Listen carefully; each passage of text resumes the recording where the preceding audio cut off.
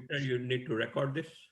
Yep, just hit record. So we're going to record chapter 19. And chapter 19 is important. It's got a lot of juicy stuff in it that you needs to know.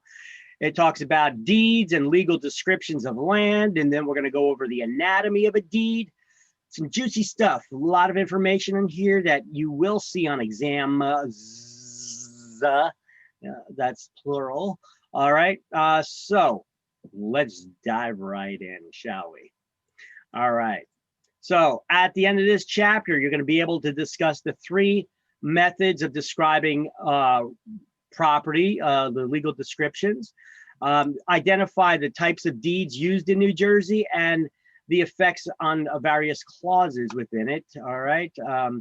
So what is a legal description? Shall we start with that at the beginning? Just ask that question, because let's ask a question about the question so that we know what the hell we're talking about. So a legal description is an exact way of describing real property in a contract, deed, mortgage, or other document that's acceptable by a court of law. Legal descriptions can be combined by competent authority. Legal descriptions must be made by a competent authority such as a surveyor or title attorney. So land can be described by three methods. So let's see, but before we get into that, deed is a document that conveys title to the property, but is a deed proof of ownership? It's a document that's used to transfer ownership, but is it proof of ownership? No, the title It is not. All right. So a deed must be also include an adequate description of the land and what's being described. That's why this chapter also covers the legal descriptions. So we're going to start with those legal descriptions. There are three legal descriptions of land throughout the United States. They are meets and bounds, a rectangular survey system, sometimes also known as the government survey, and a plat map of a subdivision. A plat is a map of a subdivision that needs to be recorded in the county where the land is located. So let's highlight that on the second paragraph, that first sentence in the second paragraph, land can be described by three methods: by meets and bounds, by government survey, or by a plat recorded in the county where the land where it is located. A plat is simply a map of a subdivision indicating where the location of the individual properties is. Okay, you could kind of think of that, I guess, as anybody ever been to a cemetery before? How do you find where somebody is buried if you've never been there? You go to the office. At the office, they got a plot map. It's a little bit different, but it's basically the same thing. It tells everybody where all the properties are located. The properties are a lot smaller than for a house, but it's the same concept. For the real estate, they call it a plat map when it's a subdivision. And look, a cemetery is a subdivision. It's just consists of much smaller lot sizes. Okay, so if you think of it that way, it kind of works the same. All right. Now, legal descriptions of land. Let's turn the page. Should always include the name and county and state where the land is located. The county. Didn't we also have to put the county on our contracts when we prepare contracts? You know, look, I had you guys fill out county when you sign up for this class. I'm going to have you do it again when you sign up for the school exam. Some of you put down the country name, put down the county. I know what country you're in. Put down the county, okay? You're going to need that for the state exam. Benchmark. Okay, so let's go over some terminology. I'm going to go over it in a little bit different order than the book does. I feel like you should understand some of the terminology before we start getting into those explanations. So what is a benchmark? A benchmark is a local permanent marker to aid surveyors in their measurements, which may be based on those markers rather than the actual benchmark, which can be miles away. All right. So there are these local benchmarks help a surveyor, first of all, locate where the hell they are on planet Earth. All right. They usually work in teams of 2, right? You sometimes see the surveyors, working in teams of 2 out there with their measurement tools. They got tripods, and they have to locate at least 3 of these benchmarks so that they could triangulate their location to find out where they are on this planet. Once they do that, they work their way back to one of the corners of the property and they begin their measurements. All right, so hold tight for 1 second. I'm going to show you some benchmarks. Well, first of all, let's show you an old survey team. Once that image opens up, I'll pop it up on the screen here.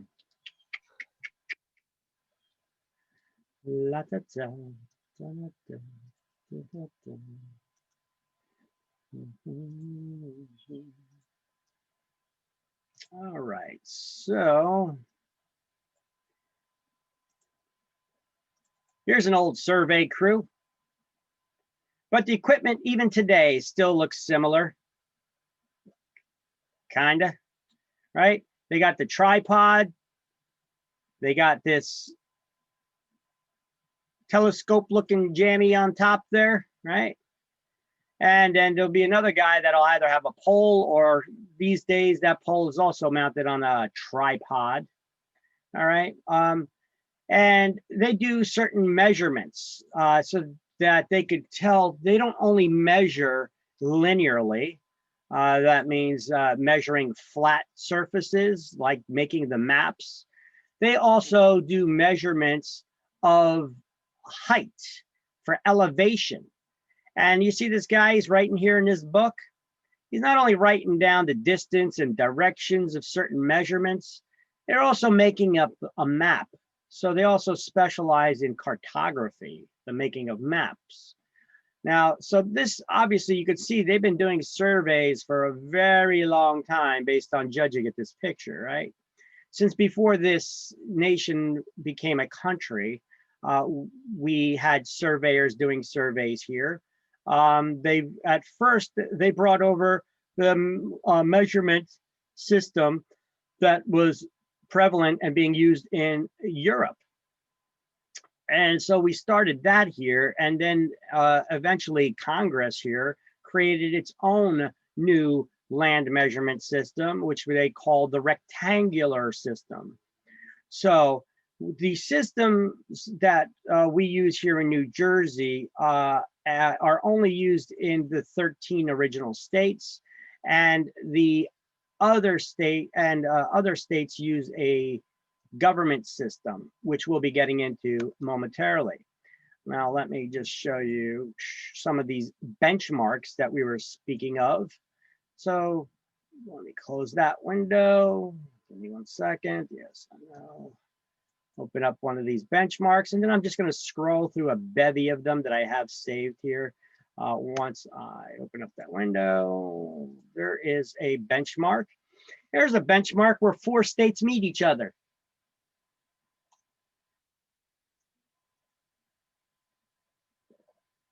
You got benchmarks established throughout the United States. Some are larger than others. Some of these are just small discs that you could fit in your hand. Okay, they got some writing on them.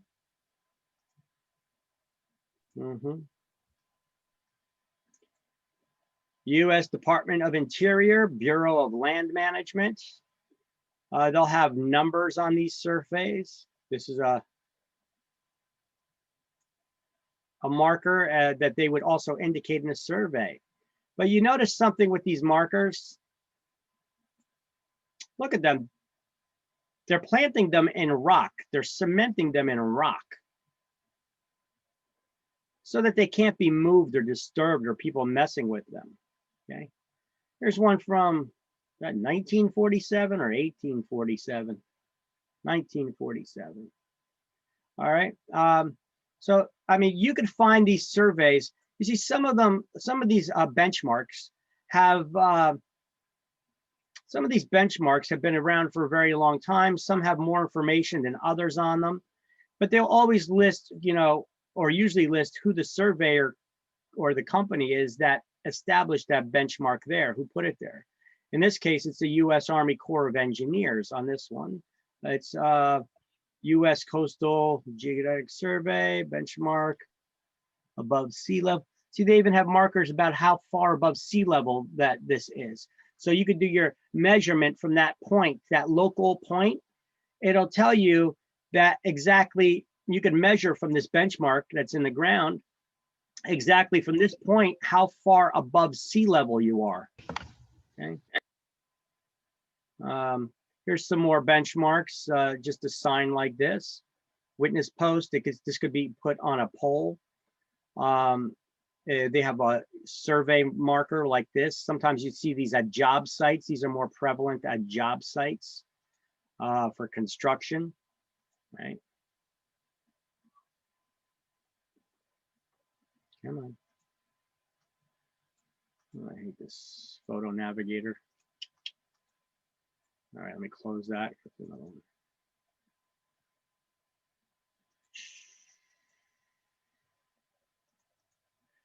All right, here's another one. Adirondack from 1882, right? Reset in 2016 or 2018, can't tell exactly there. So sometimes they replace these land markers with newer ones, but they'll, let's say the measurement was originally put in 1882 and they're just replacing the marker because maybe the metal rotted away. So you guys could be hiking out in the woods somewhere in the middle of the wilderness and stumble across one of these because they've been put there since before we became a country. There's one from 1923. Yeah. And there's a lot of information put on them. They have numbers, they're numbered. 1935, here's one. See how it's embedded in the rock? Look at this one. This one is just a lawn sign pretty much. See, this is a little bit of a side view of it. It's a piece of metal that's attached to a metal rod that in this case is kind of like a screw that they'll drill a hole, screw it into the rock, and they'll glue it into place or cement it into place as well, so that people can't just chip it out. It makes it harder to move them. I want to give you a bunch of pictures so you get an idea of them. Here's one from New Jersey. Not a whole lot of information on that one though. See, there's indications of how many feet above sea level you are, the elevation measurement. Here's a benchmark marker and the indication that this is.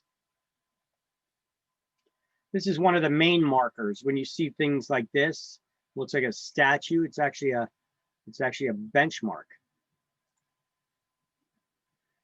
Okay. Survey marker. They don't want you messing with anything here.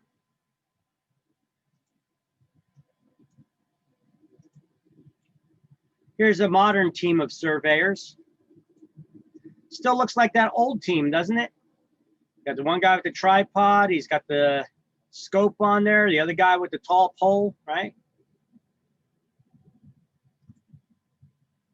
And usually what happens is the guy with the one tripod looks through the other. This guy with the pole will usually be far away. And then they're going to be doing a measurement from here to there. And then they make some markings on their maps.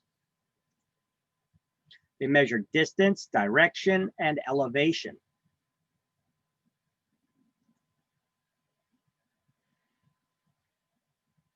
Here's another survey marker. Looks like this was put on one of the edges of the dams. That looks like it may be, yeah, it's a dam down there. There's some rock. They got the survey marker and this artificially attached stone. Another survey marker.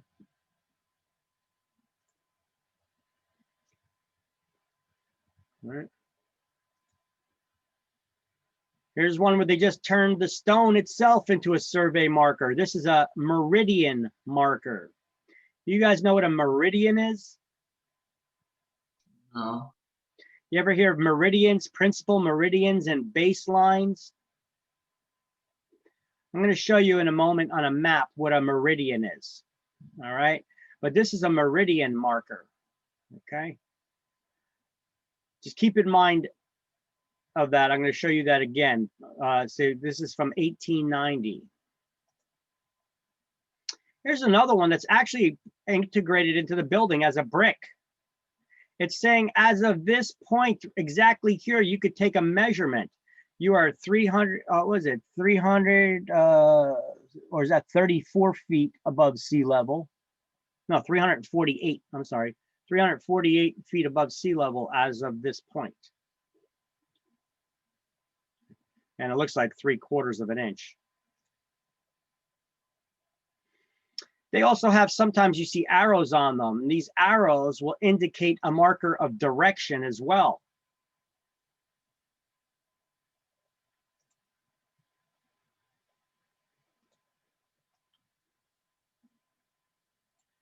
All right, I collected a lot of these here for you. There's an old one from 1882. Just showing you that this is, you guys ever go out hiking or be in the woods and stumble across anything like this? You may not have even paid attention to it. Yeah, you're right. It's interesting nonetheless. Yeah, look at this. Sometimes even hikers will use these as ways to reset their GPSs by their according to the markers. Or here's one on the border of Pennsylvania and New York.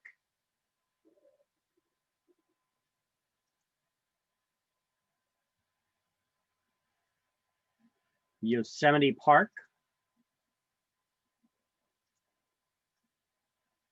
Looks like one next to somebody's deck foundation.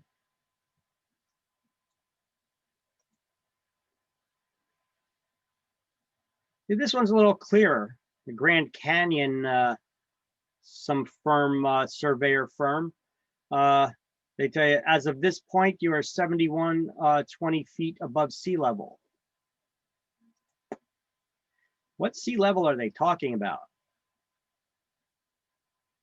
Sea level is actually the mean sea level at New York Harbor. Mean sea level, see that? It says mean sea level. What do they mean above mean sea level? Mean sea level is the average sea level in New York Harbor. They use that throughout the United States. It doesn't matter what state that this is in. Mean sea level is sea level at New York Harbor. They take the mean. The mean is the average, not counting the outliers, which are like storms that would cause the sea levels to rise temporarily during storms. Oh, look at this one. This one even indicates a fine for screwing with it. That's it. $250 fine and or imprisonment for messing around with surveyors' markers. But that was back in 1933. All right, so I am sure that those fines are more severe now. That's an interesting one. You do not mess with a surveyor's markers, you know. Back in the day, probably before 1933, before we were out of the Old West, you mess with people's land markers, you may get shot. Here's another survey mark. Kind of looks like a manhole cover, doesn't it? So they don't all look the same, is the point I'm getting across here. Here's another one, right? You give it a little monument next to it. Here's one from Disney World. There we go. They got their custom one with the Mickey Mouse, with the Mickey Mouse ears on it. All right. Anyway, I got a lot of survey markers here. And I just wanted to share them with you, show you what they look like. And I showed you one there that was a meridian marker. So let me share with you what a meridian is.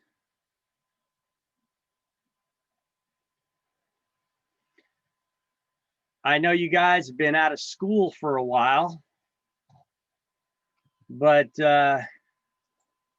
you've seen it in high school, you've seen it in school growing up. Here's a picture of the globe. You have principal meridians and baselines. All right. You have the equator and the prime meridian, which judges the time zones, right? So basically, if you take the planet Earth and here, let me see, I think I got a better one here. We got horizontal lines that measure latitude and vertical lines that measure longitude. Those are the principal meridians, the ones that run north to south, okay? And if you were to make these imaginary lines over the planet Earth, these are your principal meridians and baselines. So you could actually carve up the land and zoom in, even in the United States, and read these meridian markers. So you actually seen a stone that was placed that was on one of the meridian markers. So the meridian is the line that runs north and south. And you see, they could make even more. They do them for every degree, right? Because there's around a sphere, there's 360 degrees, right? And you see how they base that? Here's your degrees. And airplane pilots, ship captains, they've been using them to find their location and circumnavigate the world for ages. Let me close that up. Oh wait, I shouldn't have closed that just yet. The next one was actually pretty good.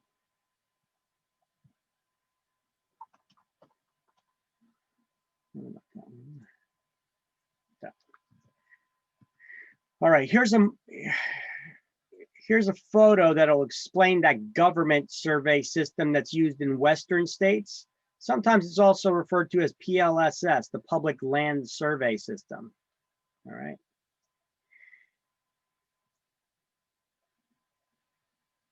And the public survey, also known as the government survey or the rectangular survey system, it uses areas of land called sections. Okay, here's a section broken away with overlaid on a map. But here's a section, if you could see it, they have, these sections are numbered and they are all numbered the same way like this. It's got a weird numbering system. They start in the upper right-hand corner of a section. You see there's 36 squares in this number. Each one of these squares is called a section, and each section is 1 square mile. So how big is a township? See this 36 squares is a township. A township is made up of 36 squares. They're not talking about townships like the town names. Don't confuse the two. Naming municipalities called a township is something different. That's the way that they run the form of government that they choose to run the government. This is a section is 1 square mile. A township is equal to 36 square miles. So we'll get back to that in a moment. Let's just get back to the slideshow now. All right. So on some of those benchmarks that we've seen, those local markers, they have elevation of measurement. That's called a datum. A datum is a point, line, or surface from which elevation is measured. In this case, it would be a benchmark, right? So the USGS, that's the United States Geological Survey. That's a department of government. They define zero elevation as the mean sea level at New York Harbor.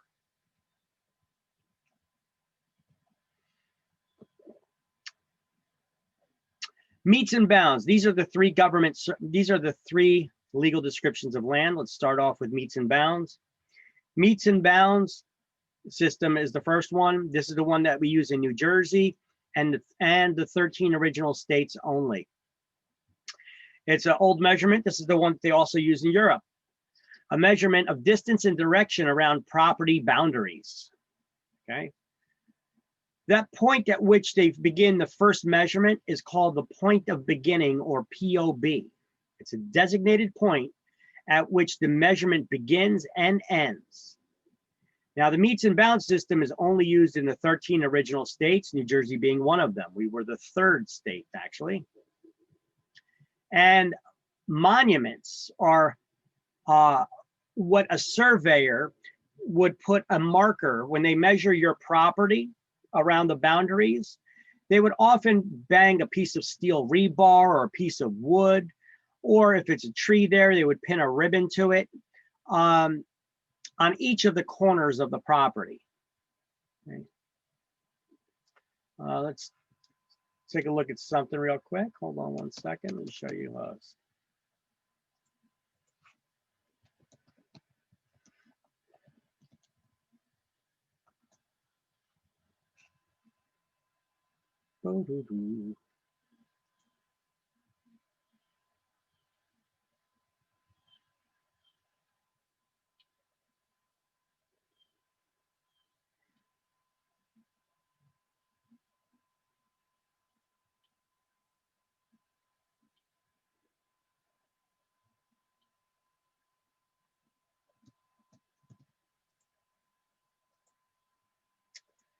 I just did a quick Google search here, or DuckDuckGo search for survey markers.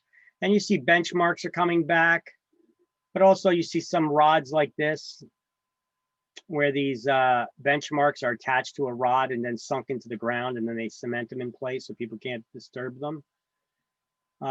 Here's one that's actually stuck into the ground.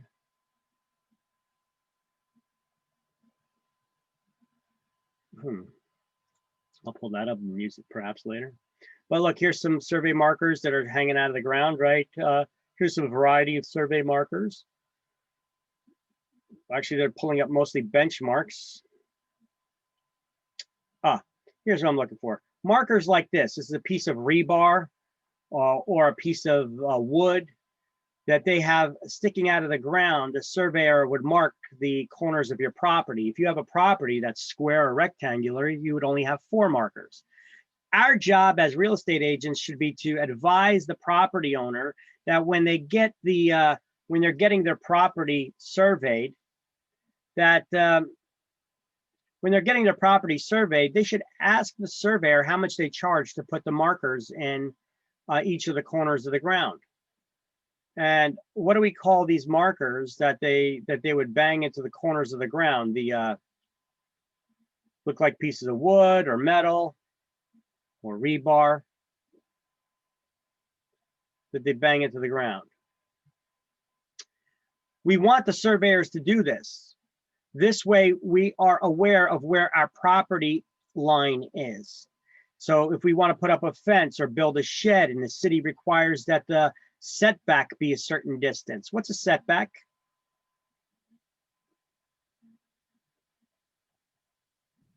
The farthest your property goes from the border of your. All right, a setback is a distance from the property line that a setback is a distance from the property line that the any structure can be built. All right.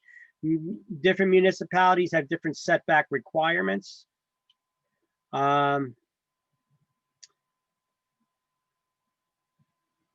See, sometimes just a piece of metal rebar, sometimes it's a piece of wood. Sometimes they spray paint on a they spray painted on a rock, but that's not going to be a permanent marker. Maybe that's their when they do their measurements and they come back and they get a marker and then they put it in the place where it belongs later. Yeah, they did that on the grass there too. When you are a property owner, you want these survey markers added in. Let me take a look at this. Here's one out in the middle of the woods. See that right there? That's how mine looks. Yeah. Survey marker. It's illegal to remove them. Okay. They don't want people messing with a survey's markers. The surveyor did all that work doing measurements of the land, surveying the land, and they put those markers in. It's against the law to remove it. We don't want people messing with other people's property lines, right? As you saw in the one marker from the 30s, that there was punishable by $250 fine back then, and possible prison, jail time. All right, so these are the monuments, what we call monuments, the markers that the surveyor puts at each of the corners of the property. So this is the way that it works. Pull up the whiteboard.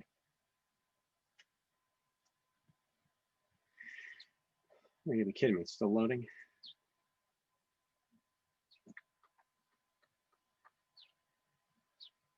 Come on, Microsoft, load up already.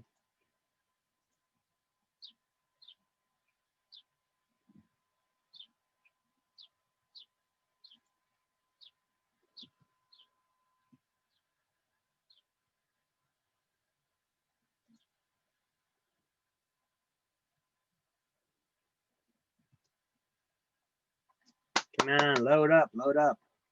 There we go.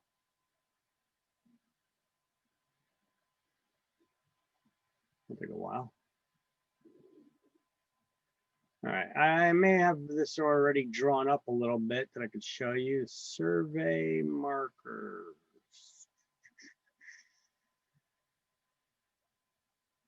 Here you go, legal descriptions.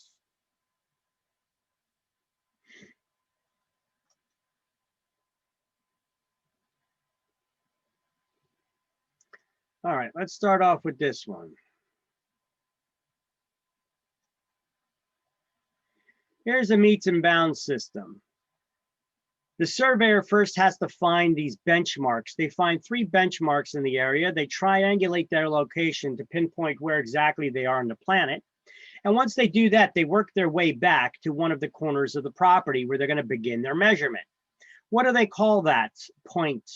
It's called the POB, or point of beginning. That's the point where a surveyor begins their measurement. And it doesn't really matter if they go clockwise or counterclockwise, as long as they notate on the survey which direction that they were moving in. And then they have to continue moving in that direction until they're done, and they close the loop all the way around the property. All right. So a modern survey would read like this. Starting at the point of beginning and moving due east, let's just pretend that this is due east, south, north, etc. Moving due east for 100 feet, then due south for 175 feet. You know, you could see here that it looks like it's a little bit of an angle. So, I mean, if it was at an angle, it would be like southwest at so many degrees, okay? But for simplicity purposes, let's just say it's due south. So it was due south for 175 degrees, then due west for 175 feet, then due west for 100 feet, then to due north for 175 feet, returning to the point of beginning. But you can see on some old surveys, they have they may say starting at the boulder at the corner of Rock and Main Street, and then meandering along the river for approximately in a southerly direction for approximately 100 feet until you get to the old oak tree. Yeah, they do have surveys like that. And if that's the case, those markers may not be there anymore.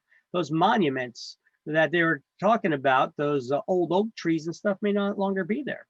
So in order to rebuild those, the surveyor would have to do a lot more work. They would have to measure all the properties around that property in question to rebuild the survey in the middle, which that could be a lot of work. See why it's illegal to remove markers? How we know where our property lines are. You know, people have been shot for less, you know, for messing with people's property. All right. So what do we call these markers that the surveyor would put at each of the 4 corners of the property if the property owner paid them extra to do it? Monuments. They're called monuments, correct. So benchmarks aid surveyors in their measurements. point of beginning is the point at which the government, meets and bounds measurement of land begins and ends. And the monuments are the markers that the surveyor would put at each of the corners of the property. Now, the government or rectangular system, also known as the Public Land Survey System or PLSS. All right, it has townships. It consists of townships and sections. A township is how big? It's 36 square miles or 36 or 36 square miles or 6 miles squared. And it consists of 36 sections, and each section is 1 square mile.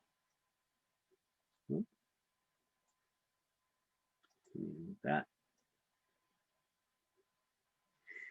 Now, here's an example of an area of land. If they said that this property that they're looking for is located in township number, each township is numbered, and this township, that's how big is a township? 36 square miles. 36 square miles, is located by degrees of latitude and longitude, or principal meridians and baselines, right? And the property is located within a section. So that section would be numbered within that township. So we could see on the, hold on, let me pull it up. Let me pull it up again.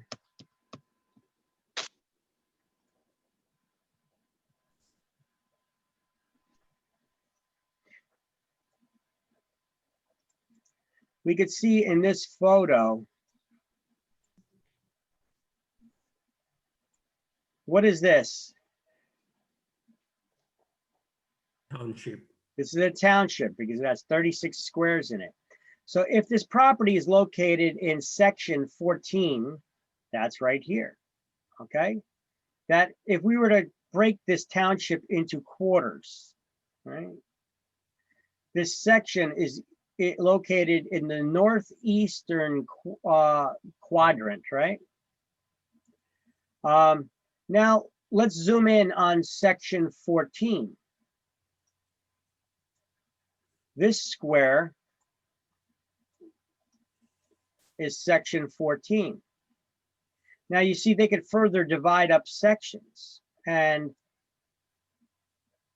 let me draw it on our whiteboard.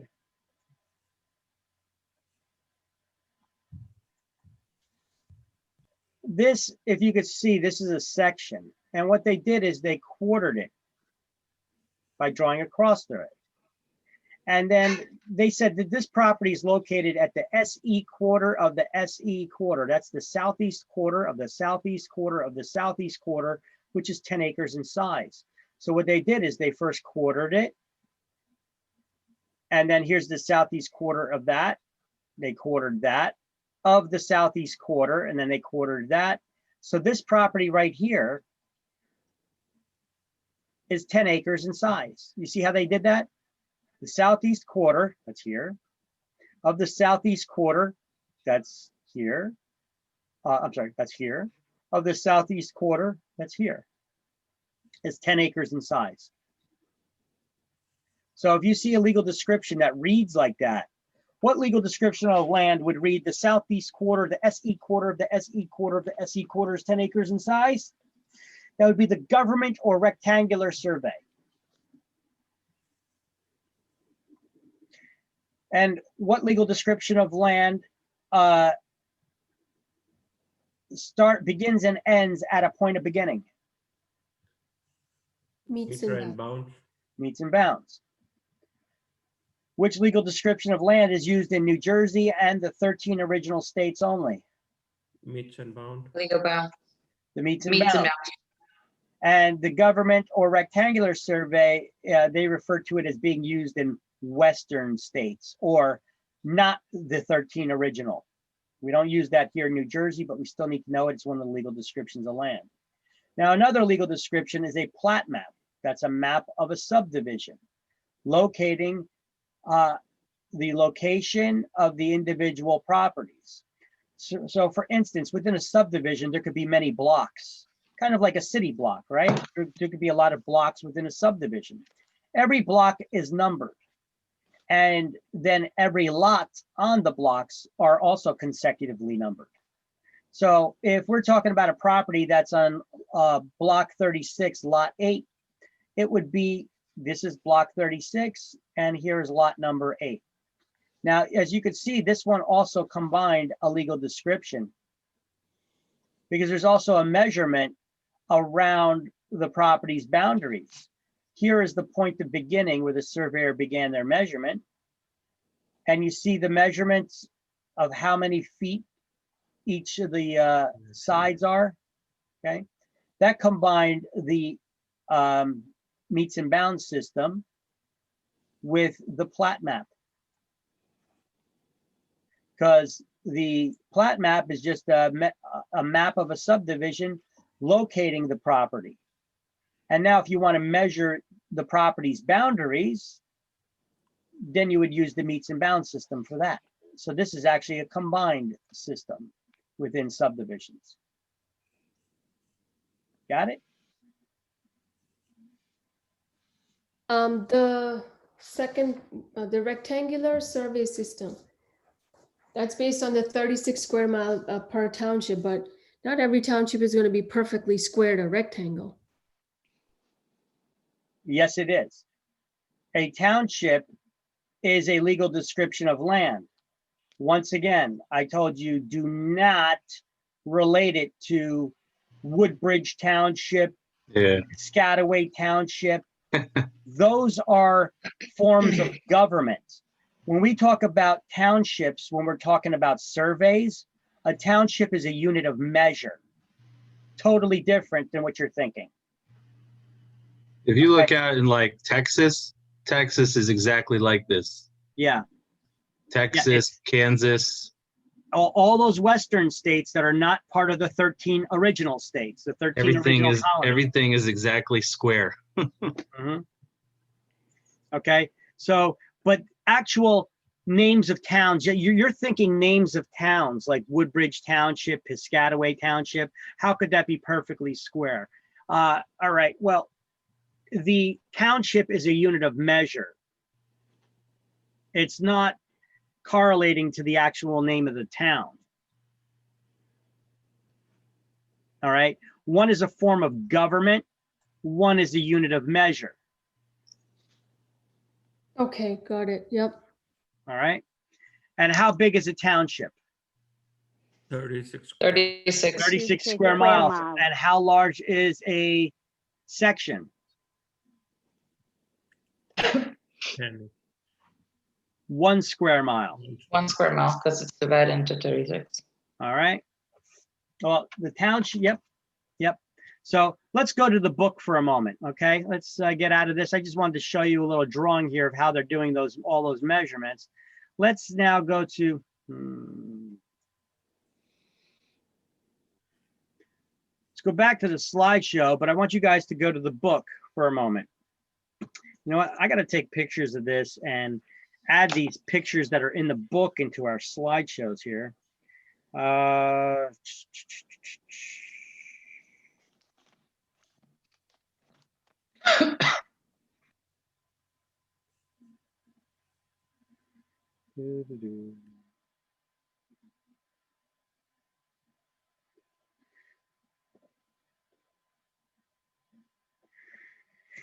right, so on page 323, on page 323, there is at the bottom, in the middle of the page, figure 19.2. This is a township. I know this because there's 36 squares within it, and because it says it's township above it. Now, if it has section 16 highlighted in it, if we were to zoom in on section 16, which, by the way, section 16 is reserved in Is it section 16? Is there, I believe so. Section 16 is reserved for government use. Okay, so in all townships, section 16 is registered for government use. That's where they would put schools and the city halls and the police stations, etc. All right, so but either way, let's zoom in on section 16. Zoop, go to the bottom of the page. Now they're zoomed in there. This is one section. And you see they divided it into many different lot sizes. That piece of property, that's 30, that's 1 square mile here, okay? This block on the bottom of the page, okay? Now, as you can see, look at the lot in the very bottom right-hand corner. It shows you the legal description, like I said, the SE quarter of the SE quarter of the SE quarter is 10 acres in size. It's the same example that I gave you on the whiteboard a moment ago. All right, but you could see the different measurements and how they're described here. We don't need to know how they do their measurements there. We just need to understand some of the terminology that surveyors use, okay?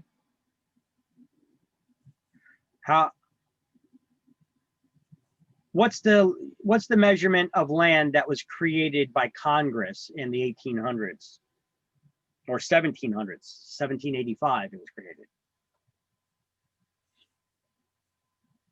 The rectangular or government Rectangular system. Yep. So let's see. The rectangular survey system, also known as the government survey, or the PLSS, the public land survey. You'll probably just see it as one of these first two ways on your exam.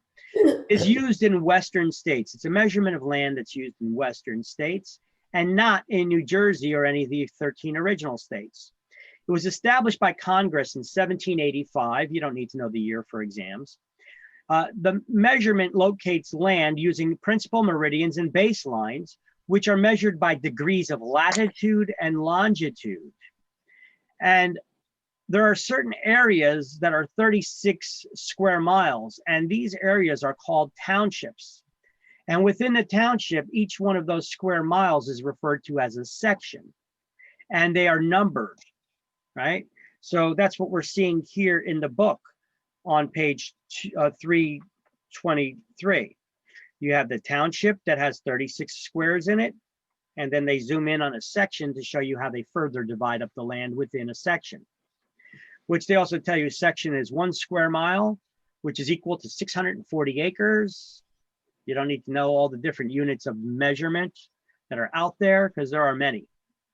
We got units of measure that we don't even really use here in the United States. They use them like in different countries, like hectares, you know. Ever hear of a hectare of land? Okay. Anyway, they have chains. You know what a chain is? How long a chain is? Well, chain is either 33 feet long or 66 feet long. It used to be that surveyors also used chains, that they stretched them out. Those chains were an exact length. So you also had that survey team of 2 people. One would hold one end of the chain, the other would walk in a direction, stretch out that chain. Now they know how far that is. The surveyor would make his drawings on the map and the distance and direction that they were going in. And then they walk and they keep stretching out this chain as they walk all over the United States, laying out the land for measuring out the land. That seems kind of tedious, doesn't it? Especially when you didn't have any roads or anything like that. You were exploring the country. These were those explorers that were moving out west. You know, dangerous job too. Yeah, bears and bobcats and mountain lions and running into new people, the native Indians and all kinds of others that you were when you were exploring like that. And these people were going out on their own. It's not like they were going out there with teams of armies to protect them. So it was interesting how they did explore. These people were pretty brave souls to go out exploring on their own and measuring the land and dealing with all those harsh terrains, living out there on their own. Now, periodically, they have to remeasure that land, and they do. And they found that surveyors were very accurate when they're even using GPS these days to go over it to ensure, it's like a double check that they do. GPS isn't the more accurate way of doing it though. Surveyors still use those tripods. They just use the GPS markers as well. All right. But they still have to do the measurements because the local measurements here on the ground would be more accurate than the GPS. And they found that they were only off in one place in the United States, and they were off by 13 feet with their measurement. It was up where the United States meets Canada, over by New York. All right, by New York. Where the United States meets Canada. There was an old military base there. If you guys ever look at old military Civil War base up there, if you guys ever look at, oh wait, hold on one second. Back to legal description. So the meets and bounds system is used in New Jersey and the 13 original states. The rectangular government survey is used in Western states, okay? Not the original 13.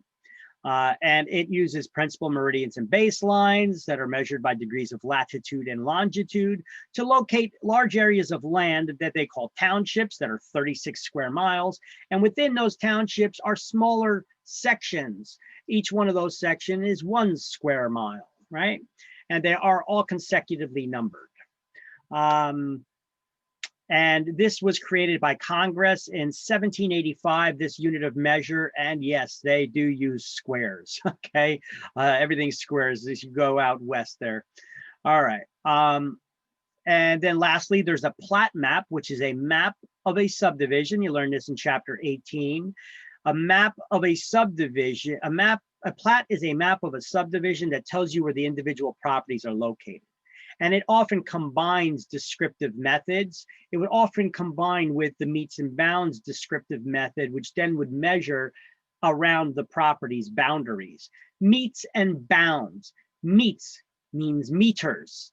Bounds would be boundaries. So meets would be the meets around the property, the measurements around the property, measuring the boundaries, meets and bounds. That's the one legal description of land that measures around the property. All right. And here's the different page numbers where you could see some plat maps on page, in the newer book. You could see it, one of them on page 311. If we went back to page 311 from chapter 18, you could see there's a small plat map there for a small 8-lot subdivision where somebody built a cul-de-sac street on their property, right? And you could see each of the individual lots are numbered consecutively from left to right, 1, 2, 3, 4, and then from the right to left, 5, 6, 7, 8. You know, it has the streets, it has the listing of all the easements for public utilities, etc. So that's a small plat map for a small subdivision of 8 properties. Page 324, there is another one. You see these look a little bit different too. Some are a little more detailed than others. All right, there's another type of a subdivision. Then there's another one on page 338.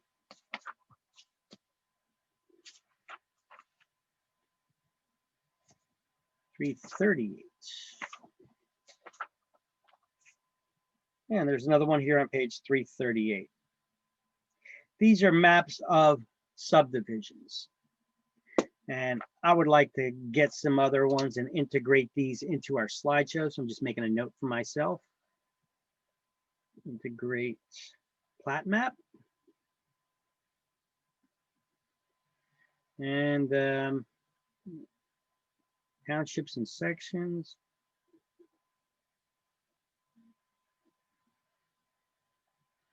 And some examples of surveys.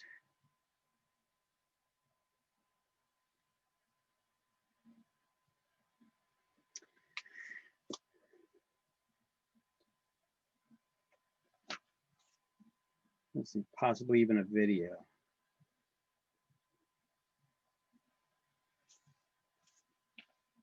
So I'll update these slideshows. You guys will check back. I could, as I update these slideshows, even after your class, you'll still have access that you could download them and see how they've evolved. Okay. Okay, but these you need to study. You do get these on exams, the meets and bounds, rectangular survey, plat map. You need to know what a benchmark is and what a datum is. What is a datum? It's a measurement of elevation. And what is zero elevation? The mean sea level at New York Harbor, as established by the USGS, which is, the USGS is the United States Geological Survey. It's not just a survey, somebody's knocking on your door asking you questions. It is a department within the government that monitors the planet. So they monitor the sea levels, they monitor for seismic activity, they monitor the earth, they monitor the volcanic activity. They monitor planet Earth from space.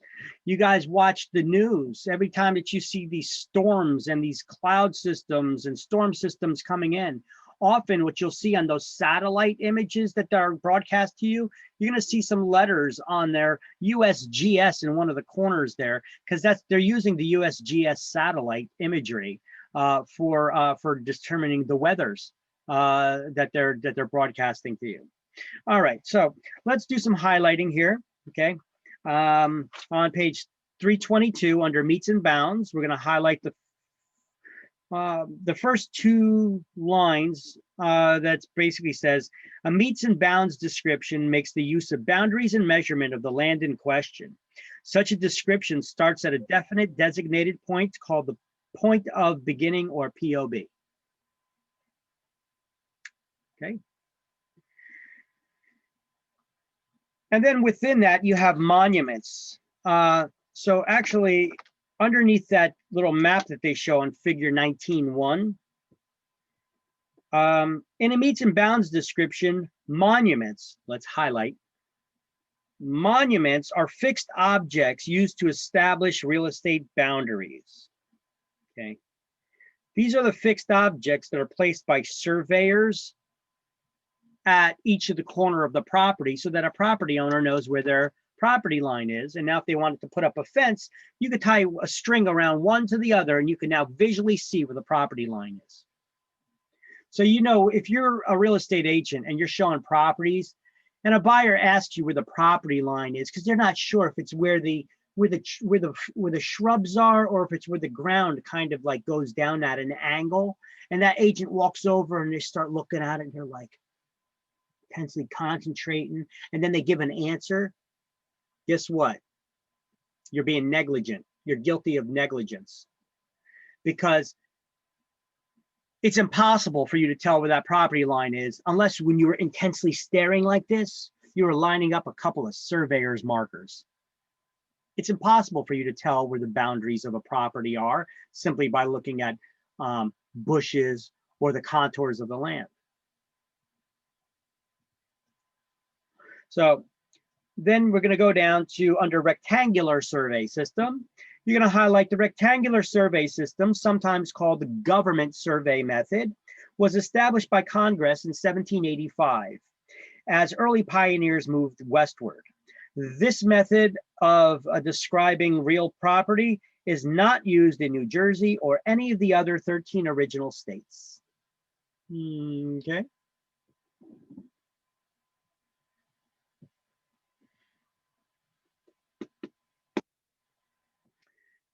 And then on the next page, 323, we're going to highlight just the title, townships. And then the last sentence within that, which says each township is 36 square miles.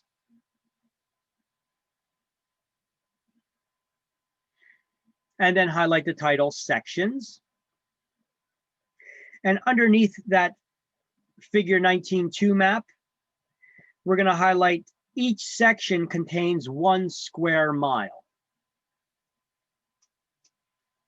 And if you wanted to know, 1 square mile is 640 acres in 1 square mile. Not that you need to know it for exams. Then we turn the page again. Page 324. You need to know the legal descriptions of land. They will be on exam. Where it says recorded plat of a subdivision, I want you to write after that, map of a subdivision.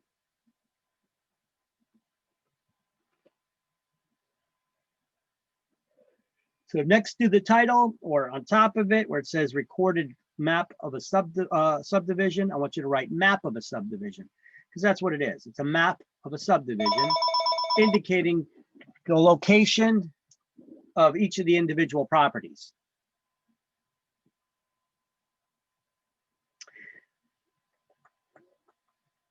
And then under recorded plat of a subdivision, at the end of the first line, you're going to highlight a plat of a subdivision is filed with the clerk in the county where the land is located.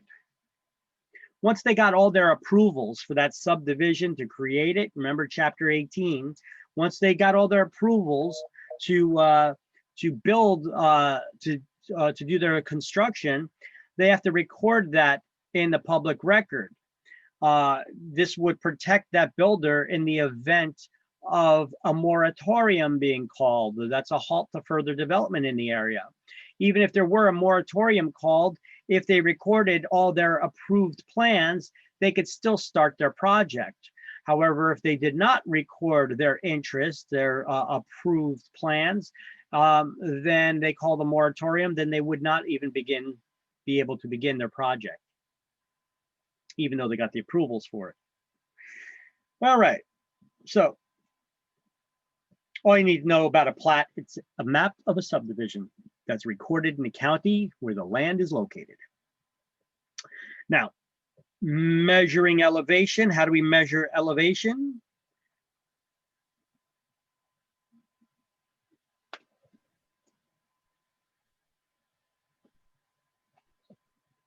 What's the point we measure from?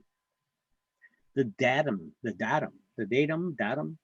So highlight Level. a point, line, or surface from which elevations are measured or indicated is a datum or datum. Datum, not sure the pronunciation of it. It's defined by the United States Geological Survey as the mean sea level at New York Harbor. This is on page 325 under datum. A point, line, or surface under which elevations are measured or indicated is a datum. And it's defined by the United States Geological Survey as the mean sea level at New York Harbor. So what's zero elevation? Datum. The mean sea level at New York Harbor is 0. The word datum or datum itself is the point from which the elevation is measured, or you could say it's a measurement of elevation. But 0, the starting point of that elevation, is the mean sea level at New York Harbor, as established by the USGS. Then under benchmarks, we're going to highlight to aid surveyors, permanent reference points called benchmarks have been established throughout the United States. And I started this chapter by showing you a bunch of pictures of these benchmarks that are that were cemented and screwed into stone and rock and concrete and bricks, and they've been found in the woods to the city. They're all over the place. That's why sometimes you see surveyor teams on the sides of the road in the bushes, okay? They may be looking for one of these benchmarks so that they could do their measurements when they're surveying land. That's why often you see these survey teams, they're nowhere near the land that's being measured. They first got to locate a couple of these benchmarks and work their way back to one of the corners of the property to begin their measurement of the property in question. Right? Right.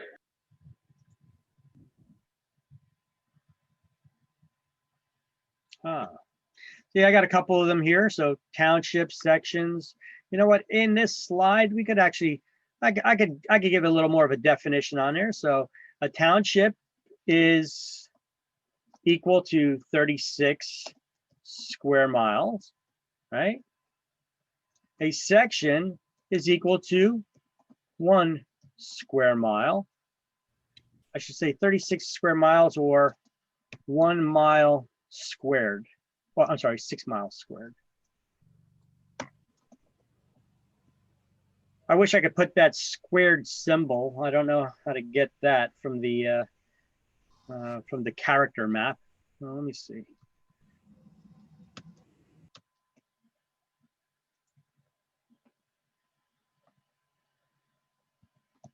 Squared.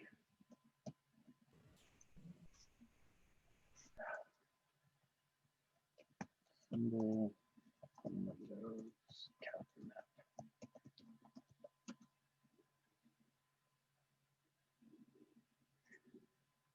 We will find it in just a second, actually.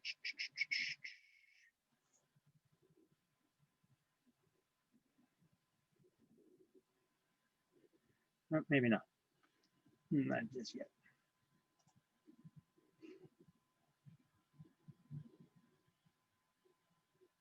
All right. Anyway, that's that. And let's see.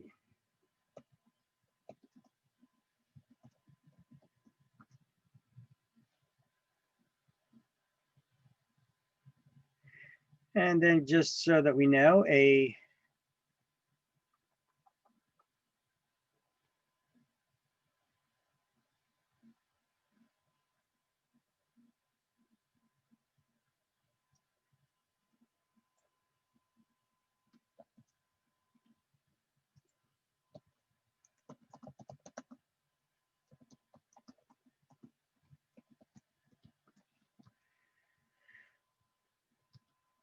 back. Okay, so is 6 miles squared. A chain could either be 33 feet long or 66 feet.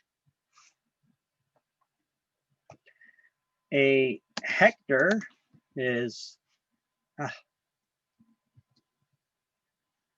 100 meters by 100 meters, or,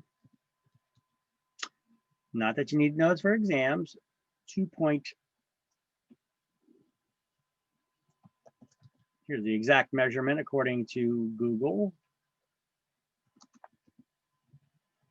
acres. It's about 2.5 acres. But that's not really used here in the United States. So we'll put that one towards the bottom of the list there. All right. So here's some of the common units of measure. We also know that in this is also 640 acres of land, right?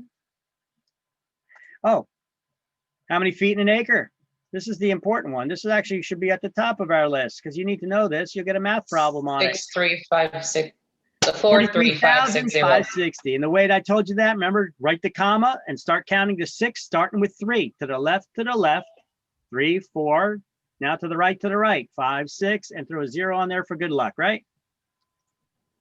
Yep. Correct. All right.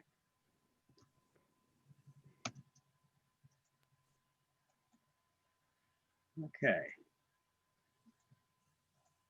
So the meets and bounds, we already went over that. Rectangular survey. Plat of a subdivision.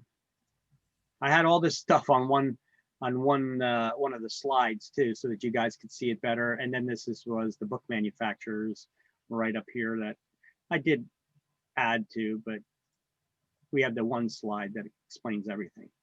Now, measuring elevation can be important, because when you're dealing with condominium descriptions, if you are buying a 2nd floor condominium, say it's a 3-story building, actually there will be 3 properties at the exact location if you're just looking at a linear flat map. So this is why it's important to measure elevation too, because now we could say if you're a 2nd story unit owner, we could say that your ownership not only takes up this area, but also from what height to what height. is your property at? Okay. Also, measuring elevation could be important when trying to determine if your property's in a flood zone or not. So whether you may have to pay flood insurance or not. Otherwise, if you just simply have a map like this, let me see if there's any more pictures I got on here. Nope, there's not. Otherwise, if you simply got a picture, otherwise, if you simply got a flat picture like this, and you have a property,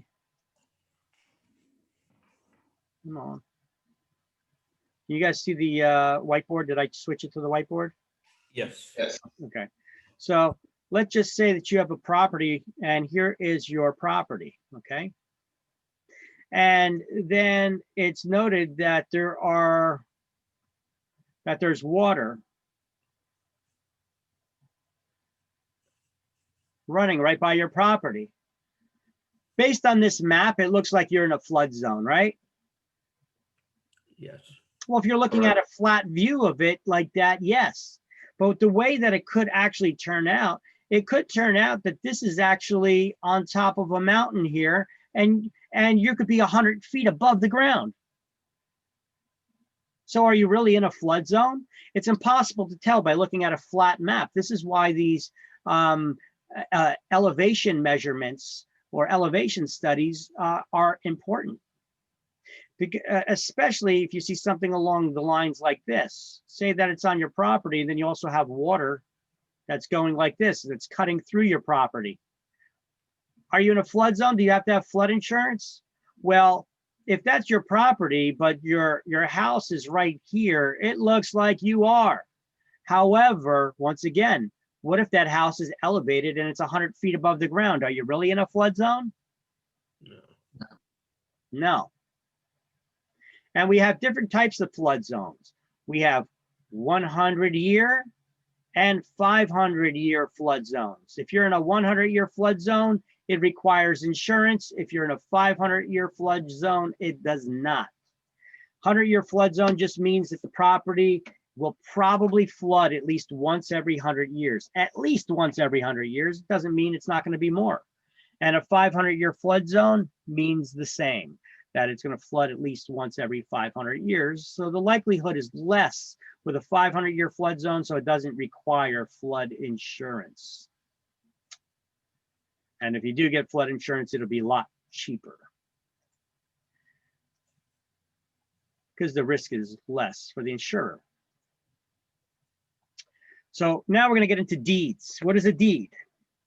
We're going to highlight a deed is a written instrument by which an owner of real estate intentionally conveys their right, title, or interest in a parcel of real estate. That's page 325.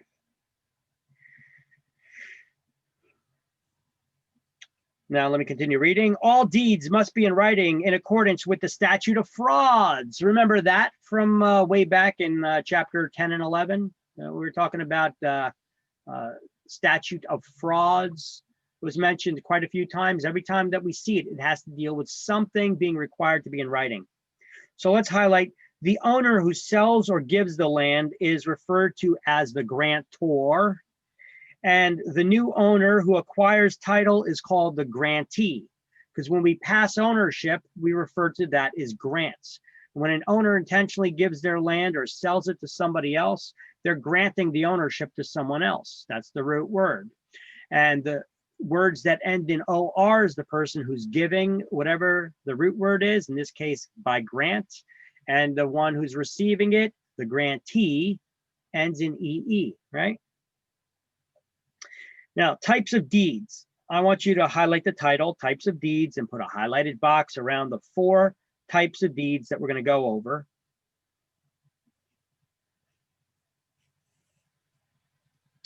And what I did is on the side of those bullet points, I wrote it sideways along the bullet points. I wrote protection, the word protection right there in the middle. And then I drew an arrow pointing to the top of the page or to the top of that list, and an arrow pointing to the bottom of the list. And the one up top, I wrote the arrow pointing up, I wrote most, and the arrow pointing bottom, I wrote least. So these are the types of deeds that offer the most protection to the types of the deeds that offer the least protection. See how I did that? Everybody see that when I put it up? Okay. And I see, I think I got it in a slide over here too. So see this, I skipped over a couple slides here so I could show it to you. So I have it like this: least protection to the deeds that offer the most protection. Okay. So let's go according to the slides and just highlight the stuff in the book. So let's start off with just with these slides here. So a deed is a written instrument where an owner of real estate intentionally conveys their right, title, or interest in a parcel of real estate. So it's not just a document that's used to transfer title, one's ownership. It's also used to transfer their rights and interest that someone may have in real property, right? Can you have air rights or mineral rights, the subsurface rights, right? Yes. All right. So the parties to a deed are the grantor and the grantee. The grantor is the owner or the seller. The grantee is the buyer. So we understand the terminology. I put together these slides so that it's all in one place, so that you can study from the slides as well. Now the grantor, that's the seller, has to sign the deed in order for it to be valid. Signatures of the grantee, the buyer, are not required for the deed to be valid.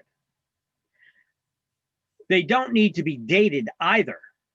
Deeds do not need to be dated because the transfer of ownership takes place upon delivery and acceptance of a deed itself. When the owner signs the deed that names who the buyer is in the deed, and the seller signs the deed at the moment of delivery and acceptance of that deed by the buyer, that's when the transfer of ownership takes place. That's why the deed does not need to be dated or signed by the buyer, because once they just simply accept it, it's been accepted. It must be signed by the seller, however. So deeds must be signed and dated, and signatures acknowledged by all parties in order to record the deed in the public record. So a deed is valid even if the buyer doesn't sign the deed. However, if that buyer wants to record the deed now in the public record, then they need to sign it, and their signature needs to be certified or acknowledged to prove that it is genuine. So what does that mean? How do you acknowledge it? Maybe you get it notarized, you produce sufficient identification so that somebody can acknowledge that you are, it's to prevent forgeries, that to prevent, to show that you are in fact the buyer. And deeds are valid even if not recorded in a public record, like I said, at the moment of delivery and acceptance of the deed itself. However, it's in both the buyer's interest and the seller's interest to make sure deeds are recorded. Why is it in both the buyer and seller's interest to make sure deeds are recorded? Well, if I'm the seller and I sign this deed over to you and I just give it to you, but you don't record it in a public record, if somebody trips and falls on your property, who's going to get sued? The person who's listed in the public record as the owner, which would be me. So as a seller, I want to make sure that the deed is now transferred and officially recorded in your name in the public record so that I don't get sued if something happens on that property. At the same token, it would be important for you as the buyer to make sure that it gets transferred into your name, because what if I, as the seller, I get sued? Somebody gets a judgment against me. They could take that judgment, which is just a decree from the court, a piece of paper from the court that says that I owe the money, and they could do a search of the public records. They see that I'm still listed as the owner of the property for which you are now really the owner of, and they could put a lien on that property. So that's why it's in the buyer's best interest to make sure that the property is put in their name as soon as possible as well, to avoid such conflict. But officially, when does the transfer of ownership take place? Upon delivery and acceptance of it. Upon delivery and acceptance of the signed deed, signed by the seller. Doesn't need to be signed by the buyer or dated, because when does the transfer of ownership take place? Say it again. Upon delivery and acceptance. Upon delivery and acceptance. I'll have you say it a million times because you need to know it. Okay. Now, here are the 4 common types of deeds: full covenant and warranty deed, the bargain and sale deed with covenants against Grantors Act, a bargain and sale deed without covenants, often referred to simply as a straight bargain and sale deed because there are no covenants. What is a covenant? Anybody know? Should. It's a legal promise. It's a legal promise. And lastly, there's a quitclaim deed. So I broke it down in this slide a little bit further. The grantor is the seller, the grantee is the buyer. Just put that up there to ensure that you remember the terminology. Now, the first type of deed is a warranty deed, which also goes by a general warranty or full covenant and warranty deed. So what are the full warranties that are being made or offered in a warranty deed? We're going to go over them in a moment. Let's just first drill down these 4 types of deeds.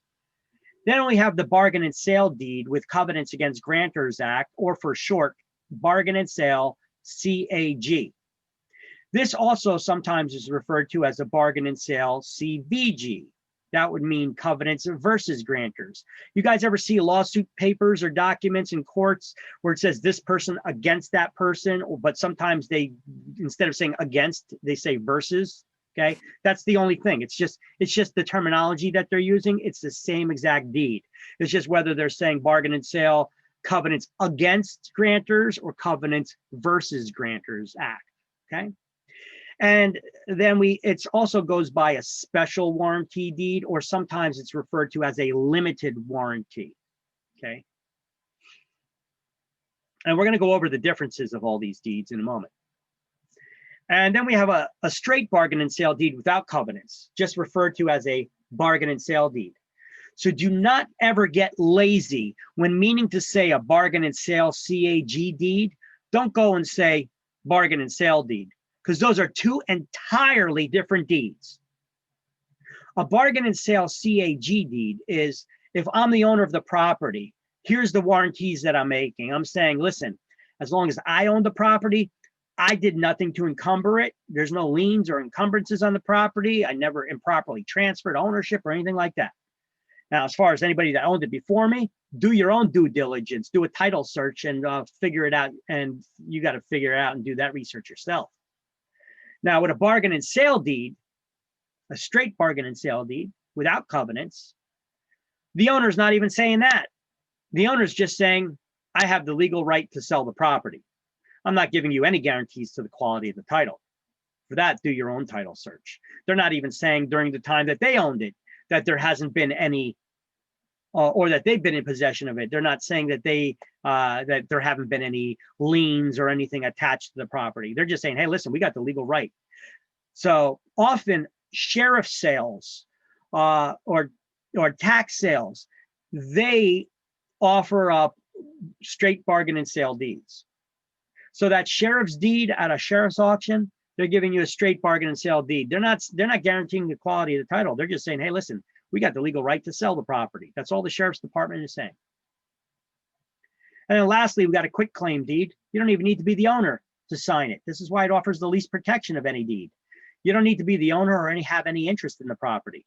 By signing a quitclaim deed, you're just saying, hey, I give up any interest that I have in the property without admitting whether I do or don't have any interest in the property. And we'll see when that would make sense in a little while. So let's first go over the anatomy of a warranty deed.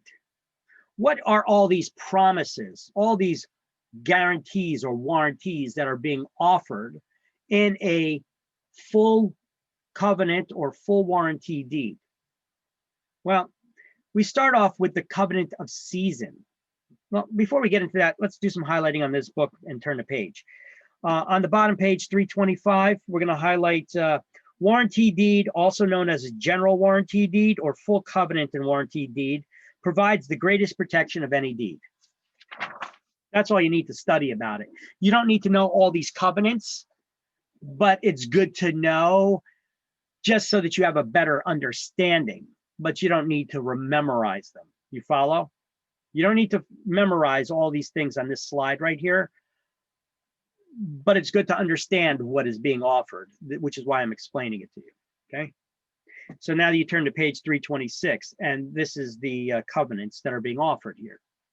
You don't need to highlight anything here. If you like to, you could, but you don't need to. You don't need to study this, but you need to understand it. So you get a better understanding of why a full warranty deed is offering the most protections of any deed. What kind of protections is it offering? Well, it's offering the covenant, the legal promise of season. What is season? Well, the grantor, that's the seller, warrants that they are the owner of the property and they have the right to convey title to it. That means to transfer title to it. They have the covenant against encumbrances. What is that? Well, the grantor warrants that the property is free from any liens or encumbrances and will defend it.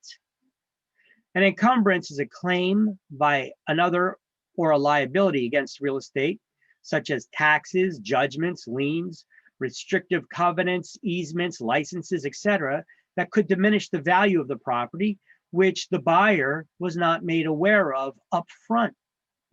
So these are like surprises that were not disclosed in advance, because the seller usually offers a property free and clear of any liens or encumbrances other than those that they have disclosed.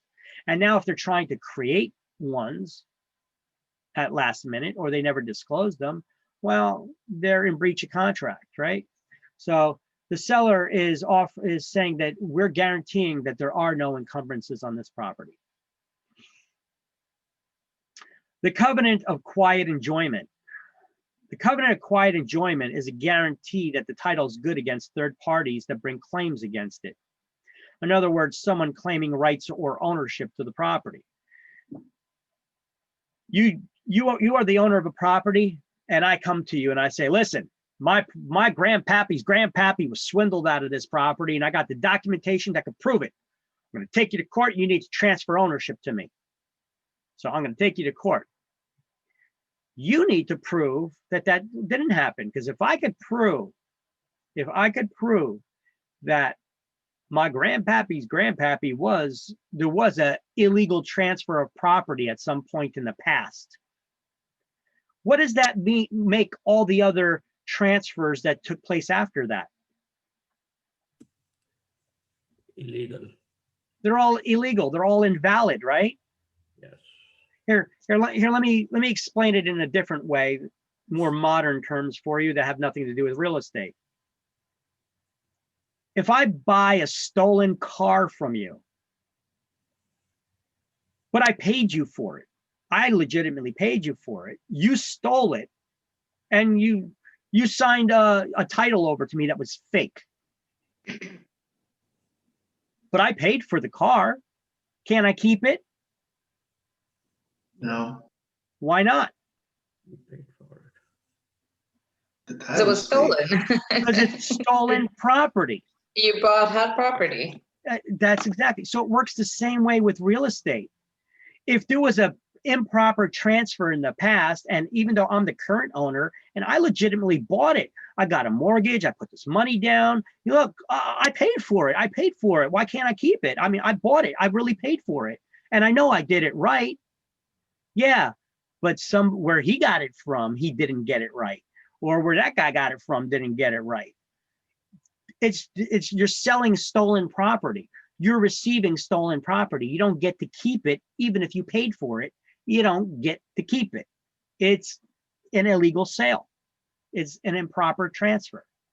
So I just want to give you guys like a better understanding of more of a visualization of it, more of a better understanding in that regard by showing you that difference. So that's the covenant of quiet enjoyment.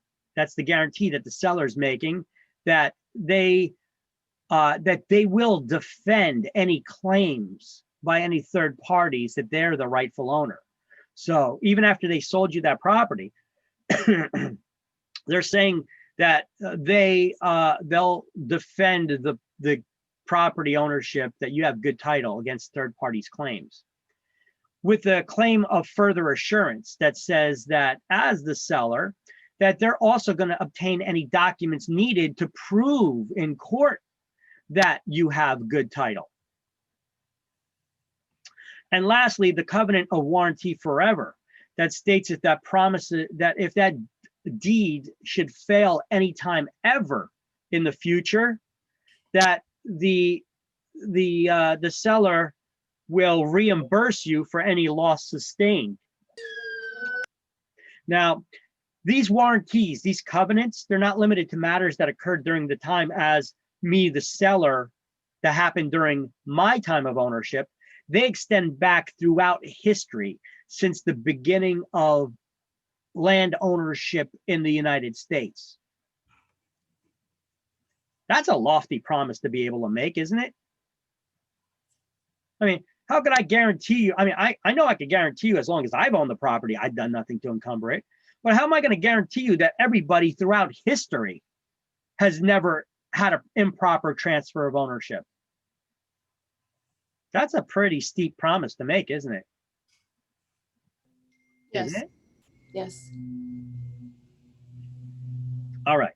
So next, we have the Bargain and Sale Deed Covenants Against Grantors Act. This is the more common deed. This is the most common deed used in New Jersey. We're going to highlight in the book, and then we'll go over the slide. Bargain and Sale Deed with Covenants Against Grantors Act, CAG. Grantors covenant that they have done nothing to encumber the property while it was in their possession. This is the normal deed used in transfers of property by sale in New Jersey.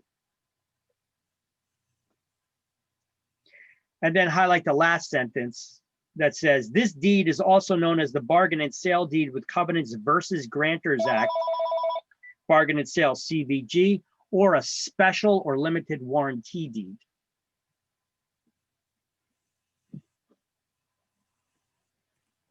Which is basically everything that's here on the slide.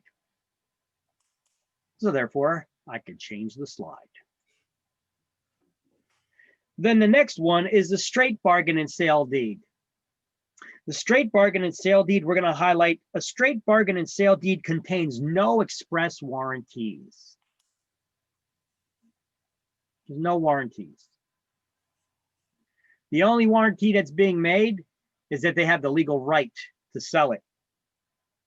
So the straight bargain and sale deed contains no express warranties. However, it does imply that the grantor holds title to the property. The grantee has little recourse if defects later appear in the title. The bargain and sale deed with covenants is used in without covenants is used in foreclosures and tax sales. Okay. Actually, you know what? I like the first two sentences in that. However, it does imply that the grantor holds title.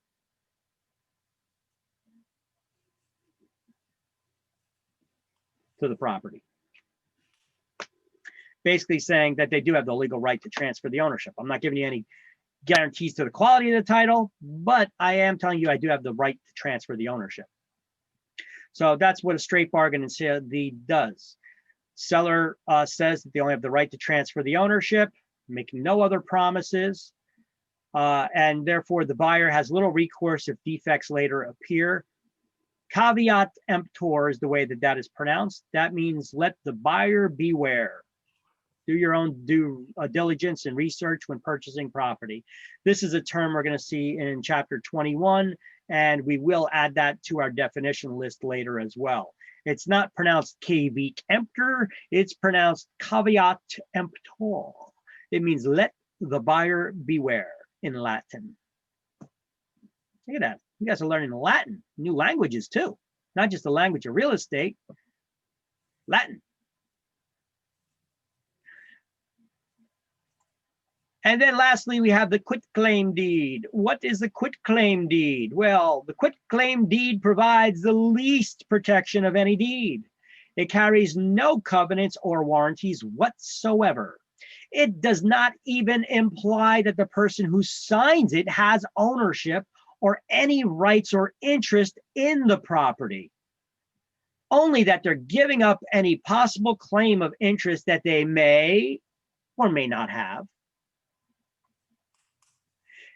So it doesn't claim the grantor has any interest in that property whatsoever. You're just asking, by paying somebody to sign a quitclaim deed, you're just asking them to say to sign away any rights, just to make sure that they don't have any rights. You're asking them to give up their rights. This is often used for simple transfers within a family, or even during transfers during divorce settlements, or to clear up clouds on a title. And it can just as effectively transfer the ownership of the real property if the owner does have good title. When they signed the quitclaim deed, it could just as effectively transfer the ownership as a full warranty deed can.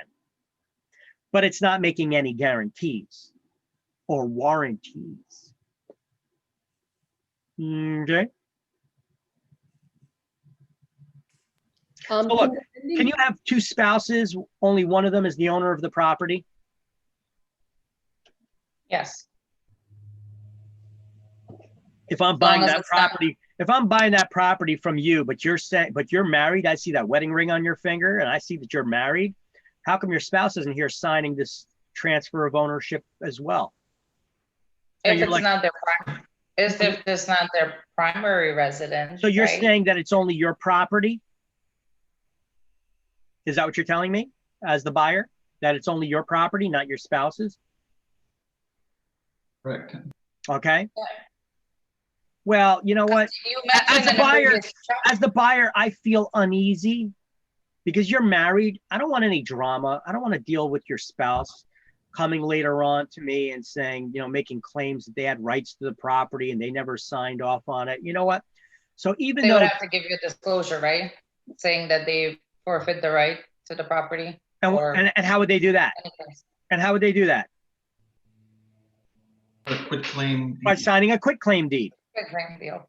Even though they don't have any rights or interest in the property, I would feel more comfortable. If you don't have any rights or interest in the property, then there should be no problem with you signing a quitclaim deed, right? Correct. Right? Okay, so just for me, to ease my fears and to comfort me as the buyer, I would feel more comfortable if your spouse signed a quitclaim deed, even though they may not really need to sign it. Right? When does your spouse always have to sign the deed with you, even if you're only one listed as the owner? It's their primary resident. If it's your primary residence or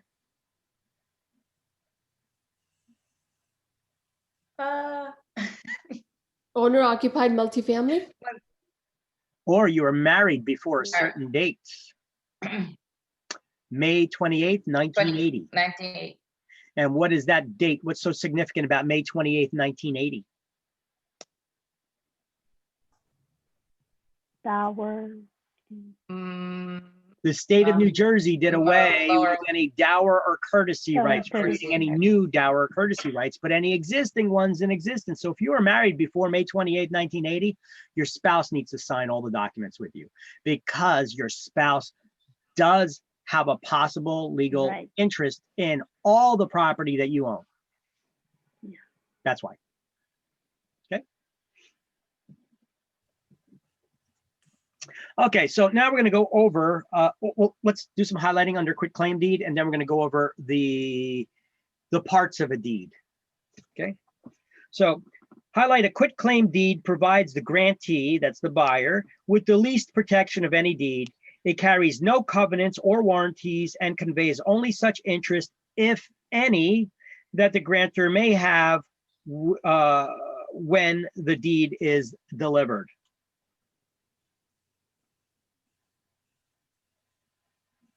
Then go to the last two lines and highlight them here. That says a quitclaim on the page that says a quitclaim deed is commonly used for simple transfers within the family and for property transfer during divorce settlements. It could also be used to clear up a cloud from a title.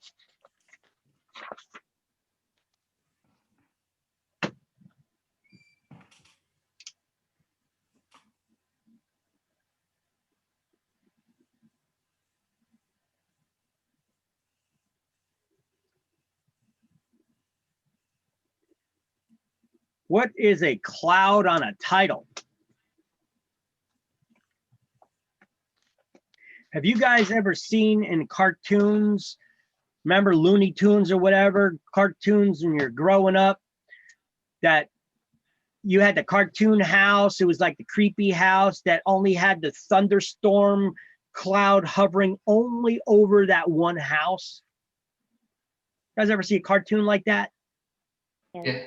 Mhm. Well, picture that thunderstorm cloud hovering only over the house that you want to buy.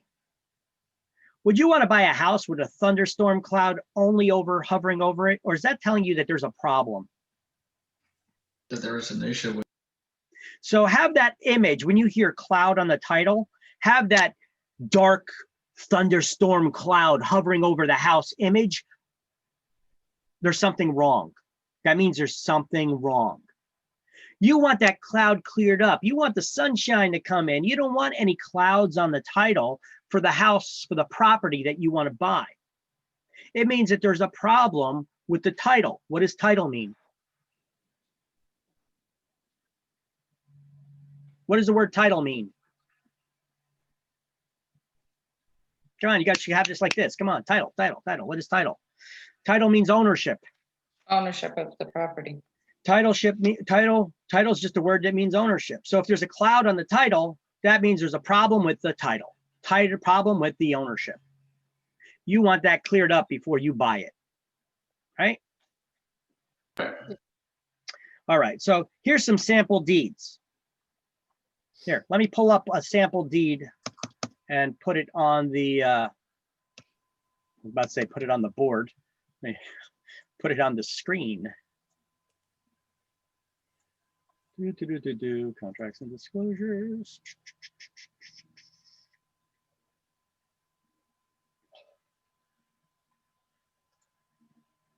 So would the title company suggest what kind of deed should be used, and like, or is it the lender, or That's is legal advice.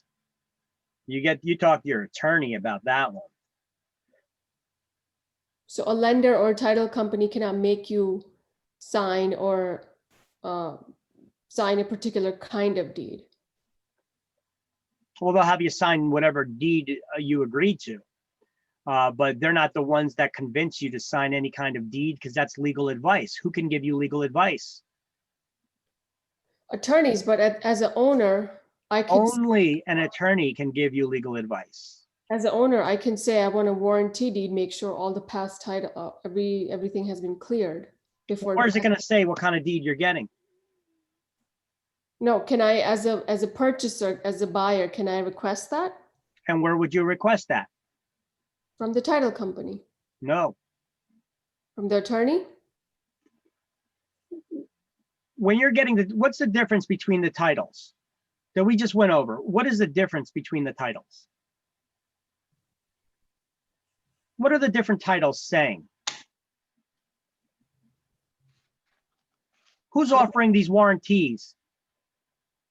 These different guarantees, who's offering them? Seller.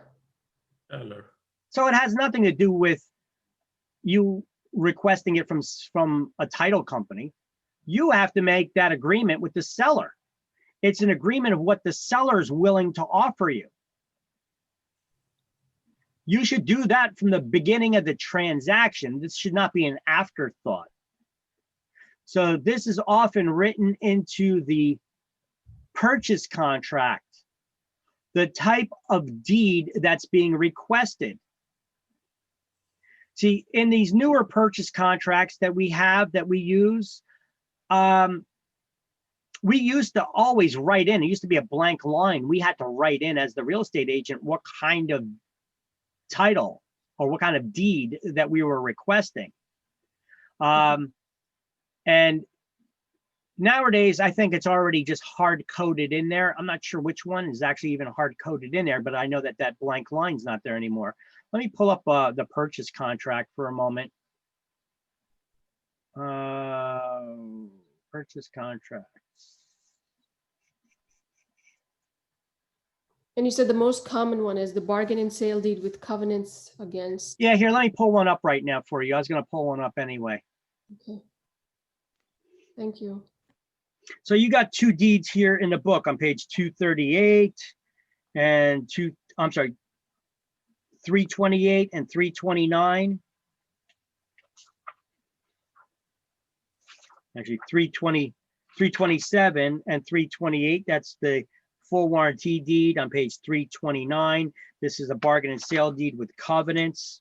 I'm pulling one up on screen right here. Here's a blank. Look, I could fill this in. This is a blank deed. This is a bargain and sale CVG or CAG, the with covenants deed. It's blank. So if I fill out this deed for your property, can I sell your property with it? Can I transfer ownership of your property with this deed? No, because it has to be signed by the seller. Oh. So I'm not the owner.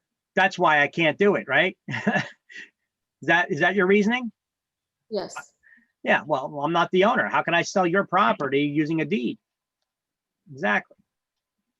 But let me ask you a question. Because you're the owner, you can fill this out and sell the property, right? And that deed will be valid, right? If you fill out this deed and you name me in it and you sign it, is that deed going to be valid if you hand it to me? Yes, absolutely. Okay. Now, what if later on in that same day, you fill out another one of these deeds and you name someone else in it to be the owner? Let's say you gave it to Diego and you hand it to Diego. Is that deed valid? Yes. So how could we have two owners now on the same property? Two separate owners that you sold the property to? You can't. So who's the owner? The first one. No, the one who The race is on. Whoever can get to the county and record their deed in the public records first is the owner. Okay, yeah. The other one has to track you down because you just did some illegal hanky-panky there. You sold your property twice. You committed fraud. So because you had a deed, is a deed proof of ownership? No. No, it's not. A deed is a simple, look, we got a blank deed right here. Because I got a blank deed, if I fill it out for your property, it doesn't mean I have the right to sell your property. I'm not the owner, right? A deed itself is not proof of ownership. What are the four evidences of title? Do you guys remember that? It's going to be in chapter 21, but I think we went over it before. Do you guys recall what the four evidences of title were? Is it the acronym DUST? No. No. That's for Abstract value. of title, insurance policy, torrents, and certificate. Abstract of title with the attorney's opinion, Title insurance, title insurance policy, torrents certificate, torrent certificate not used in New Jersey, and certificate of title. and a certificate of title. Those are the four evidences of title, which we'll be going over in next chapter. All right. And when people sign a title,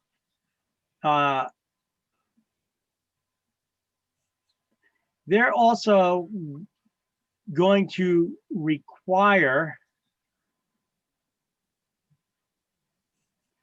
that the lender, the seller has to sign a document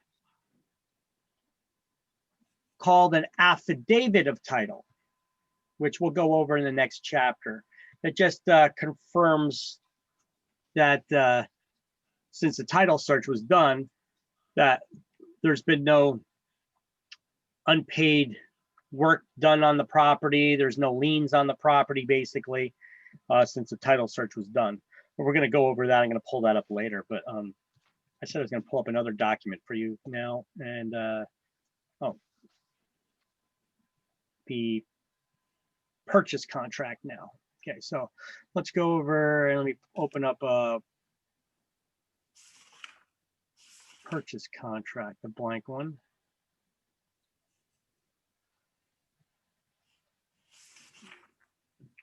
Okay, there we go. Let's see one of these modern sales contracts. Let's just look through it really quick. And look at where we offer the type of deed, because that's what you were asking about, right? Well, let's look up in here in the table of contents. We'll find out where it is talking about deeds. Parties of property, description, purchase price. Does it talk about the deed? Items included. Certificate of occupancy, municipal. Quality of insurability of title. That's 11. Possession and occupancy. Let's keep track of 11. See if you guys could see type of title. Here's law or type of deed. Seller. Review. Documents. Okay. Let's go with section 11 here, quality and insurability of title. And let's see if that has anything to do with it. Sections 11, because we used to have a blank line in this contract where you stipulate the type of deed. We had to state it. We had to write it into the purchase contract, the type of deed we were requesting. Let's see what it says here, quality and insurability of title. At the closing, seller shall deliver a duly executed bargain and sale deed with covenants against Grantors Act. Okay, so by default now, since it's the most common deed used in New Jersey anyway, and a lot of agents were mistakenly writing the wrong kind of deed in there, putting their clients at risk. Some of them were asking for a straight or asking for a full warranty deed. Some of them were asking for a straight bargain and sale deed. So they just hard coded it right in here. Bargain and sale deed with covenants against Grantors Act. You guys can see this, right? Yes. Okay. The purchase contract here, sales contract. So in the deed itself, in the purchase contract itself, we write in the type of deed that we're asking for. It used to be that this section 11 wasn't here, or this section 11 actually it was here, but it was a blank line where we had to write in the type of deed. So you guys had to know the type of deed and write it into the contract there. All right. So now it's already written in here, bargain and sale deed with covenants against Grantors Act. All right.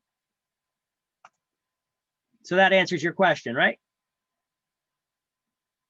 Yes. Thank you.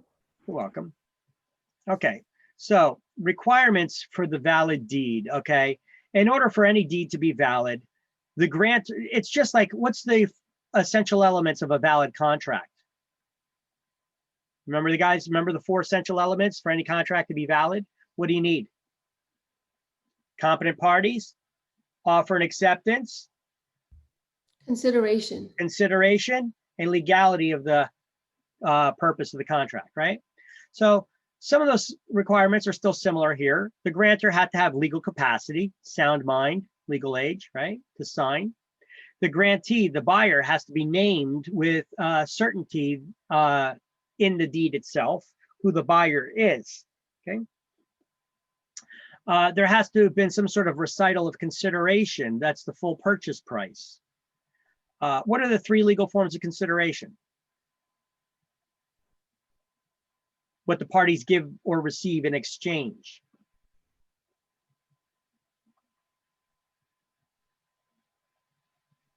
A gift, like a gift, love and affection, or An exchange is something of value, or love and affection, or legal tender. legal. That could be a mortgage or cash, right? Mortgage money or mortgage loan or cash. There has to be a granting clause, which is the heart and potatoes of the deed. We're going to get into these in a little more detail. There has to be a habendum clause within that deed and description of the real estate that's being offered. What are the 3 legal forms of the 3 legal descriptions of land? We went over them in this very chapter. A survey. What kind? Oh, New Jersey uses Meter and bounds, government survey, and reference of the map or plat. Meets and bounds. That's used in New Jersey. the government or rectangular survey, which is not, and the plat map, which is a map recorded in the county clerk's office where the land is located. You need to memorize those three and know the differences. So here are the legal requirements. Here's one slide that I made that put it all together and explains it pretty damn good. I know. Okay, so requirements for a valid conveyance. On page 331, underneath the last bullet point, I want you to highlight deeds do not have to be dated in order to be valid. And I want you to write below that, or signed by the buyer, because a deed that's not signed by the buyer is still valid. It just can't be recorded until it's signed by the buyer and their signature is acknowledged.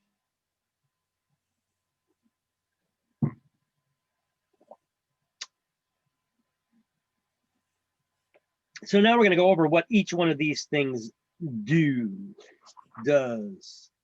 So the grantor is somebody who has to be at least 18 years of age or older to effectively convey the ownership of their property. They have to be a sound adult, right? Sound age, sound mind, legal age, right?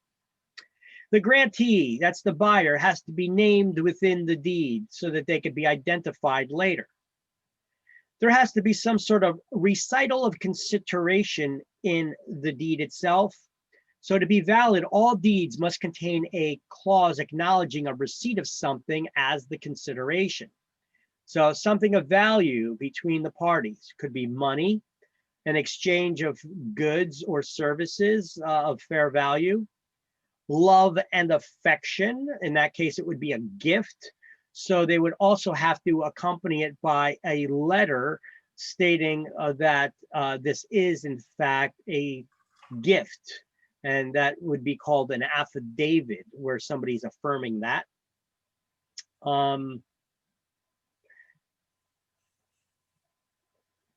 So I want you to highlight under consideration the last line. Affidavit is a sworn statement on page 331. Under consideration, the last line, affidavit is a sworn statement. I want you to highlight that. The granting clause, which is the heart of any deed. The granting clause, these are the words of conveyance that describe exactly what is being transferred. Let's read this. So, a deed must contain words in the granting clause that state the grantor's intention to convey the property. And depending on the type of deed and the obligations agreed to by the grantor, the wording is generally either to convey and warrant if it's a full warranty deed, which, by the way, we should write next to the title of granting clause that this is the heart of the deed. It's the main body of the deed. Okay. So the wording generally is either to convey and warrant if it's a full warranty deed, grant, bargain, and sell if it's a bargain and sale CAG type deed that's being offered, bargain and sell if it's a straight bargain and sale deed without covenants, or remise, release, and quit claim if it is a quit claim deed that is being offered with the property. This should all be written in the granting clause. These are the words of conveyance that transfer the ownership. So if more than one buyer, more than one grantee is involved, the granting clause should cover this creation of their specific rights in the property. The clause might state, for example, that the grantee takes the title as joint tenants, as tenants in common. This is especially important with joint tenancy, because if you don't specify joint tenancy, what's the default form of ownership with two or more people not married to each other?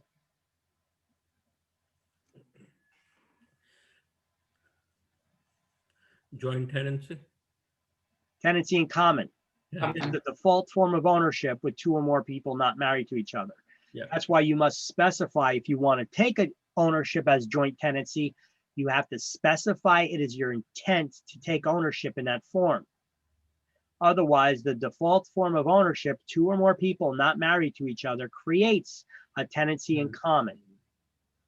Why? What is the purpose of creating a joint tenancy? What's the only benefit of having a joint tenancy? Survivorship. The Survivorship. right of survivorship, correct. So this is especially important in the case of joint tenancy because specific wording is necessary to create that joint tenancy. Now, if they're married couples, what kind of ownership do they have? Tenancy in entirety. Tenancy by the entirety. And if it's one owner, how do they own? Tenancy in severity. In severalty, correct. Their interests are severed from all others. So deeds that convey the entire, excuse me, deeds that convey the entire fee simple interest of the grantor usually contain wording such as to Jacqueline Smith and her heirs and assignees forever. If the grantor is conveying less than their complete interest, such as with a life estate, the wording must indicate that limitation. So a deed that creates a life estate would convey property to Jacqueline Smith for the duration of her natural life. All right. So if you have two or more people not married to each other, what's the default form of ownership again? Tenancy in common. Tenancy in common. Tenancy in common. Now, if you bought that property with me and you put up 75% of the cash, how much of the property do you own? 75%. Only if you specify it in the deed. Deed. Oh, but that's not covered in the granting clause. Anytime something needs further clarification or that needs to be specified, like the percentage of ownership, or if it's a life estate, who gets the property in the event that you die? Who gets the property then? Does it go back to the previous owner? Goes to your heirs. Yeah. Well, who said I'm dead? If I'm still alive, it goes to me. Okay. It goes to the person that's, Or can I name someone else to be the recipient? Yes. if it's What would we a call that person? Beneficiary. heir. A remainder man. Remainder Yeah. man. Heirs are Yeah. if I'm dead and I leave Dead, it to yeah. somebody, okay? Well, what if I say that if you violate the terms of the sale, it'll go to my neighbor. They become the remainder man. Right. So anytime a remainder man needs to be specified or the percentage of ownership, when something that was mentioned in the granting clause needs further clarification, the next clause would clear that up. This is called the habendum clause. I want you to write above the habendum clause, it further clarifies terms stated in the granting clause, like percentage of ownership or naming a remainder man. I know it's a mouthful, but it fits. I got it written on mine. I got it written here. If I could write it here, you guys can write it there. Okay, it all Go fits. slowly read. Let me It work. further I'll read it again. clarifies. It further clarifies terms stated in the granting clause. I just put it on 2 lines. It further clarifies terms stated in the granting clause, like percentage of ownership. I just put a percentage sign, like percent of ownership or naming a remainder man. Oh, look, I got it written here too on the slide. In a granting clause that require clarification like percentage of ownership or naming a remainder man.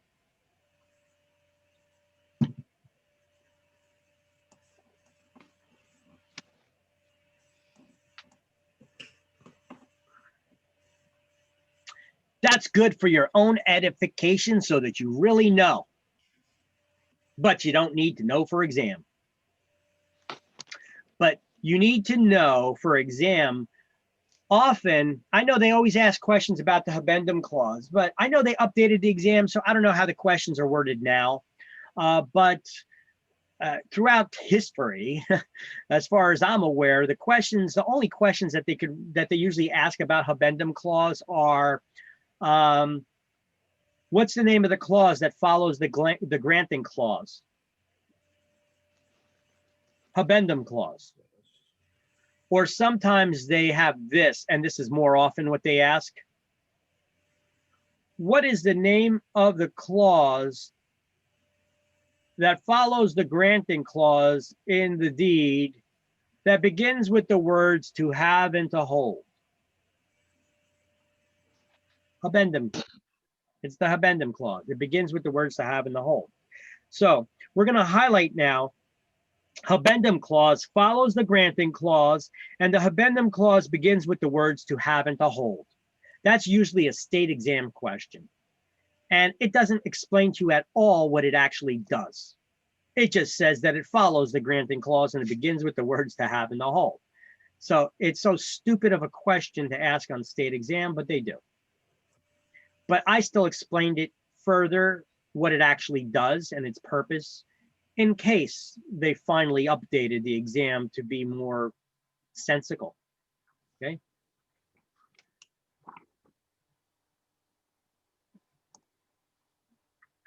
So how do I remember the habendum clause is the clause that begins with the words to have and to hold? Well, because I always mispronounce words to remember stuff. You don't know me by now? The habendum clause is the have and the hold clause. The habendum, the have been to hold, habendum, have been to hold clause. You get that? The habendum clause is the have been to hold clause. I mispronounced the words a little bit, but then it sounds kind of like habendum, right? Have been to hold, have and to hold, have been to hold, habendum clause. Okay. Hopefully that'll help you remember it a little bit. In the multiple choice option, have and to hold clause, the habendum clause, the have been to hold clause. If that doesn't work for you, then just study it however the hell that it's going to work for you. Okay. I'm just trying to tell you what works for me. Okay. There's no wrong way to remember. Okay. I've had people taking these classes that the way for them to remember words and stuff, or they either use, they try to link it up to something that they know in their minds, you know, like whether it's talking about automotive or sports or what have you. Sometimes people have perverted thoughts, so they use perverted thoughts to remember things. I don't care what it is, as long as you remember it. Okay. Have and to hold clause is the habendum clause. Remember, what do we call the appraisal statement for a VA loan? CRV. The CRV. You remember that Honda CRV, the car, right? There's a way to remember it, the Honda CRV. Somebody said that, and it actually clicks and it works. You know, I particularly am not a fan of it, but you know, the Honda CRV, it helps me remember too with the car. You know, that's for certificate of reasonable value. Okay. So the next thing is description of real estate. Any of the three legal descriptions of the property.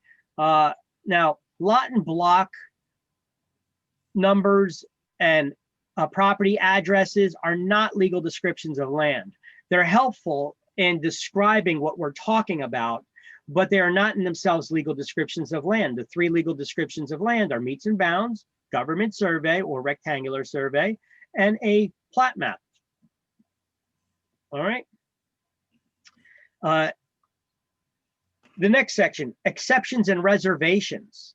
I want you to write above exceptions and reservations. I want you to write this term, restrictive covenants.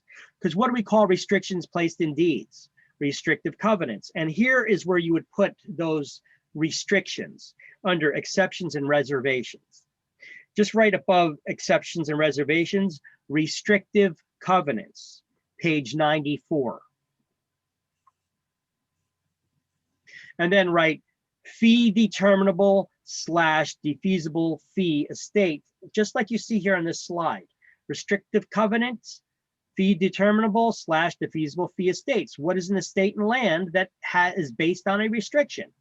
Fee determinable or defeasible fee estate. And those restrictions placed in deeds are called restrictive covenants. And you could find that, we talked about that way back on page 94. Let me know when you're done writing that.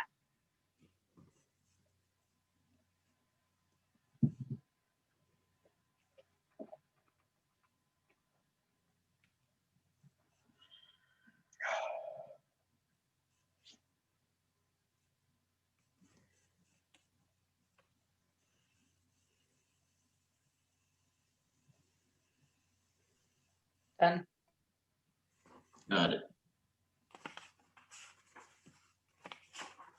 All right. Done.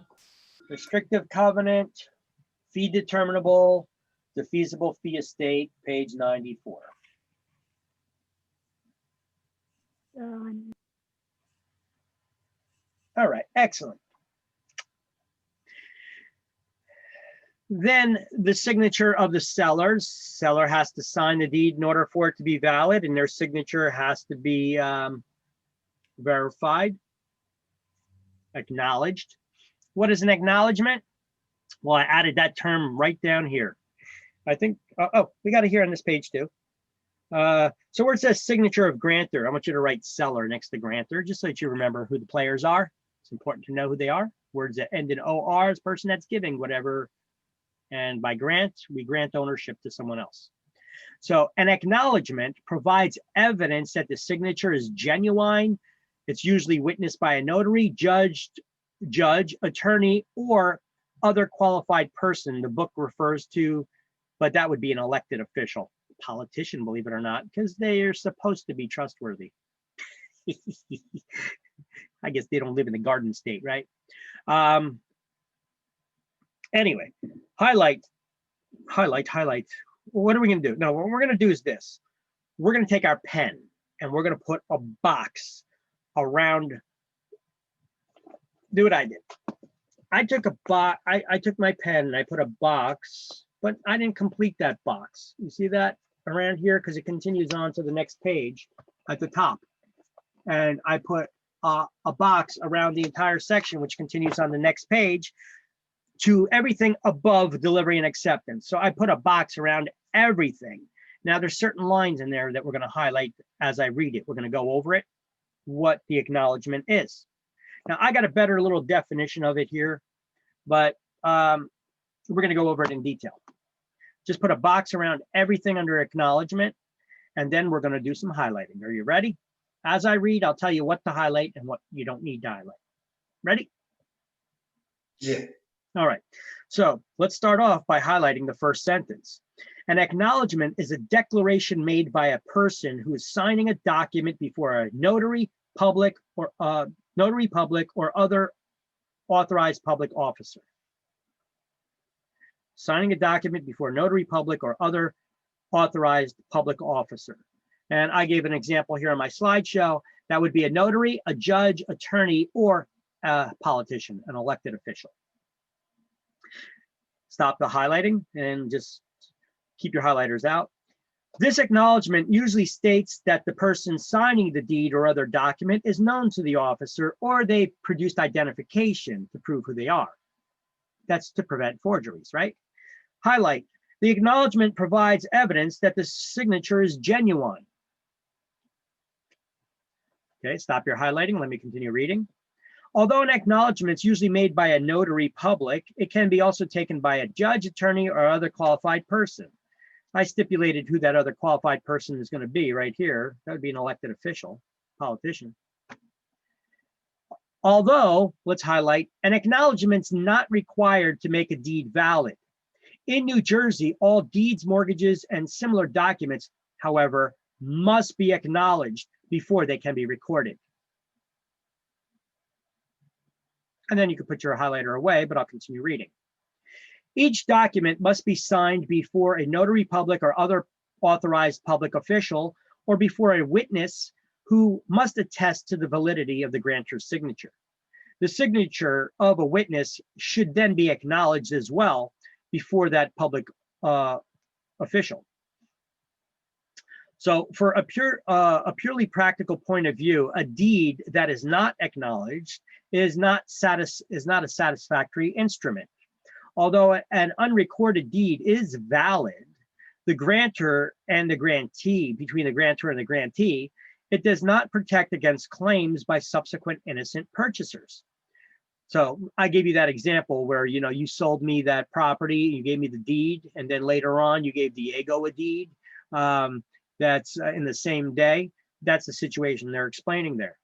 So to help assure good title, the grantee, the buyer, should always require an acknowledgement of the grantor, the seller's signature on the deed, so that it may be recorded. Well, look, you say that you do it twice throughout the day. Still, who's the owner? Now it's whoever the race is on, whoever records it in the public record first. So delivery and acceptance of a deed. Before a transfer of title by a conveyance can take effect, delivery and acceptance must occur. There must be an actual delivery of the deed by the grantor and either an actual or implied acceptance by the grantee, the buyer. Highlight, title said to pass when the deed is delivered. Title said to pass when the deed is delivered.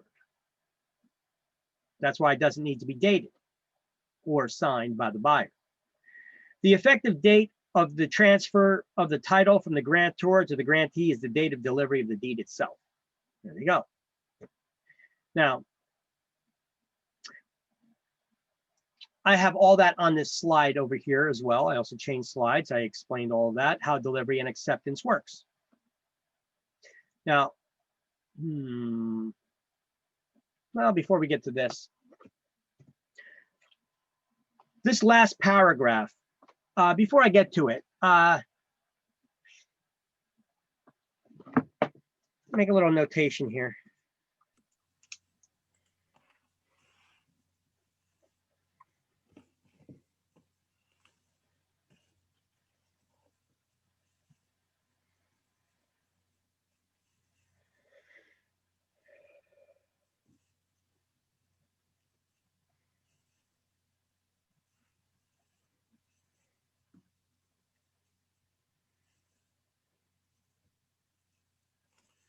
So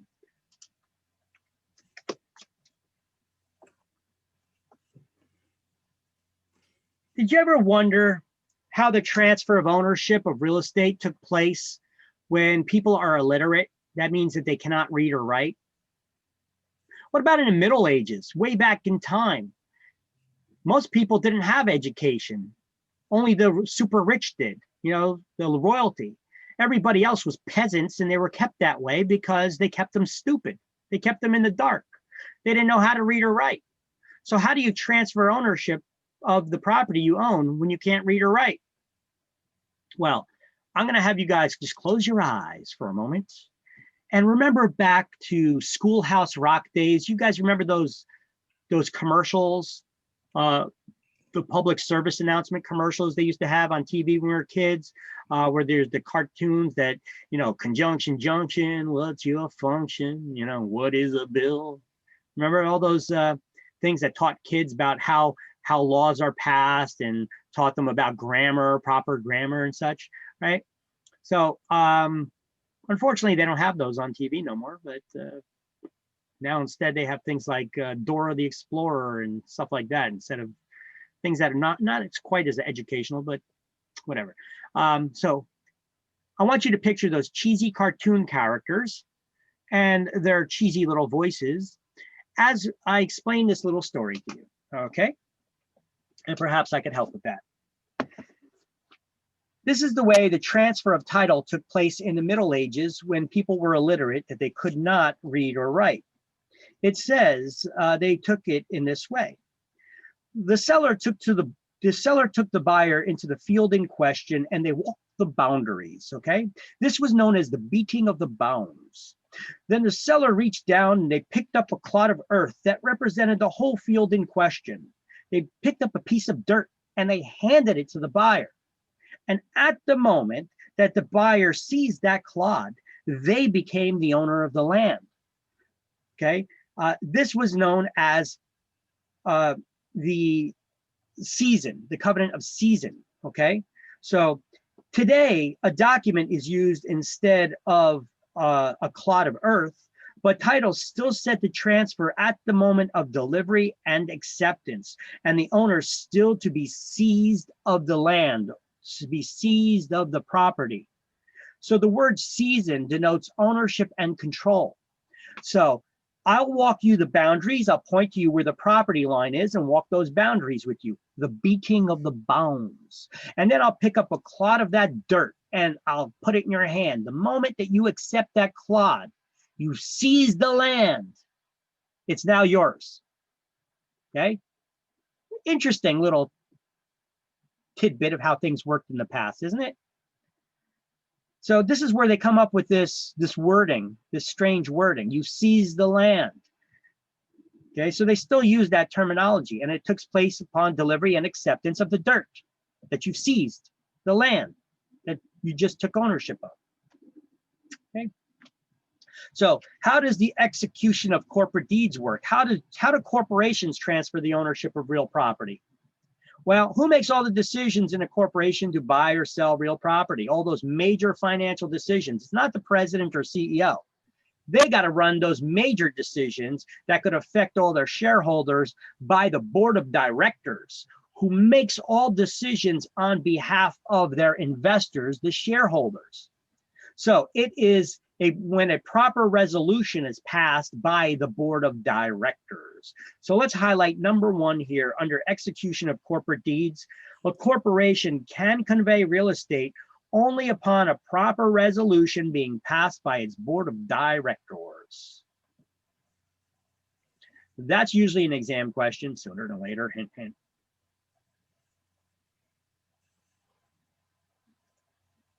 And that would be the conclusion of chapter 19. Let's do the key terms to review now for chapter 19. Okay.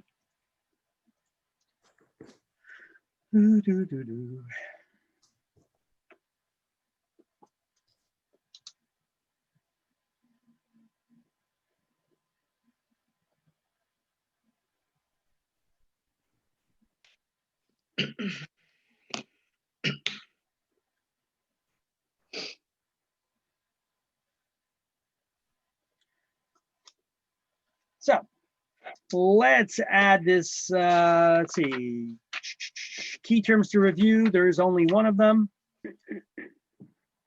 What's that?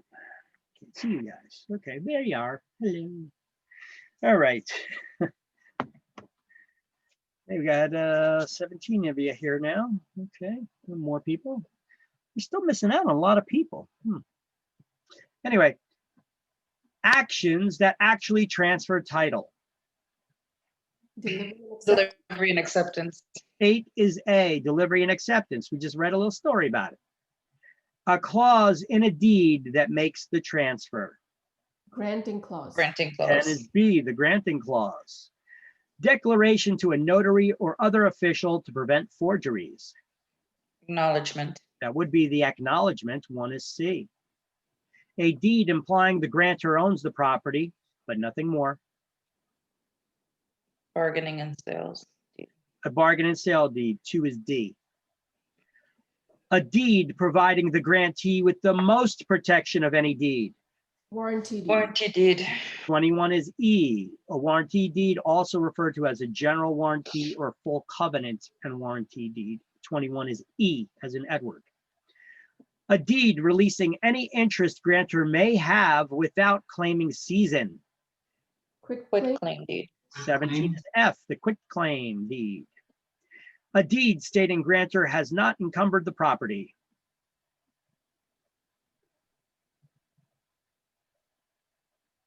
Bargaining and sales deed with covenants. So 3 is G, the bargain and sale deed with covenants against Grantors Act or covenants versus Grantors Act, also goes by special or limited warranty deed. 3 is G. A description sufficient to identify a parcel with certainty that's acceptable by a court of law. Legal Legal. description. 13 is H, that would be a legal description. A description using boundaries and directions. Meets and bounds. Meets Meets and and bounds. bounds. 14 is I. A document used to transfer title to a parcel of real property. Deed. Indeed. Deed. 7 is J, deed. A government system for land description used in Western states. Rectangular survey system. 18 is G, rectangular, also government survey system or public 18 land is survey K. system. J. Sorry, 18. what happened? K. Z, I think. 18 is K. Yeah, is that what I said? You said J. Oh, I'm sorry. 18 is K. 18 is K. The government or rectangular survey or public land survey system. 18 is K. Landmarks and meets. Benchmark. Monument. Monuments. 15 is L. Are landmarks and meets legal descriptions of land? All right, hold on. Stop right there. You guys are thinking too much. I just asked you if landmarks and meets are legal descriptions of land. This is the way that you should approach this if this is a question on exam. If I ask you if landmarks and meets are a legal description of land, you guys should ask yourself a question about the question. What are the legal descriptions of land? Now answer it. Meet. Meets and bounds, Meets and Meets and bounds. bounds. government survey, Government rectangular, survey and and a plat map. So once again, are landmarks and meets legal descriptions? No. yes, No. No, they're not. What are the 3 legal descriptions again? meets and Meets and bounds. bounds. Right. Government survey or rectangular survey or a plat map. Flat. So landmarks and meets, while they may be used in legal descriptions, they are not legal descriptions on their own. A landmark is like a property marker. Meets is just a measurement. But on their own, they're not legal descriptions. But at some point they were, right? No, they're used in legal descriptions or they're used by surveyors. Landmarks and meets are used by surveyors, but on their own, landmarks and meets are not legal descriptions. What are the 3 legal descriptions once again? Meets and bounds, Meets and bounds. Government survey Rectangular or survey or rectangular survey system, government or rectangular survey system, and a plat map. and plat. That's it. Right? This will be an exam answer option. And it's going to be the wrong question. It's going to be the wrong answer if you select it. You'll get questions that'll ask you which one of these is or which one of these are not considered a legal description of land. Okay. A marker placed by the U.S. Geological Survey stating elevation. What do we call the marker? And Datum. we're in Oh, I'm sorry. No, the point is datum. The marker Remember, I showed you a whole bunch of pictures of them. benchmark. benchmark. Benchmarks. 4 is N. Those are the markers. We that are in placed by M them. What's that? Skipped over M. with us M. 4 is N as in Nancy. Okay. 5 was M. 5 was M.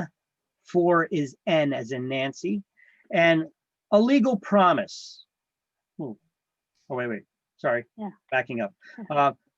Mean sea level at New York Harbor, also local 0 elevation point. Datum. Datum. 6 is O, the datum or datum, not sure the way the pronunciation is, but either way. 1 mile square, Section. Section a section. 19. 19 is P. One who receives property through a deed. Grantee. Grantee. 9 is Q, grantee. One who transfers title by signing a deed. Grantor. Grantor. Grantor. 11. 11 is R. 6 miles squared. Township. Township. 20 is S. Spot at which the meets and bounds description commences and ends. POB. Point of beginning. 16 is T, the point of beginning or POB. And to have and to hold clause that begins with the word that explains the ownership being transferred. Abandoned. Abandon. Addendum clause, 12 is you. All right, everybody got them? Yep. Anybody need any? Good. All I right. think you missed legal promise, didn't you? That's covenant. No, 5 was M. 5 was M. Legal promise is a covenant. If I did, well, I know I've said 5 is M. I may have skipped actually saying it though, or asking it. Yes, a legal promise is a covenant. 5 is M, as in Mary. All right. Already. By the way, don't forget these summaries are not a bad way. If you don't want to read over the whole chapters or over all the notes, you guys can study these summaries as well. They're not a bad read. The review questions. Have you guys, anybody been doing the review questions after chapters 2? Yes. All right. So now let's move on to chapter 21. Chapter 21, and then we outie. All right. Where are my slides? Chapter 21. All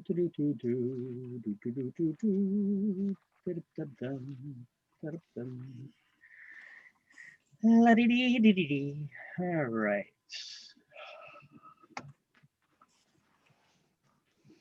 Pepper, what's the matter?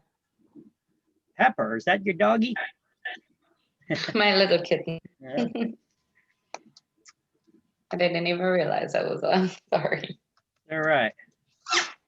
My neighbor used to have my former neighbor and best friend I grew up with. Her name, she Say hi used to to have a dog everybody. named Pepper. All right. Chapter This is Pepper, 21. guys. Public Before records, you go on. titles, and closings. All right. So now we're going to button it up and put everything into a story, everything that we had learned so far. So at the end of this chapter, you're going to be able to explain all that stuff. So let's start off with the recording acts. So why do we record documents in the public record?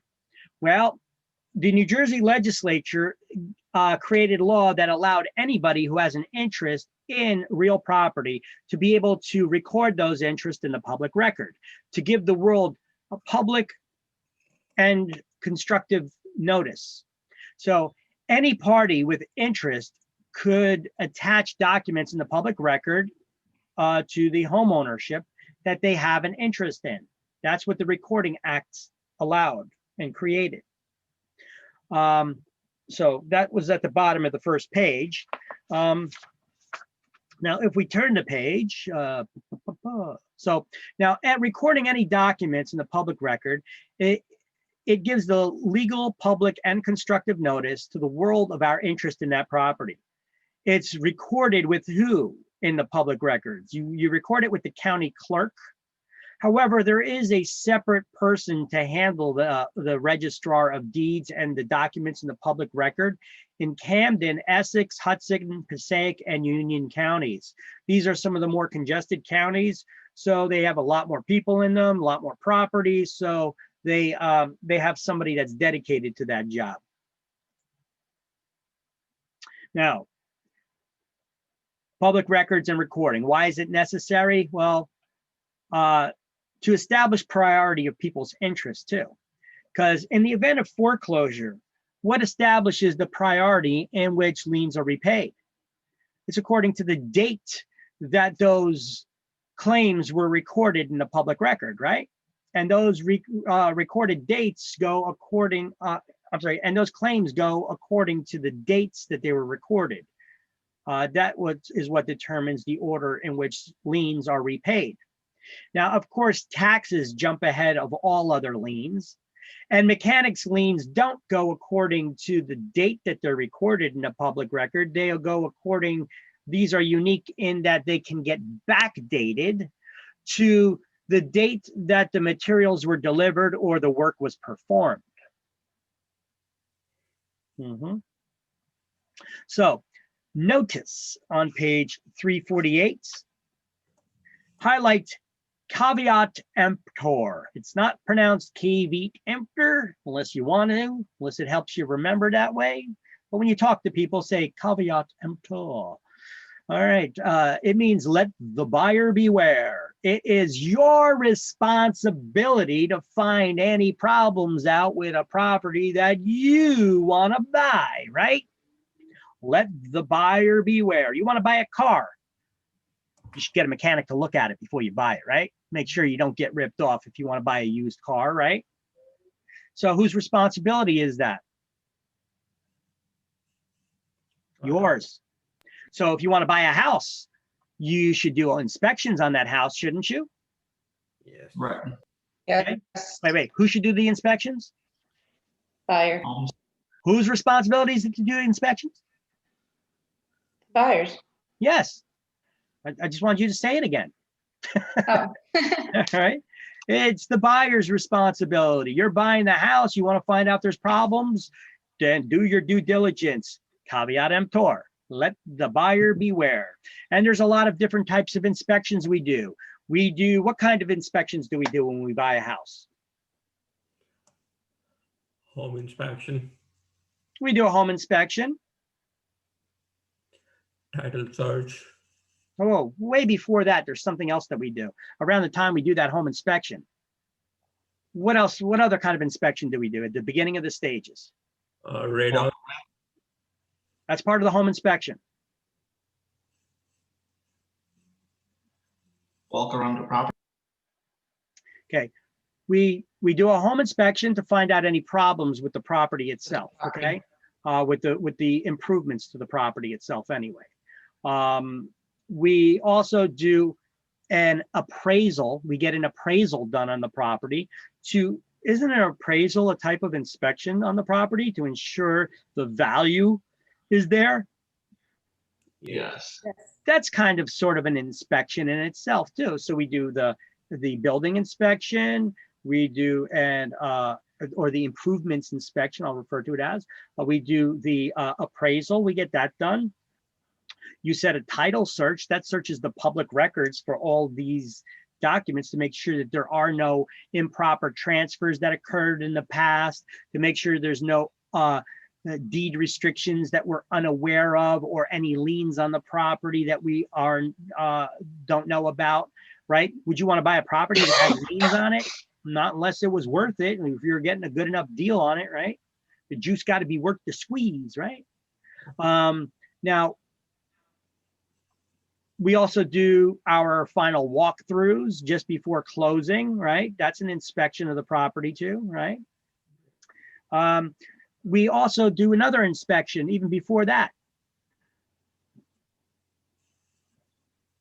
Went over it in chapter 19 at the beginning. Survey. Isn't survey an inspection of the land? Showing you where the property lines are, the boundaries of the property.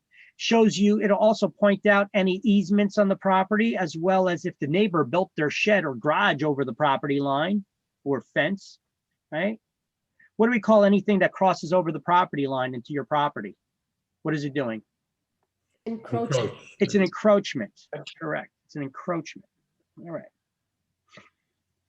All right. So caveat emptor means let the buyer beware. Now, this term constructive notice means that any information that had been recorded in the public record, the courts hold the buyer responsible for learning it, because it's publicly available information that if you bothered to check the public records, it was there for you to see. So courts consider anything that's been added to the public record that you have knowledge of it, whether you looked or not.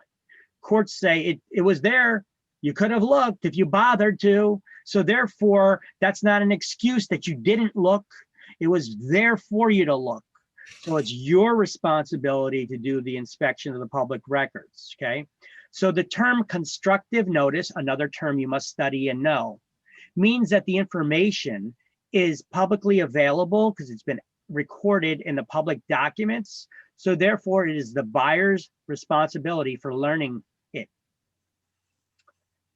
And now that's distinguished from actual notice. Actual notice is any information which the person has direct knowledge, direct firsthand knowledge about.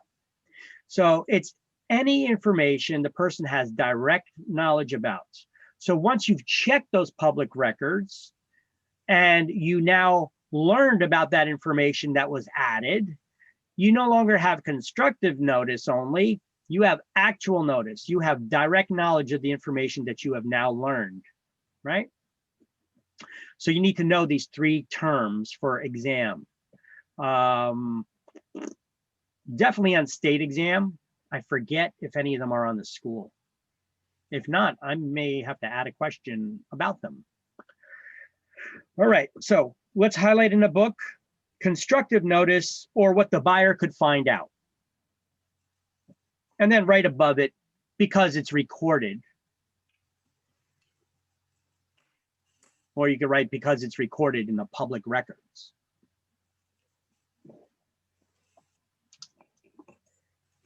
Because it's recorded in public records.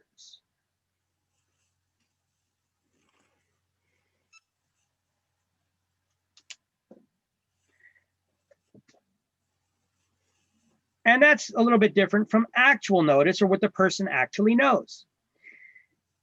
All right, so after they search those public records, they now have direct knowledge about that. So on page 349, on the first line at the top, it says an individual is said to have actual notice. We're going to highlight actual notice of any information which they have direct knowledge. I know it says which he or she has direct knowledge. So actual notice is any information which somebody has direct knowledge about. So in New Jersey, it's the duty of the purchaser. It's the duty of the purchaser to investigate the title to the property that's being conveyed to them.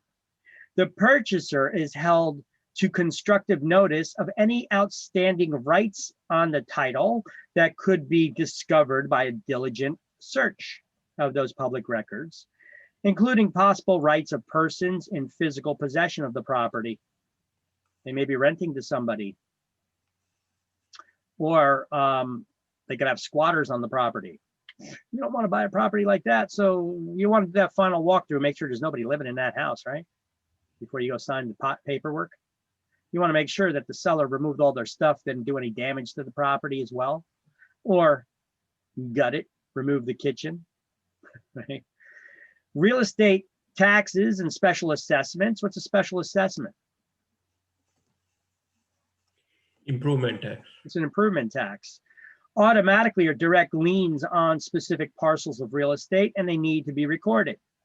Other liens, such as inheritance and franchise taxes, are placed by statutory authority against all the real estate owned. What do we call liens against all the property you own? General lien. General lien. By either descendant or the time of death. Okay. Recording sales contracts. Chain of title. Go down to chain of title. And highlight the chain of title shows a record of ownership of the property over a period of time. And then highlight abstract of title and underline the term abstract of title. But highlight abstract of title is a condensed history of all the instruments affecting a particular parcel of land.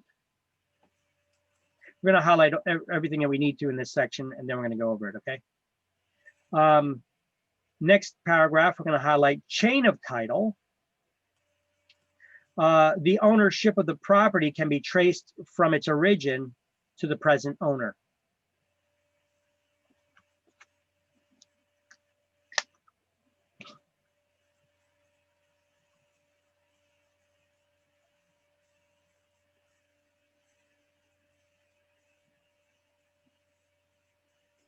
All right.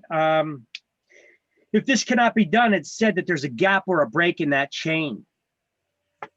Highlight a quitclaim deed is commonly used to bridge such gaps. Sometimes, however, it is necessary to establish ownership by a court action called a suit to quiet title, where a judge would make a determination of who the owner is so that nobody else can step forward and claim, oh, I'm the rightful owner. Okay, so we went over a couple things there. Chain of title. What is a chain of title? A chain of title, basically, if you go and you search the public records, talk you with a little bit of imagery.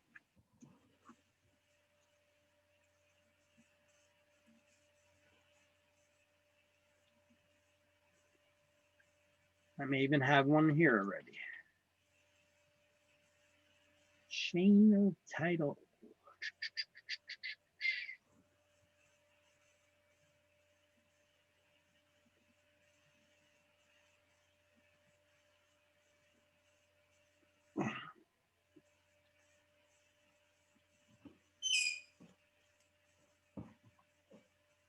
Nah, I'll just draw it again. Let's see. What are these things? Error.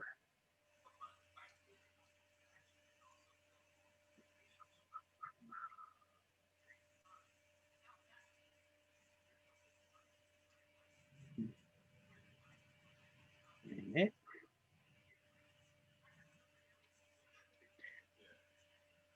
Create a new one. All right, so what is a chain of title? Well, if you were to go search the public records and do an abstract, you hire somebody to do an abstract for you. So you get an abstractor.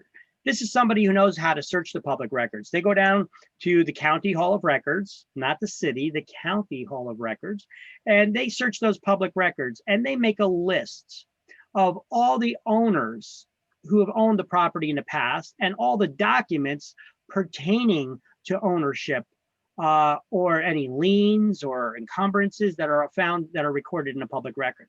But anyway, the first step that they do is they see who the current owner is, okay? And they could see that Bob owned that property. Now, Bob sold that property to Tom. Now, Tom sold that property to Jim. And Jim sold that property to Mary. And then Mary sold that property to somebody. And then we see that there's an owner here, the current owner, John. Uh-oh. That is a break or a gap in the chain. The public records cannot identify who Mary sold it to or who John got it from, because somebody did not record their interest in the public record. Do you have to record your deed in the public record? Yes. No. Yes. No, not No. the deed, the title. So this is a break in the chain. You see that? If I put a circle around each one, there's many links in a chain, right? If we have two links that are not linking to each other, because John didn't buy from Mary and Mary didn't sell to John, this is a break in the chain or a gap in the chain, right? Now, this can be cured how? With a quitclaim deed,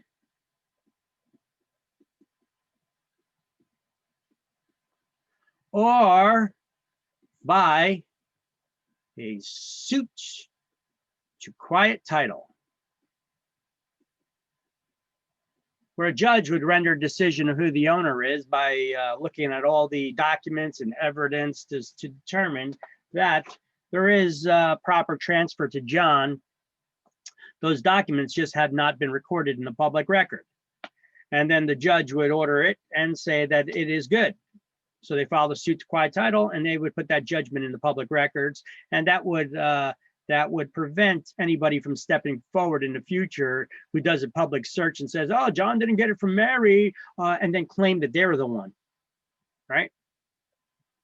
And that they still have the ownership and that they never sold it. But John would have to produce some sort of evidence of that. He'd probably get Mary to sign a quitclaim deed as well. And maybe even go to the owner who never recorded their documents in the public record and have them sign a quitclaim deed so that they can't step forward later and claim that they're still the owner because they gave it up, at least in a document called a quitclaim deed, right? All right. So now when we do these public record searches, they did this, you got this abstractor doing this. So now John is the owner of the property. So let's say John is wanting to sell this property to somebody else. Well, that other person is first going to want to get a title search done. So they get the abstractor that they're going to have a piece of paper here. And in this piece of paper, they're going to see Bob own the property, Tom, Jim, Mary, whoever it was there in between. And they're going to make a list of all the documents that can be found in a public record. So if they're going to have one of these lists, you know, basically for each transfer that ever occurred. But they're going to want for John, they're going to want to make this list showing, okay, John bought this property from someone else, okay? They're going to have that person's mortgage listed there as a record, right? If they ever had a mortgage. And they're going to have a date there that the, and the year that it was recorded. But anytime that a mortgage is paid off, don't they add another document to the public records? Yes. Well, satisfaction of mortgage. All right. So they're going to put that in there and they'll say whatever date that was, 8/10/20, right? And now they can match these two documents up and they could cross them off the list, saying, okay, well, that's taken care of. So you don't got to worry about a lien on that one. And then they can look up if there's any lawsuit judgments or anything like that. They'll all be recorded in a public record. And then they could scratch them off by comparing everything to see whether he's got good title or not to transfer. So any next buyer would then feel comfortable when purchasing that there are no liens or encumbrances on this property that they have to worry about.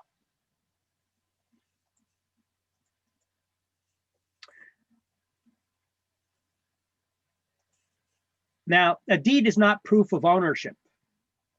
Okay, it's a document that's used to transfer one's right, title, or interest in real property, but it's not proof of ownership. Actually, hold on a second. Let's back up a second. All right, this list that is made, what do we call this list that's made of all the documents that can be found in the public record?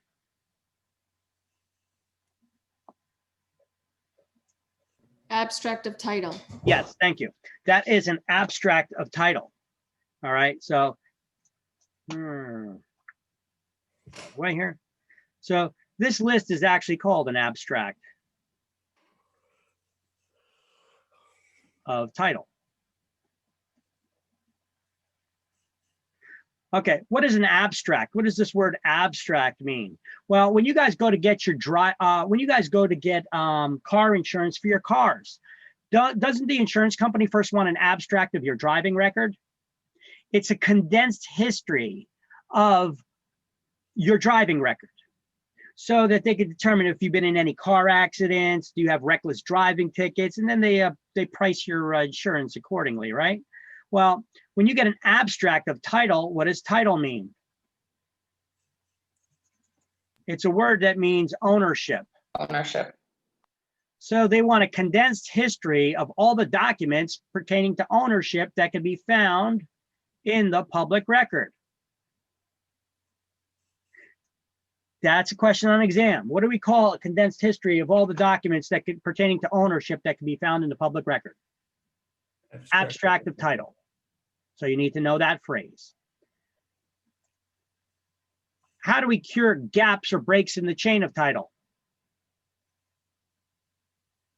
Quitclaim deed or a suit to quiet title. Quitclaim. Okay, or a suit to quiet title, either one. And linking one owner to the next. What do we call that? Deed. That's called the chain of title. Chain of title. See, Yeah. this is a chain. We have one link here in the chain, and that links to the next owner. That links to the next owner. That links to the next owner. And so when you have many links in the chain, they call that many links attached to each other creates a chain. So this is a chain of title that links one owner to the next.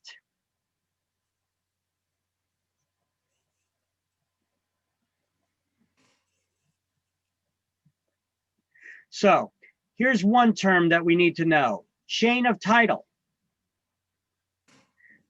We need to know how to cure a break or gap in the chain. That is done with a suit to quiet title or a quitclaim deed. And a list of all the documents pertaining to ownership of real estate that can be found in the public records is called an abstract of title.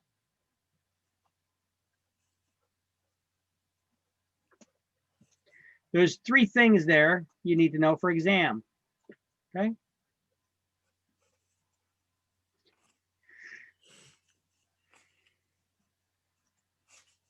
Just didn't want to skirt by it. I just wanted to give it that little final recap there, okay?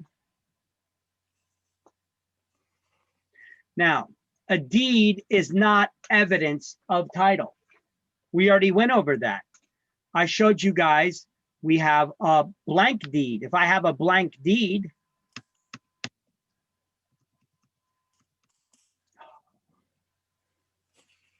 right? If I have a blank deed and I sign that blank deed to your property, do I have the right to sign this blank deed to your property? I'm not the owner. I don't have any rights to ownership. That deed would not be valid because I am not the owner of the property.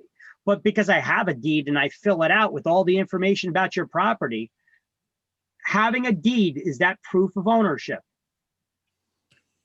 No. No. No. Otherwise, if that's the case, I'm going to fill out a deed for all of your properties and I'm going to sell your properties today and I'm making a fortune. Right? A deed is not proof of ownership. It's just a document that's used to transfer ownership. But it's not evidence of title, not proof of ownership.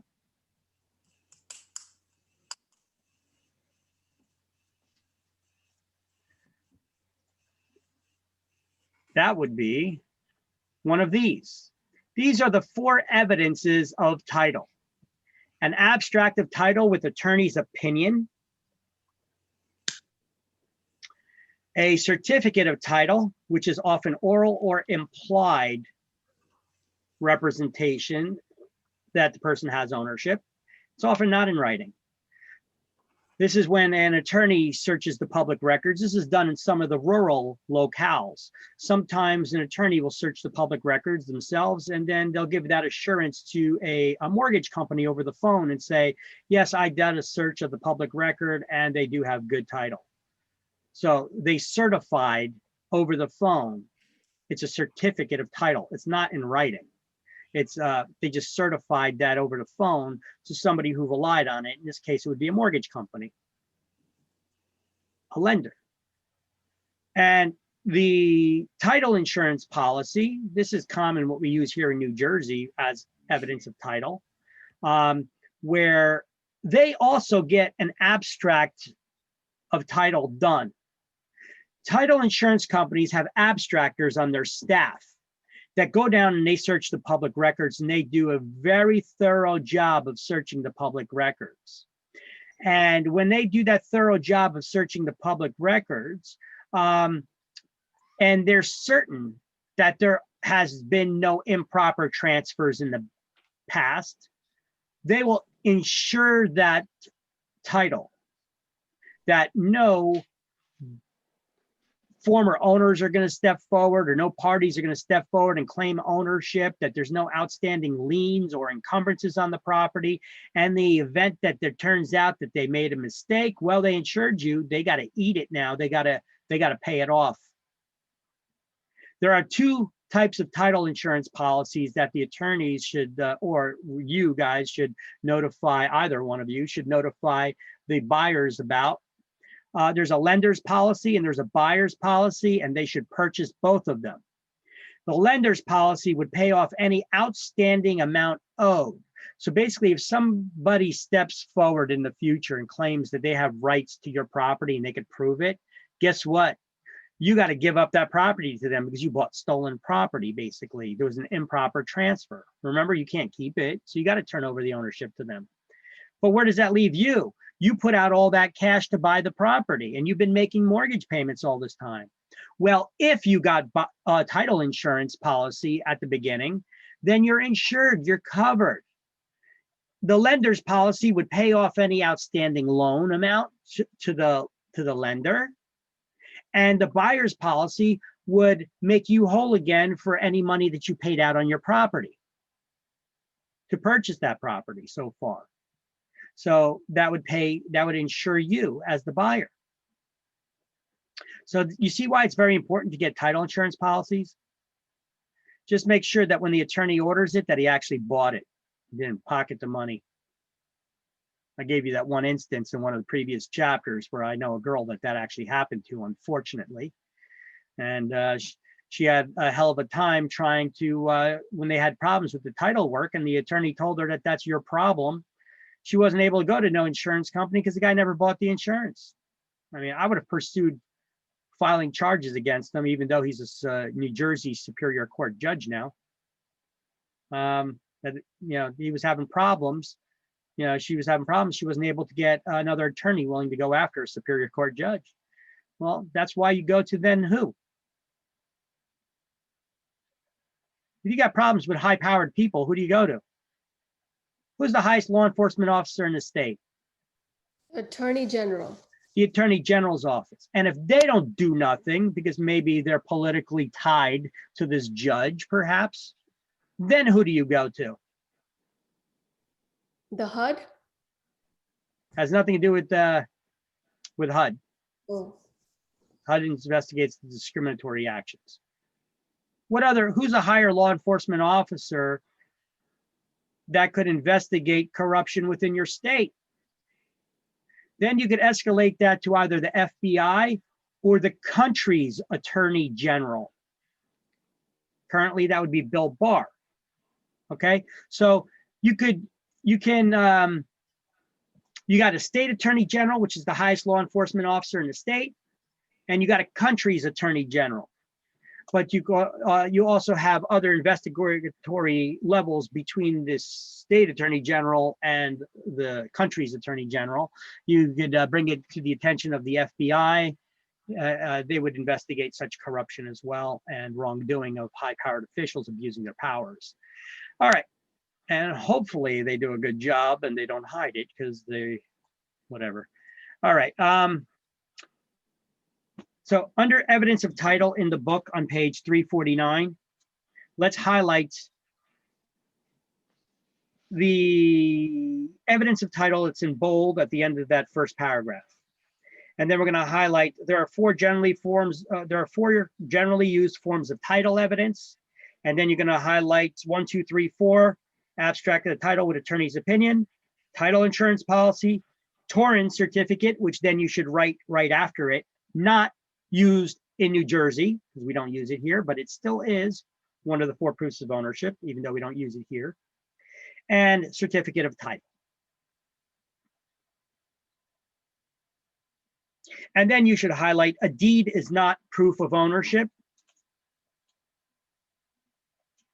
or a proof of title.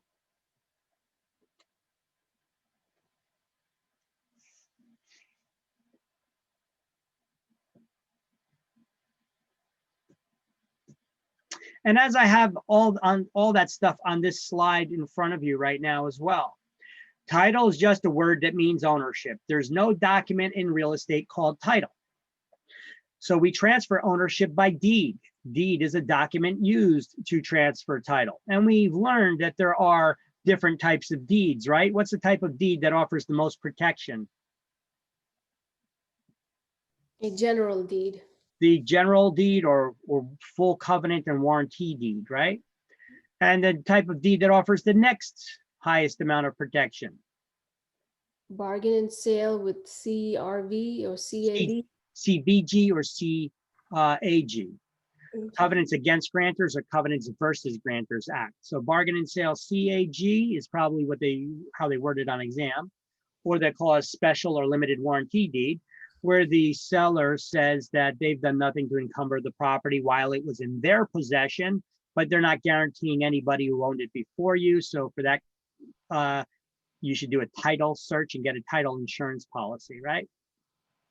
And then the next one that offers that where the owner just says, I have the right to sell the property, but I'm not making any guarantees to the quality of the title. Bargain and sale deed. That's a straight bargain and sale deed without covenants, and a type of deed that offers the least protection of any deeds, but can still transfer ownership just as effectively as a full covenant and warranty deed. Quit claim deed. A quit claim deed, correct. Okay, so the deed is used to transfer the ownership, but is not evidence of title or proof of ownership, okay? So the word document is often replaced with the word instrument. The word transfer is often replaced with the word convey. Title means ownership, and evidence is another word for proof. So there's two ways that they could word this on exam. What are the 4 evidences of title, or what are the 4 proofs of ownership? 2 ways of saying the same exact thing. And then we have that list over here, okay? And you just highlighted that in the book. Turn the page. On the right side of page 351. If something is marketable, what does that mean? It means it's sellable. So marketable or merchantable title means that the property is so free enough from encumbrances other than those that a buyer is willing to accept. And if they're still willing to accept them, then it's sellable. So it's said that you have marketable or merchantable title. That's all that means. So let's highlight on page 351 under marketable title. Marketable or merchantable title is one that's so free from significant defects other than those the buyer has agreed to accept. Basically means it's a sellable property.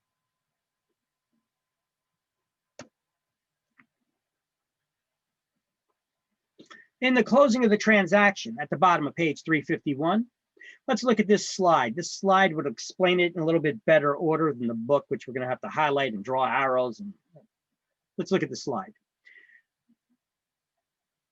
A loan, there's the closing of the transaction. Okay. With a loan, there's a dispersal of mortgage funds in exchange for the note and the mortgage being signed by the buyer, the borrower, right?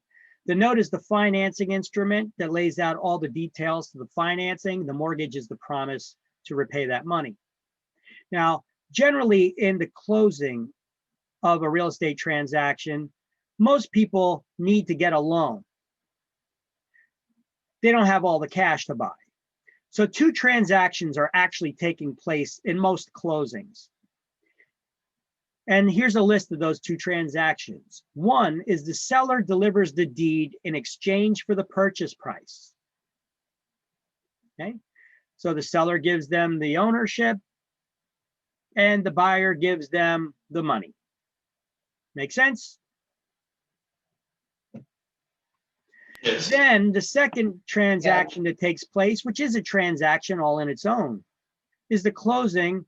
Well, it's the closing of the loan, closing of the sale. They refer to that as, but it's the closing of the loan, where the buyer has to fill out all those loan papers and sign all those all that paperwork.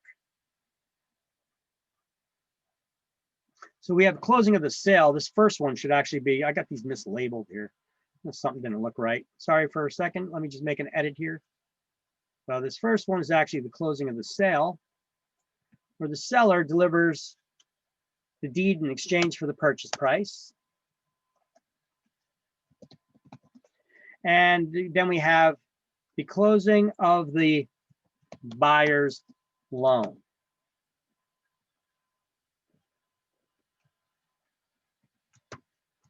Just making some edits here. Which is a transaction all on its own, is it not? It is. Put that back to full screen so you guys can see it. All right, so I just made a little edit here.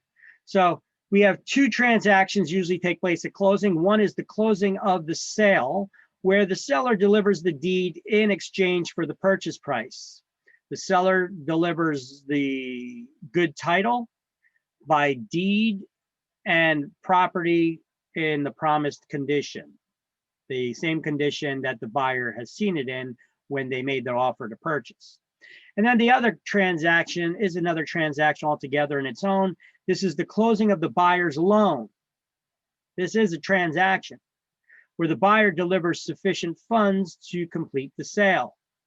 However, the closing of the buyer's loan, I still don't like that definition. So what can we put there? This is the closing of the buyer's loan. This is a transaction, okay.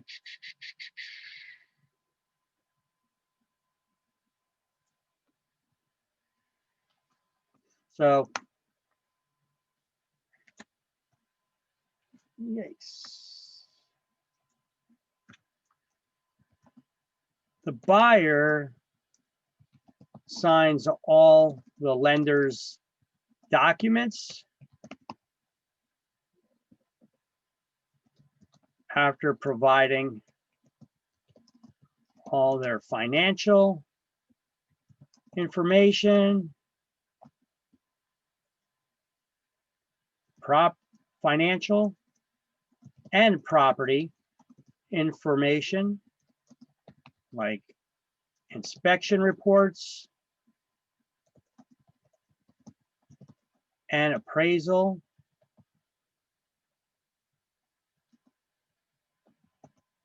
shows evidence of insurance for the collateralized property,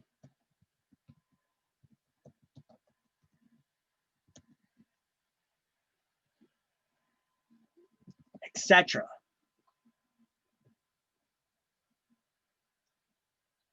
So that's where the buyer, that's how the buyer delivers, or I should say put here, how the buyer delivers sufficient funds to complete the sale, right? The buyer signs all the lender's documents. That's a transaction all in its own, isn't it? Getting the loan.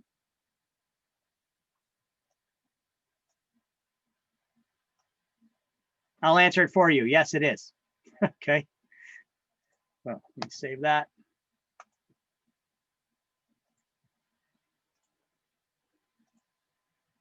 All right. So in the book on the bottom, page 351, highlight a deed is delivered in exchange for the purchase price. In many sales transactions, two closings actually take place at this time. And then you're just highlighting the closing of the buyer's loan and the closing of the sale.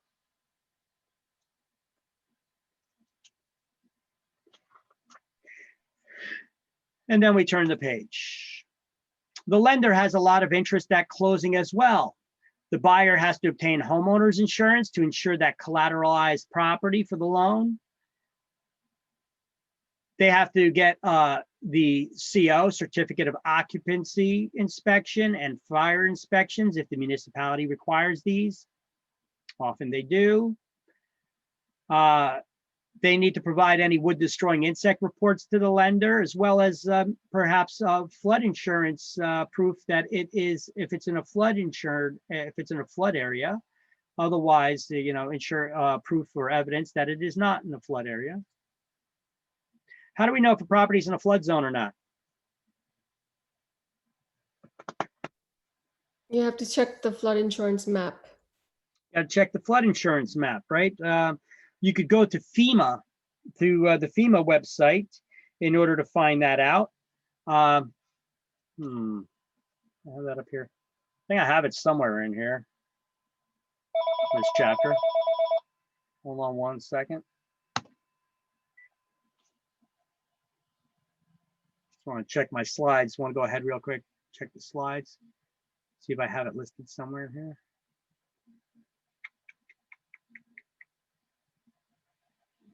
I know we had it in a previous chapter anyway, but here we could go to the I could go to the web browser and just show you really quick. Let's see, real estate class, inspections, hazard.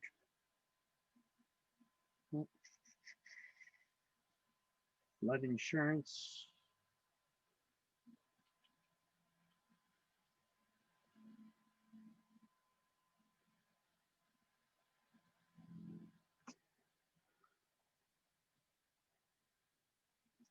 All right, so we could go to the web browser and we go to FEMA.gov, or the exact link, as you can see here in the browser, msc.fema.gov/portal. All right, this will show you the flood insurance maps. You can plug in the address of a property and find out whether it's in a flood zone or not. Here's an old property that I used to own. It was in a flood zone, 219 Irene Street, London, New Jersey, 07036. Let's see what comes back here.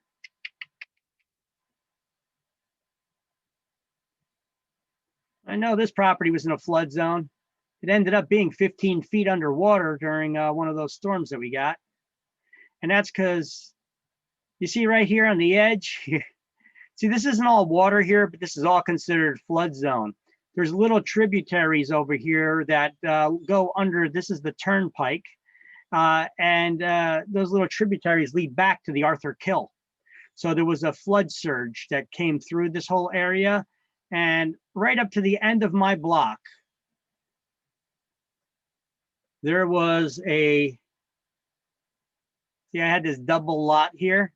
And look, half of the property was in a flood zone, but actually it got flooded all the way up here to the end of the block. The stop sign here at the end of the block, the top of the stop sign was just peeking out from where the water was. It was that deep of water when I believe Sandy hit. All right, but either way, you could see on these maps whether it's in a flood zone or not. When it gives those map overlays, you could see them down here below, what these overlays mean, what the codes are. Okay, let me try zooming in on the web page itself. This is a special flood hazard area. Without base flood elevation, whatever, it is still considered a flood hazard area, so requires flood insurance. Okay, so you could search there, but if you search there and you can't really tell if it's in a flood zone or not, but you could see water in the area, you should probably pull up additional documents. You see here changes, revisions and amendments that you should read into, because they redrew the flood maps in this area as well. You could print the map here if you want to include that when you're going to get a listing with people. Because you got to price the property accordingly too. If the property's in a flood zone, could that affect the value of it? It absolutely can, because people are going to need to get flood insurance now, which can be expensive, right? You guys are still here with me, right? Kind of quiet right now. Yeah, we are. All right. Yep, we're still here. Looking and listening. All right. Conscientious observers, I got you. All right, so the CFPB, the Consumer Financial Protection Bureau, merged old forms. The TRID, the TILA RESPA Integrated Disclosure. We went over these things already, right? So on page 353, you got all that stuff highlighted there? Yes. All right. Actually, did I skip things? All right. So we also need to make sure, though, that remember, when buyers are purchasing property, that it's our job to make sure we let them know weeks in advance before the closing that they need to get homeowners insurance. Because if they don't, then they're not going to be able to close. The lender won't release the funds. It's not a bad idea for you also to get some information from them, from the seller. who the electric company is that's providing the power, whether it's PSE&G or whoever it is. You know, you got to find out who the electric company is, who the gas company is, perhaps the cable company that they're using. And then this way, the buyer can contact them and just have those utilities changed over into their name on a certain date automatically. If you don't do that, the seller is going to have those utilities disconnected. And then the buyer is going to move into a property with no utilities that they're going to have to call the utilities up to get them connected. And often they have to charge connection fees, which can be hundreds of dollars. And they have to make appointments, which could be a week away. You could go without electricity or gas for a week, or water. The water's turned off, you know. You're going to save the buyer a lot of money and make this transaction nice and smooth, where they can move right in the property and have the running water and heat in the house, which is important in the winter, right? And hot water, and they'll have the electricity, they can have the TV. You're saving them tons of money. Make sure that you make that a point to let them know, hey, I'm saving you a lot of money by having you do this. You need to contact them. I found out who the companies are. You need to make sure that you arrange to get those utilities transferred into your name. You're the owner. You're going to be the owner. You need to call up and get those utilities transferred into your name. Okay. We may get the address or the meter number or whatever's needed for that to get done. Now, the sewer and water bills, those are going to get transferred into the buyer's name by their attorney. Will handle that. You can't just change in New Jersey. You can't just change the sewer bills into someone else's name. The sewer, water, that needs to be done through the attorney. All right. RESPA requirements. You have all that stuff highlighted already here on this page. We jumped forward at an earlier chapter pertaining to this so that we can now skim through this a little quicker. The next page, 354, we talk about that TILA RESPA or TRID a little bit more.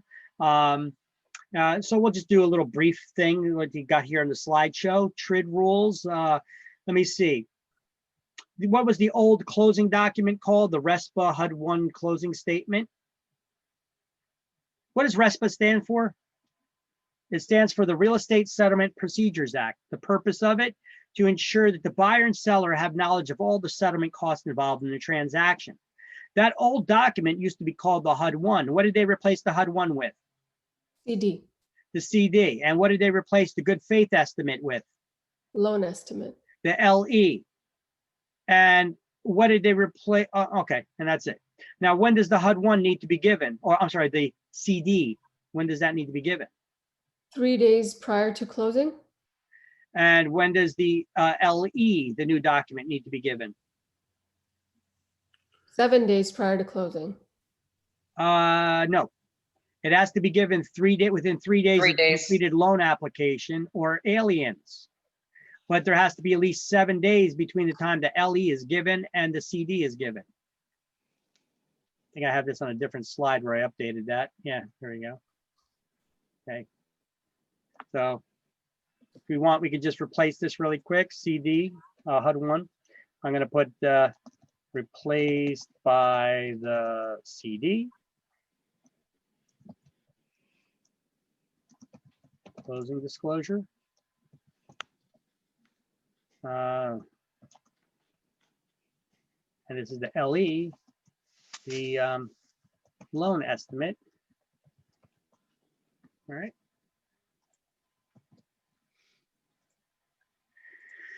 So RESPA regulations, this is what I had you highlight this stuff in the book already. Real Estate Settlement Procedures Act, the purpose of it is to ensure, you need to know this for exam, what the purpose of the RESPA closing statements for. It's to ensure the parties in the transaction have knowledge of all settlement costs. You need to know what Section 8 for school exam, I'm not sure if it's on state, but school exam you need to know. Section 8 of RESPA prohibits kickbacks, okay? Section 10 requires the lender to return overages of money that's in escrow accounts if they're holding escrow accounts for the coming year's taxes and insurance bills. On page 356, okay, 355, 356, and so on, this is the actual closing disclosure. if we were to look on page 356,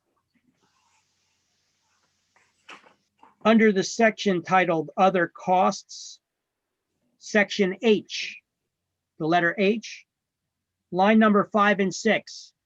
These are the most important lines for us to be worried about. Wouldn't you agree? Yep. Yes. You guys don't sound too sure. I'm very sure about this one. Yep. The commission. That's your commissions, man. You need to know, you need to make sure those numbers are right. Right? All right. Before closing, often weeks before closing, but then again at closing and the day before closing, you should be submitting to whoever the closing agents are, whether it's an attorney or a title company, your brokerage's bill. Because if they don't know the number, they're going to guess at it. They need to know how much commission your agency's getting so they could factor that into the closing costs. Nobody can get paid from the closing unless it's stated on the closing statement, the closing disclosure. So you need to make sure those numbers are right. You need to submit your bill. I do it weeks, way in advance when they're just creating these things, before they're even creating them. You could do it at the beginning of the transaction and again in the middle, then towards the end, and then bring a copy to closing in case they need it. Go to page 360. The title procedure. All right, so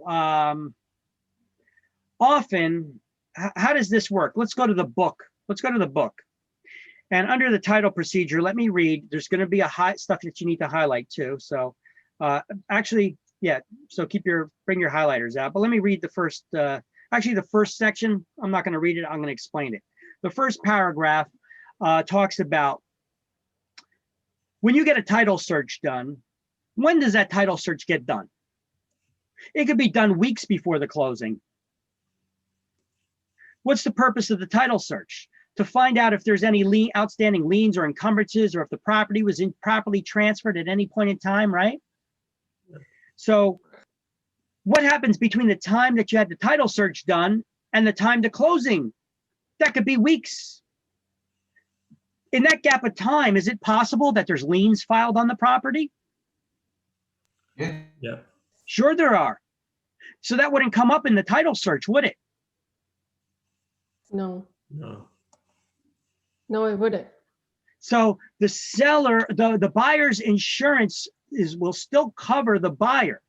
However, because there's that possibility, the title insurance company is going to want the seller to sign an affidavit of title at the moment of closing. Now, here's what the affidavit of title says. The title insurance company has the seller sign at the moment of closing. It verifies they have not encumbered the property since the title search was done. The seller is swearing that they had no judgments or unpaid contractors for repairs or improvements. They didn't file for bankruptcy, and the seller's in possession of the premises to make sure there's no squatters or anybody else there. And by doing so, the title company obtains the right to sue the seller if they lied or any of their statements prove untrue. After all the conditions are met, the agent then disperses the purchase price to the seller, gives the keys to the buyer and the original CO and fire inspection certificates that the seller got.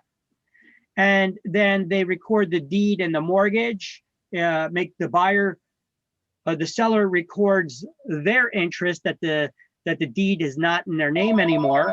And the buyer has to record their new interest, their new deed, that it's in their name now. So in that second paragraph under title procedure, highlight affidavit of title and then put a highlighted box around the rest of the paragraph, which explains everything that this slide does. Affidavit of title, you'll always get on exam. Have to know what an affidavit is. Affidavit is a sworn statement. Affidavit of title is a sworn statement that the title is good, and who signs it? So, Seller. So it's not a bad idea. Even though you got it all in here and it's already in here that it's signed by the seller, right above affidavit of title, signed by the seller.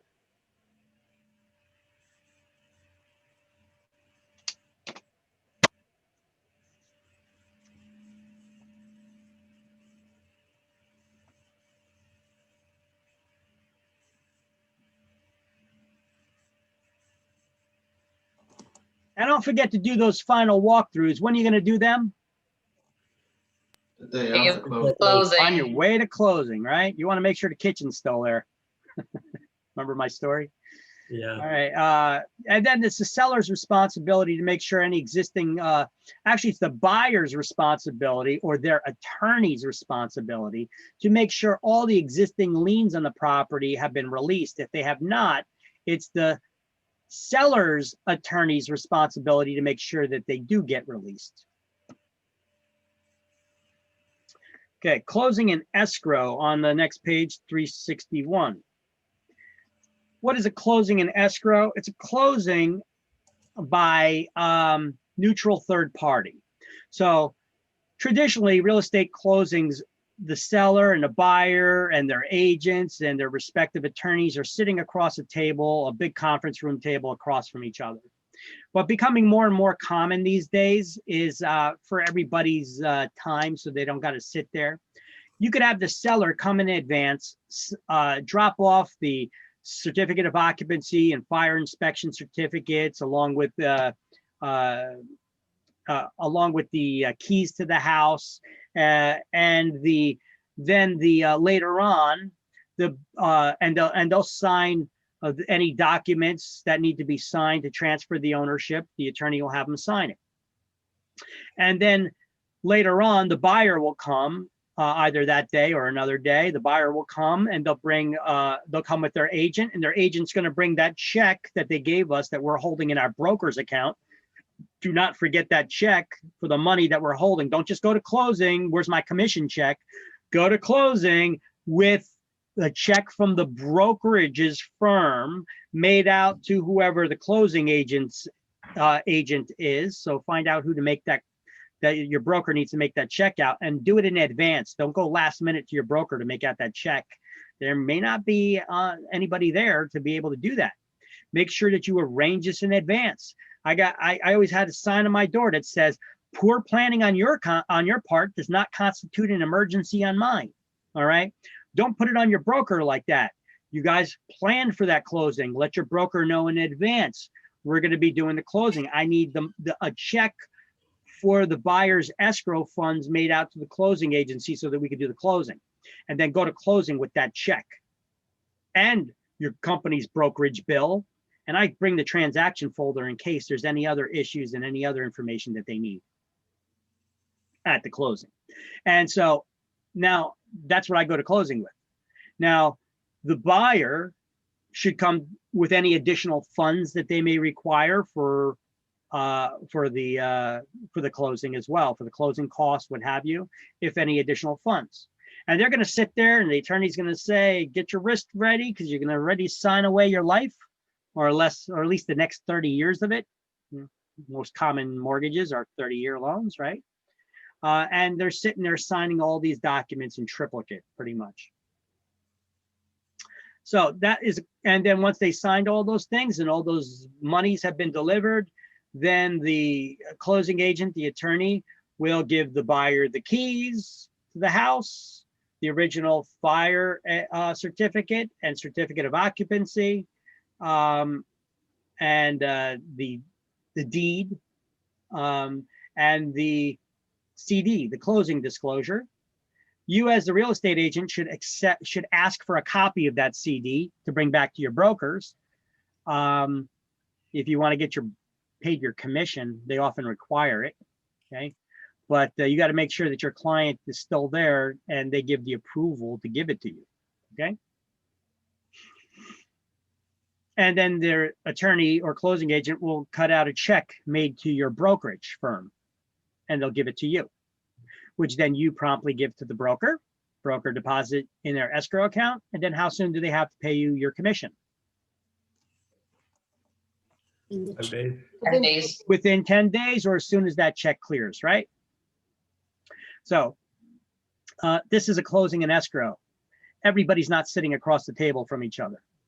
They're coming at different times, but that neutral agent that's handling the closing will give each party the money and the keys when they've done what they were supposed to do, when they've met all their conditions. Okay. So after all the conditions are met, then the agent disperses all that stuff. That's what this slide is basically saying. So for closing and escrow, I just have written up here, explain, so that you guys understand how an escrow closing works. So preparation of the closing statements. Who prepares the closing documents? That's CD. Well, often both sides' attorneys work together to get it done. All right. But in there, they cover expenses like the broker's commission, the attorney's fees, any recording expenses or filing fees. The realty transfer tax, this is a tax that's always paid by the seller when they're selling their property. Yeah, let's throw that in there, even though I think I got a slide for it. Yeah, I got it. It's on the next slide. Don't worry about it. All right. The title expenses, the loan fees, the tax reserves and escrows, additional mortgage related fees, appraisal fees, survey fees, prorations. Prorations, we're going to get over, we'll understand that. We're going to do a math problem on that yet. The realty transfer fee is always paid by the seller. It's a seller's tax. Okay. Let me add that there. Always paid by the seller. It's a sales tax. They must pay.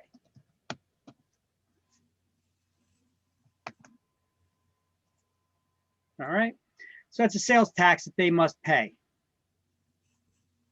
Now,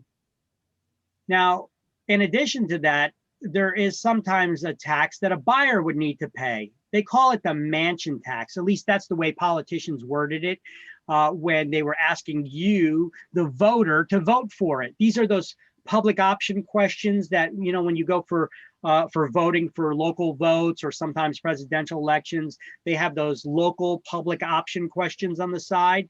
This was one that they dubbed the mansion tax. They misleadingly worded it as a mansion tax. That's the way that the politicians get you to agree to sign it, because they know that most people, they hate the rich, you know, because they're,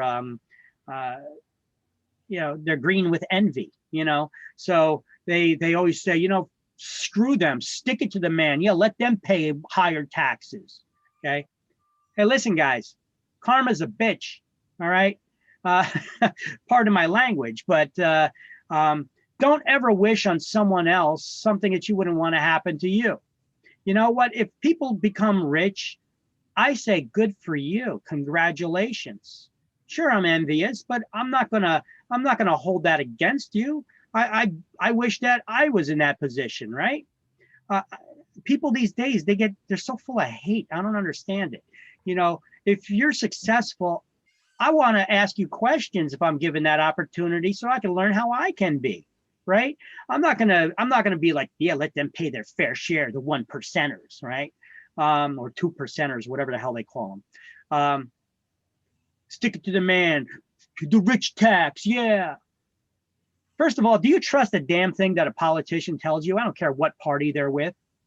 If for your own political party that you guys follow, do you trust those politicians? Nope.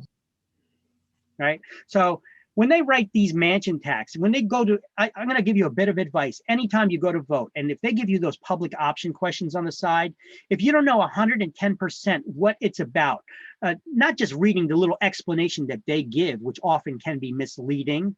If you don't know all the details about it, always vote no, because you could get screwed. And this was an example of it. In New Jersey, we did this thing that we put forward, and they called it the mansion tax, where if anybody was buying a property that is $1 million or more, doesn't matter even if it's vacant, unimproved woodlands. If the property's $1 million or more, why are they calling it a mansion tax if there's no improvement on it? Because they want to put that image in your head that this is super rich people. And now you're saying, oh, well, it's $1 million or more. I mean, if you got $1 million, you're rich, right? Let me ask you a question. When a builder buys large tracts of land that they're going to build affordable housing on, you think that they're not paying millions of dollars for all that land? You think that they're going to eat the cost of this 1% of the cost? No, they're going to add it into the purchase price for your moderately or low income housing. They're going to build it into the price and drive your price up. So when you try to stick it to the man, who'd you really stick it to? Yourself. And you didn't even use lube. Ouch, that one hurt. Okay, so this is an example of how you should never really vote for things that you really don't know what it's about. What you should do is, if you really don't know the details and you're there about to vote for something on these public option questions and you didn't read them in advance or do any research on it, always vote no. That's my word of advice to you. The last election that we had, when they added these questions in here, remember what was the law that we passed in New Jersey? It was for bail reform, and I forget what else it was about. Bail reform and something else. And you guys remember what happened shortly after that? I mean, these bail reform laws are horrible. It leaves it up to a judge to allow up to a judge that they don't have to give somebody require bail. They could just let people back out on the street. And you may be thinking, oh, well, that's good. That's this way they're not discriminating against the criminals who aren't rich. Really?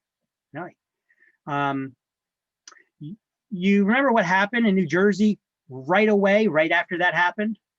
A judge let a guy out of prison, or that was waiting trial or whatever. They let him out of jail. And he immediately proceeded to the girl's house, his ex-girlfriend, who he was harassing and said who he was going to kill. And he killed her. And this was a girl who was pleading to get a carry permit for a gun, right? New Jersey, we're a very liberal state, anti-Second Amendment.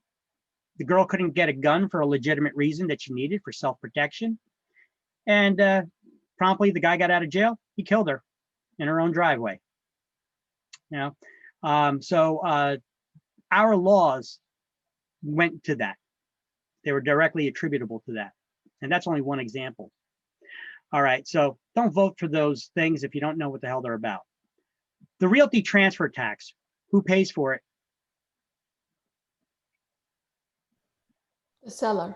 Always the seller. It's always billed to the seller.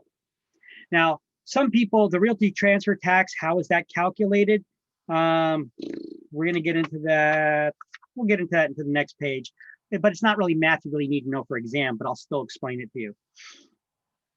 But let's go down to the bottom, page 361, and where it says how the closing statement works.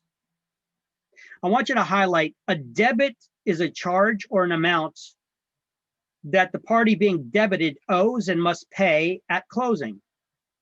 A credit is an amount entered in a person's favor.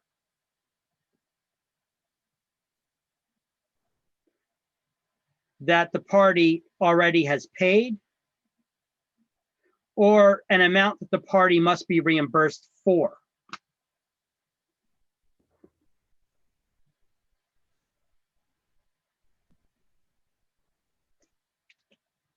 Okay.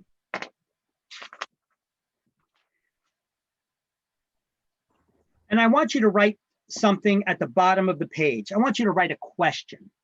And I want you to leave some space to write some other stuff after it. I want you to write, who gets a credit at closing?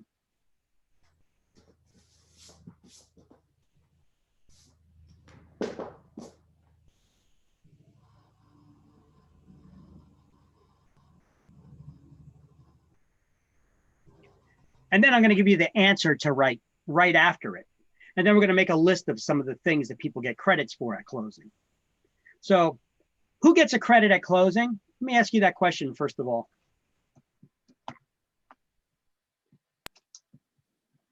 The seller. The seller may get a credit for insurance that they paid upfront.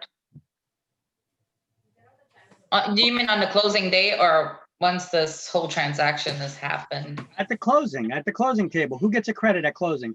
The seller does. The buyer will get it for the concession clause. The buyer will get the, I will. Guys, slow down. Slow it down a notch. If I asked you who gets a credit at closing, you guys do not always have to have an answer. Ask me a question back. Credit for what? Right? Credit for what? Now, let me give you the answer to this right off the bat. You're going to write here in your book here. You wrote, who gets a credit at closing? Let me write you this answer. Whoever paid for it, whatever it may be. And here you go.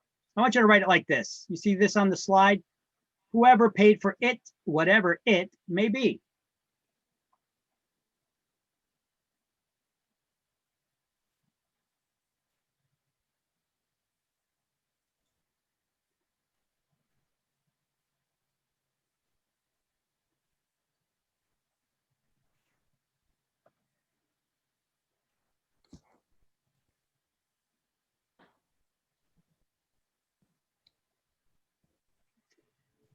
And then here's a couple examples for things that people get credits for. The remaining heating oil in the tank. So if the house is heated by oil, who paid for the oil to go into the tank? The seller. Seller. So we should, as real estate agents, if you're the listing agent, you should arrange for a last minute reading of the how much oil is left in the tank. So the oil company will come out, they'll stick a rod in the tank to find out exactly how many gallons are left in the tank. And then the buyer will have to pay for the remaining oil that's in that tank. Now, if they're wanting to switch it out, they could tell the seller, I don't want that oil, pump it out and sell it because I'm changing it, okay? But that needs to be discussed in advance there, okay? Because the seller paid for that oil, buyer's responsible for reimbursing them for that cost if they're just transferring that oil, letting them use it now. The escrow deposit, who gets a credit for that? The buyer. Now, if I just ask you that question, a lot of times people are like, well, wait a minute, doesn't the seller end up getting that deposit money from the seller or from the buyer? And my question, my statement to you would be then stop thinking. Stop thinking. I gave you a simple way to have the answers to the question. I told you who gets a credit at closing, whoever paid for it, no matter what it may be. If you answer it if you figure out the answer that way, you're not going to get the question wrong. You're overthinking it now when you're saying, well, yeah, isn't the seller actually getting the money? Yeah, they are.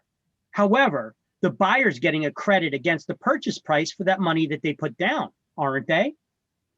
So who's really getting the credit at closing? The buyer against the money that they already paid down. Prepaid taxes, the seller would get paid, would get a credit for that. Delinquent taxes, the buyer would, because the buyer would have to pay the taxes at closing in order to close for a period of time that they've never lived there.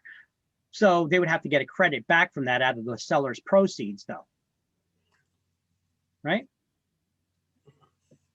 And we're gonna do a math problem on that.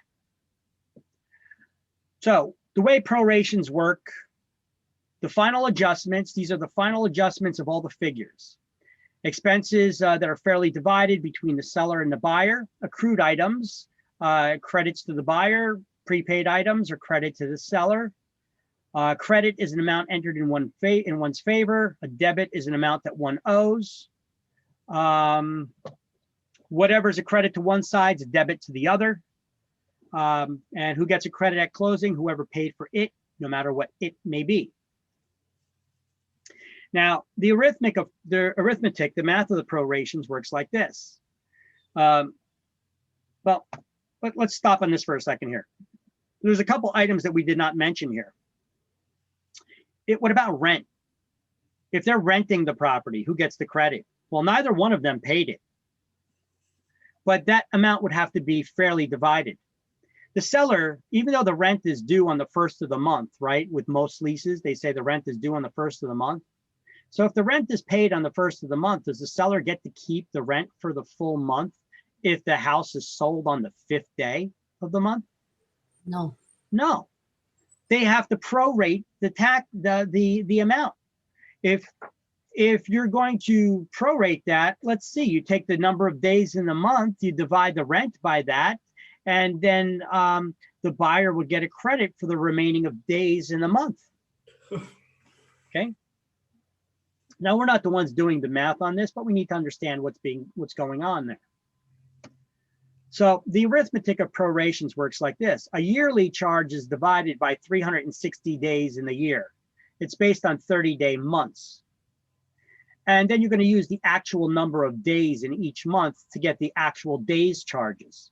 However, on exam, and for exam reasons only, you would probably still use a 360-day calendar month, which basically means that every month has 30 days in it. So you don't have to try to think, wait a minute, is this a leap year? How many days are in a month? A lot of people don't even know how many days are in each month. You know, what's in February? What about March? What about June? How many days in each month like that? You know, you'd have to look at a calendar to really figure it out, right? Unless some people went to those advanced kindergarten classes that had some of these rhymes. You know what? I never knew that. Apparently, I went to a shitty kindergarten because I never knew about that rhyme. There's a rhyme so that you know how many days are in each month.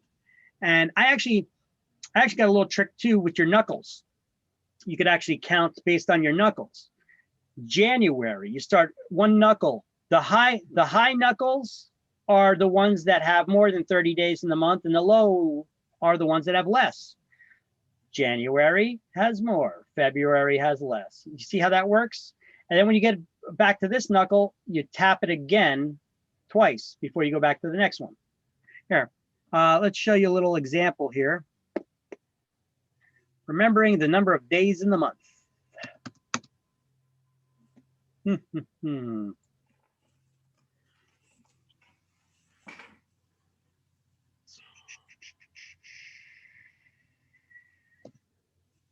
Right on my note.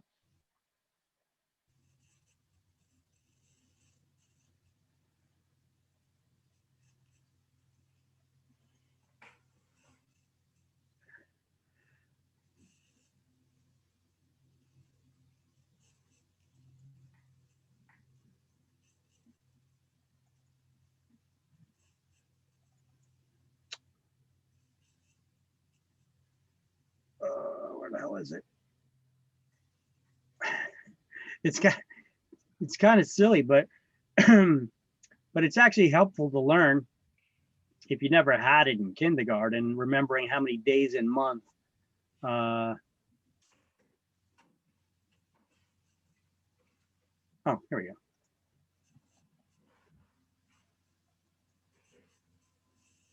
Now, the one that I taught you about, I just told you about, I'm going to pull up on screen here. There's a little picture here with the knuckles, okay? You count the knuckles, and then in between each one is a month, right? And those months that are in between the knuckles, the low parts, that shows you that's less than 30 days. The knuckle is more than 30 days, okay? And that's the way that you count it. And here's a little rhyme that they teach you in kindergarten. Oh, I never learned it, but apparently a lot of people do in their advanced kindergarten schools. 30 days have September, April, June, and November. All the rest have 31. The rhyme's not that great, okay? Except February, which has 28 days, whatever. And there's a lot of nursery rhymes pertaining to that, apparently. you know, and I mean, I got a bunch of them here, you know, you can see that they're like for kids, but you know, even if you're an adult, you know.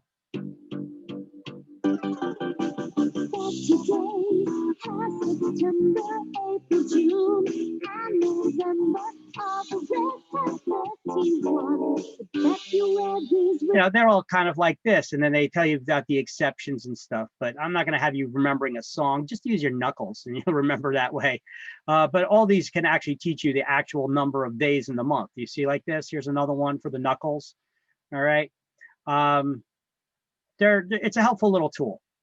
Okay. And there's tons of songs. I've got tons of these rhymes and songs on here. I'm not gonna subject you to that. All right. So back to our slideshow. The actual charges of the day, actual days in the month, you're actually going to use the actual days in the month. But on state exam, unless they specifically tell you to use 365-day calendar year, then you don't use the actual days in the month. You'd go based on a 360-day calendar year, which means just 30 days in every month. Okay. Now, here's some of the preparations that are done at closing. Let's turn to page 362. We're almost done with this. We got a little bit longer to go, but we're almost done. So preparation of closing statements, the items that are credited to the buyer is the unpaid principal balance at outstanding for the mortgage being assumed by a buyer, if there is a mortgage being assumed. Any interest on existing assumed mortgage not yet paid or accrued. These are items that would be credited to the buyer.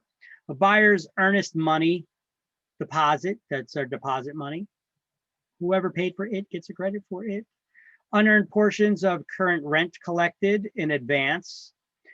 Earned janitor salary, tenants security deposits, because all these things would have to be paid out to people. Like if you have an employee, you would have to pay that money out to that employee.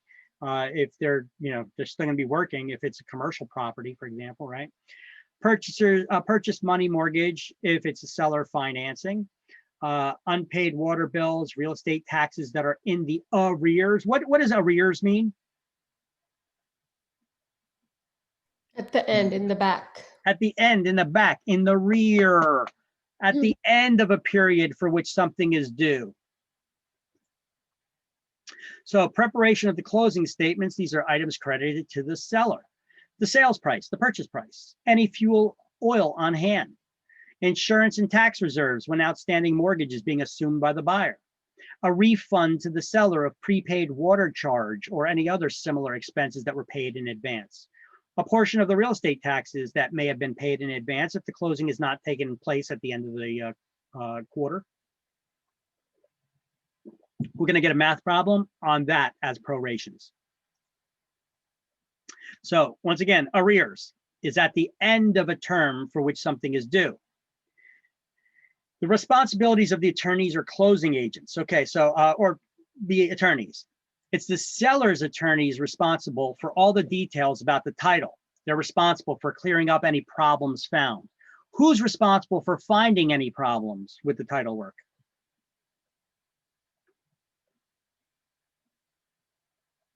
Seller's attorney. The buyer. The buyers. It's an inspection, isn't it? If you find problem with the title work, it's the buyer or the buyer's attorney's responsibility to discover problems, but then it's the seller's attorney's job to clear those problems up. Okay, so the buyer's agent, let's see, broker's responsibility. So what are the broker's responsibilities now? Each agent's responsible to get their clients to closing on time with the appropriate materials or money and funds, right? The buyer's agent's responsible for bringing that escrow check from the broker's account and making sure the buyer shows up with any additional funds that they need. Okay, let's add that in there. Oops, sorry. On the account, escrow check from broker's account and buyer's, and buyer needs to bring any additional funds required. Okay, the seller's agent has to bring the original CO and fire certificates that they obtained, that it was their job throughout the transaction to get, as well as the keys to the property, keys, garage door openers, etc. Right? And it's the broker agent's time where they collect the commissions at closing. So make sure you send your brokerage bills in advance. And the sales are reported to the IRS by the closing agent.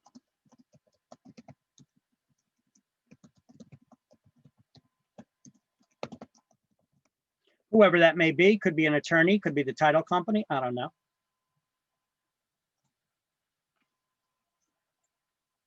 Yep, that's the end of that slideshow.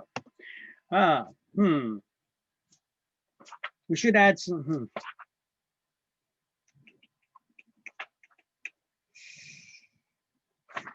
All right, I'm gonna make another note. I gotta add to this slideshow. I'm gonna do the RTF chart and the proration of taxes. I'm gonna put something about that. We gotta do a math problem about.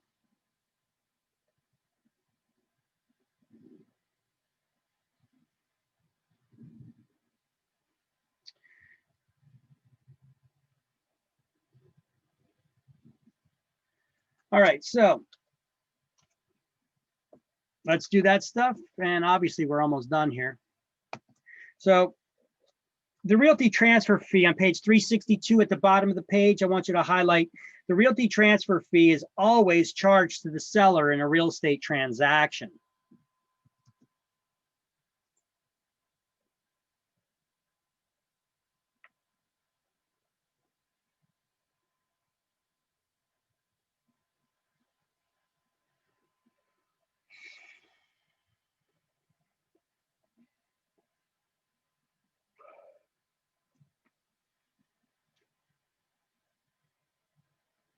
You know, you guys can just do a simple search online for RTF calculators or New Jersey RTF or New Jersey Realty Transfer Fee Calculator.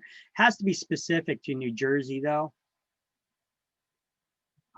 because certain people get discounts on the transfer fees, blind and disabled persons and low income persons can get discounted transfer fee rates. You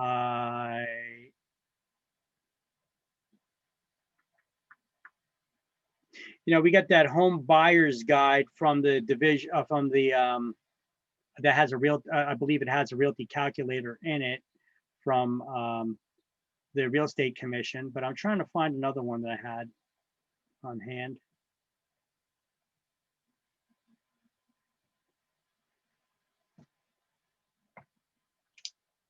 Calculator. All right, so I know I got it in my notes somewhere, and I know that we got it in our Word document. So let me just look there really quick. I'm gonna pull it up. RTF calculator, RTF.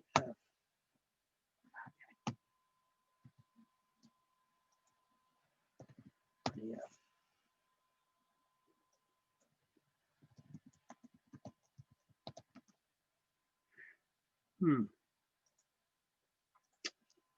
Well, one thing you need to know about it either way for exams, currently I don't have it in the shared class folder, but can just look it up online. So I'm just gonna look it up really quick. NJRTF calculator. Just gonna do a simple search online.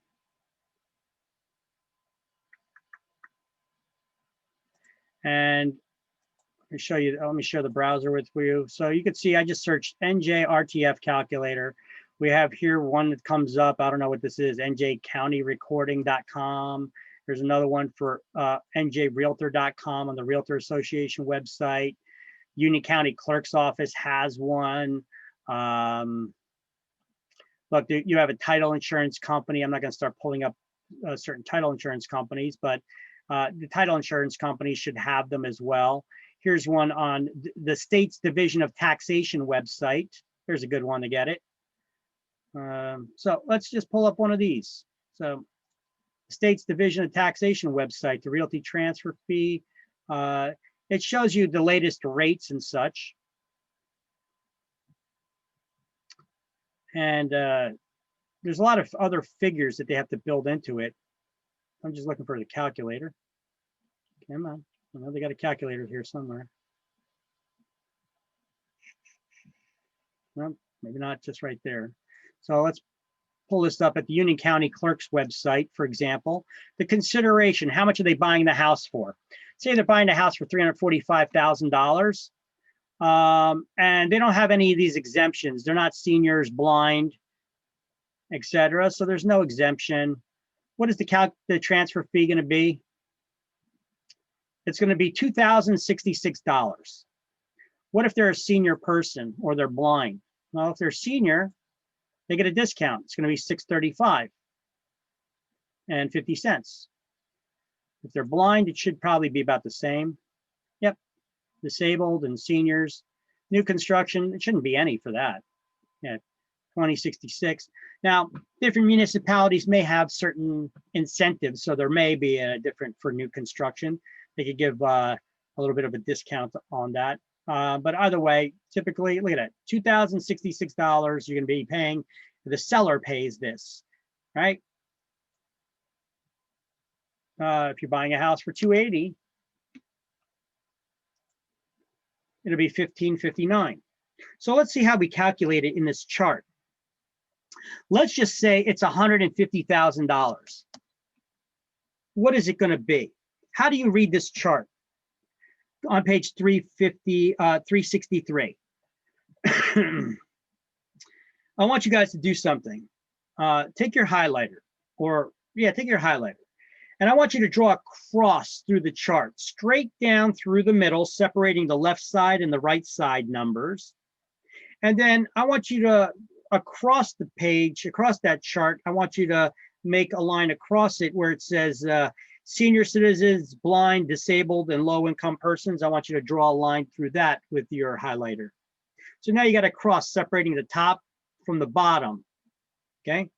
And cross out moderate income, because that's bullshit, okay? And then at the very bottom of that chart where it says paid by the buyer, highlight it, that's the mansion tax. Who pays the mansion tax?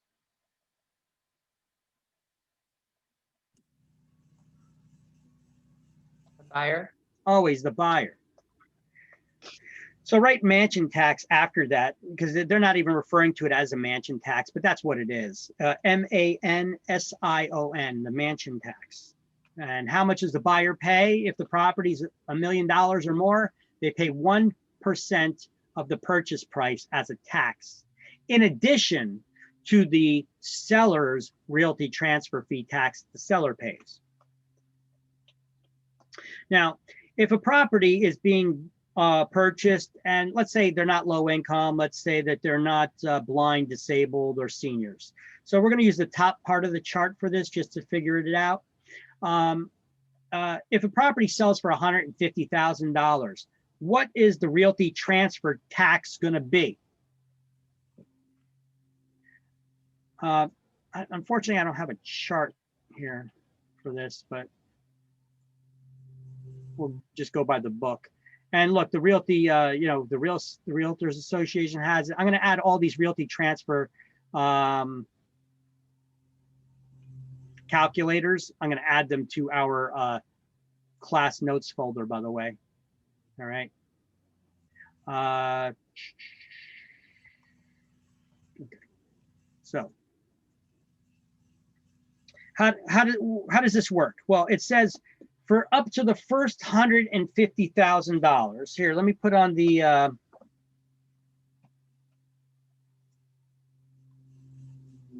whiteboard. How does the realty transfer tax work?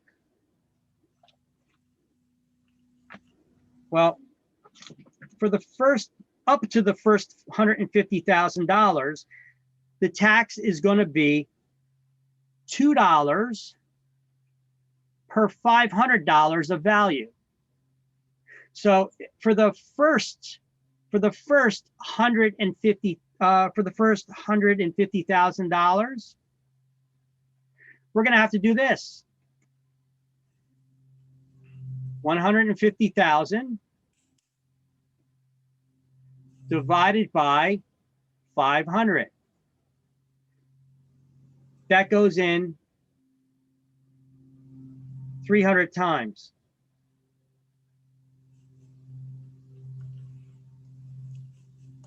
Then we're going to times that by $2. So it'll be $600. Let's see if those are the right numbers. Let me look at that realty transfer tax that I have here on the website. So let's check it out.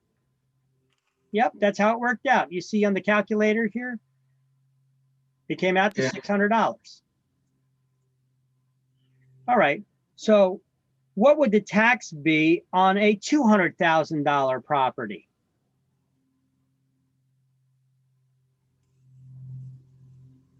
Let's see if any of you can figure it out.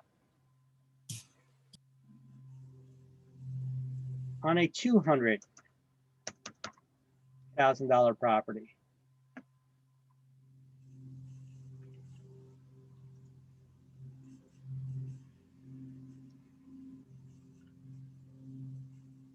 $1,560.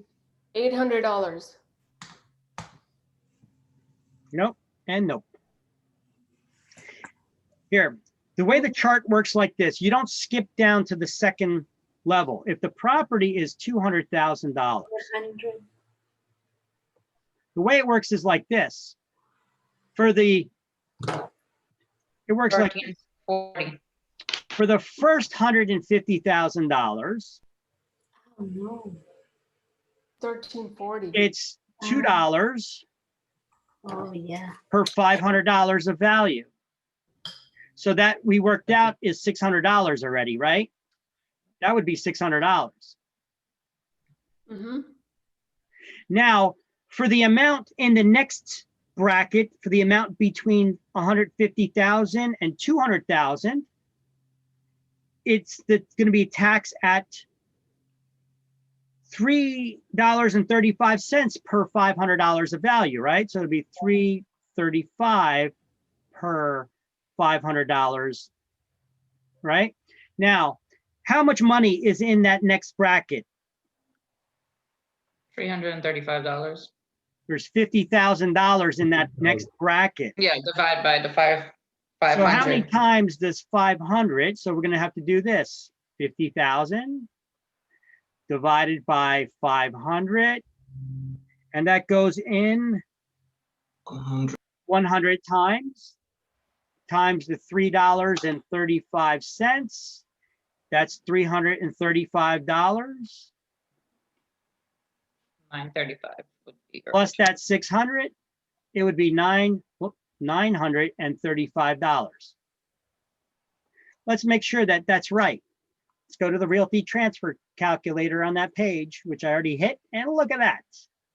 $935 for a $200,000 property. See, that's how it works. Now, what if it's a,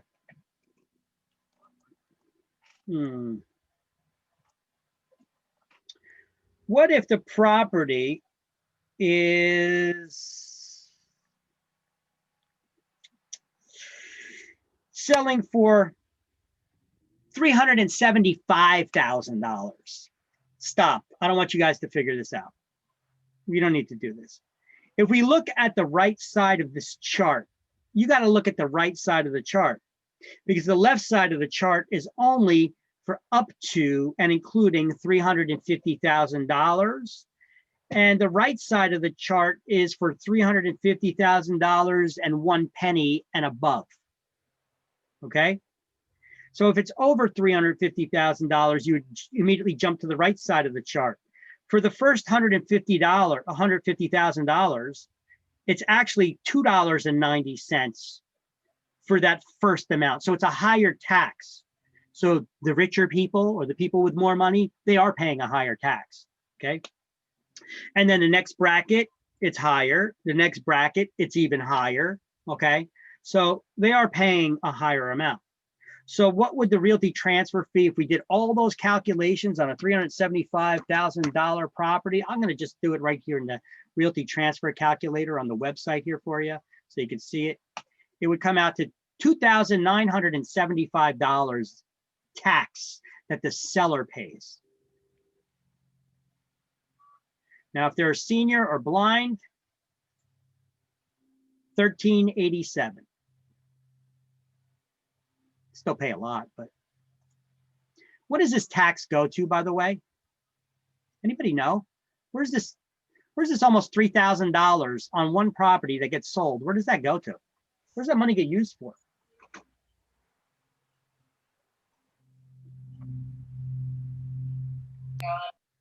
For city road?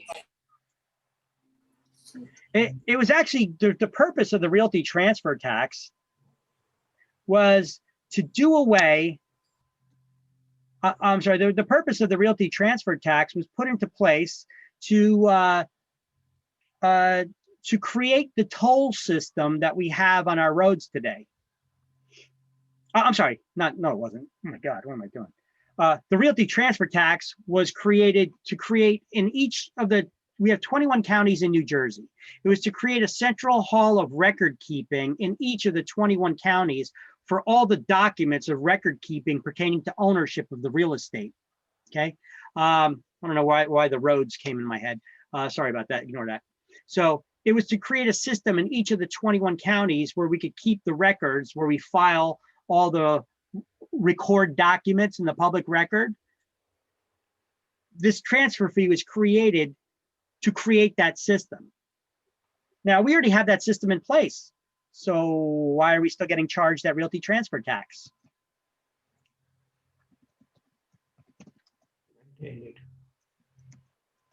Hold on one second, I'm gonna look it up for you. Maintenance fee?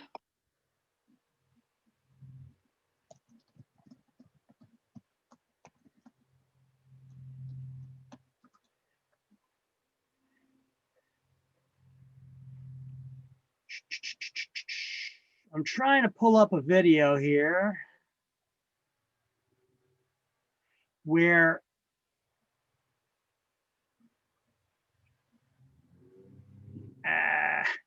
too late to pull it up. Anyway, I'm not going to waste your time on it. When he was governor, when Governor Christie was governor, he proposed to do away with the realty transfer tax. He actually said, I don't know where the money goes. I don't know what that money's being used for today, because it was put in place to create this registry for keeping track of ownership documents in all the 21 counties. That's been created a long time ago. Now that money just goes to the general tax fund, and whoever the politicians are at the given time, they use that money for whatever pet projects that they have now. Wait, aren't we supposed to only get taxed for the things that the purpose of the tax was created?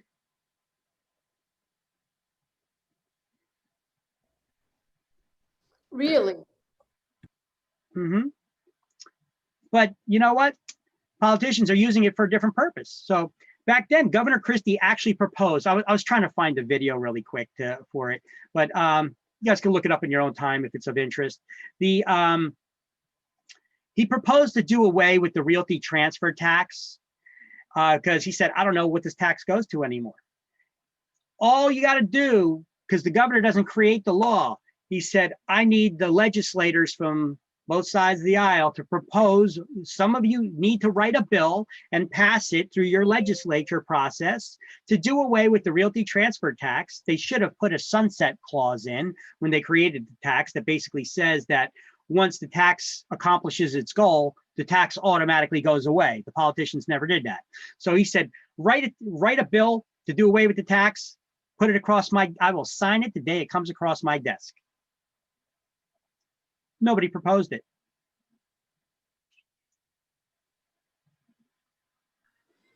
Why do you suppose that is? because our politicians in New Jersey, left and right side of the aisle, they love your money. All right. So therefore they kept it. Nobody proposed it. Nobody from either side of the aisle proposed to do away with the realty transfer tax. Okay. Anyway, interesting little factoid. Just made a little note for myself to add a video for that, to find that video and integrate it into this. Because I like to tell you guys about little interesting factoids like that pertain to our state, you know, but is little common knowledge amongst the general public. All right, so turn the page. I just showed you how to calculate the realty transfer tax. I don't think you're going to get that on exam, but if you do, or if you get another question that's similar, because sometimes you do get questions that are similar that may not necessarily be about the realty transfer tax, but it could be about a tax that's charged per $1,000 perhaps, or per $100 of value. This is the same way that you would approach that math problem. For instance, taxes. What is a mill? 1/1000. So 1/1000th of a dollar. Good, very good. A mill is 1/1000th of a dollar, or 1/10 of a cent. Basically, you just got to remember it's 3 decimal points. So if they give you a math problem on that, you'll be able to figure it out pretty easy. Okay, now let's do turn the page to 364. And we're going to highlight prorations. We're going to highlight arrears. We already went over this stuff on the slides. That's why I closed the slideshow already, but we're going to get caught up with our highlights. On page 364, under prorations, we're going to highlight arrears is at the end of a period for which an expense is due. Okay. We know it's the buyer's expense to pay the surveys, to pay for the title search, to pay for all those inspections, right? And any additional related fees to the financing and obtaining mortgage to buy the house. The seller is responsible for any recording fees to show that their loan was paid off and that there's no more a debt on there, so that the buyer, when they buy it and they want to sell the house in the future, it shows that the satisfaction of mortgage, satisfaction of lien had been paid off. There's no outstanding liens on the property. It's their responsibility to do all of that. Now, the arithmetic of the prorations on page 366. They just explain to you how that works, just like I did on the slideshow. And underneath that, where it says closing, I want you to highlight the seller's attorney is responsible for all the details in the transaction that concern the title to the property. That means when the buyer finds issues, the seller's attorney is responsible for clearing them up. But they're also responsible for this, such as preparing the deed and making sure that any prior liens have been repaid. Actually, I just explained all that to you, didn't I? And so that's the end of the chapter. We're going to do the key terms to review. Then we're going to do one final math problem that you often get on state exam for the proration of taxes. And then I'm going to read a goof email to you, and just for a little humor. And then I'm going to wish you guys a great day and study up and, you know, register for the exam, and good luck. All right. So let's see. Key terms to review on page 368. Everybody there? Everybody? Everybody. All right. Awesome. Awesome. Abstract of title. Abstract, lawyer's opinion, Torrens certificate, or title insurance. Abstract of title? Abstract, lawyer's opinion, Torrens certificate, or title insurance. the 4. Evidence of title. These are all evidence of title. 13 is A. An account of what the borrower paid, what the seller paid, and what was paid by others. Closing disclosure. 8 is B, closing disclosure. After the end of a period for which a payment is due. Arrears. Arrears, 4C. See, some of those you don't even have to look at the list to get, right? Yep. Closing handled by a neutral third party. Escrow agent. Escrow closing, 12 is D. Condensed history of all documents affecting the parcel of real estate. Abstract of title. 1 is E, abstract of title. Information one actually knows. Active something. Or how about this? Information one has direct knowledge about. Actual notice. Actual notice, 2 is F. Information one could know by investigating because that information is available in the public record. Public records. Constructive. Constructive note. Constructive notice, 9 is G. Lawyer's statement after studying an abstract. Attorney's opinion of title. 5 is H, the attorney opinion of title, correct. Let the buyer beware. The Latin thing. Caveat emptor. Caveat emptor means let the buyer beware. 6 is I. Money due and payable to one party at closing. It's a credit, 10 is J. Money to be paid by one party at closing. It's a debit, 11 is K. A sworn statement.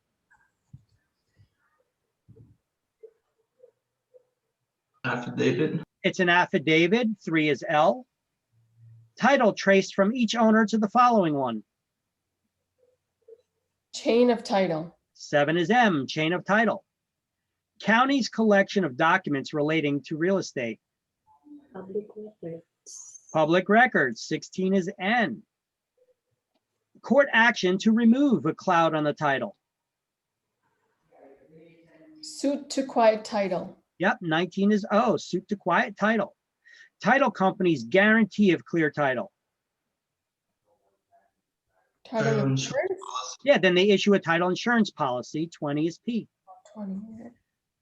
Federal law ensuring that the buyer and seller receive detailed accounting of the funds at closing. Right. TRID, 17 is Q. Tax due the state of New Jersey at closing. The RTF. Realty. Yep, the Transfer realty fee. transfer fee or RTF, 18 is R. Good or clear title reasonably free from defects. Right, different type. Marketable title. Marketable or merchantable title, correct. Corrective distribution of future expenses. Right. Proration. Prorations, 15 is T. Prohibits kickbacks. Section 8, 21 is U. So actually write Section 8 of RESPA. Of RESPA. Not to confuse it with Section 8 housing supplement, you know, that renters have to pay, right? All right.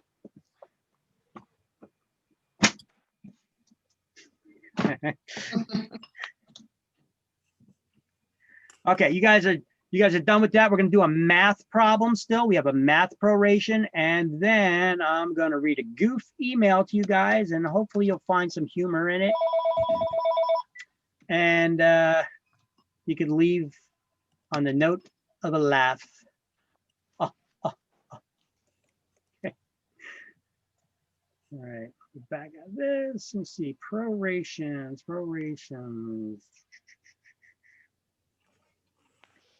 You know, this is the way I can search this thing. Prorations.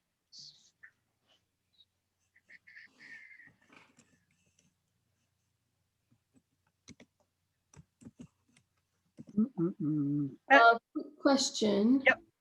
So for the school exam, do we email you separately and then arrange for it, or? Nope, you go to the calendar page of the website, you register online, you pay online, and then I check I confirm attendance records and that the class was paid for originally. And then I enter your email into our testing system, and then you can use the link that's given to you at the end of the registration to start the exam, but I'll email it to you again anyway. And you use your email as the password to start. Okay. All right. Okay. Mhm.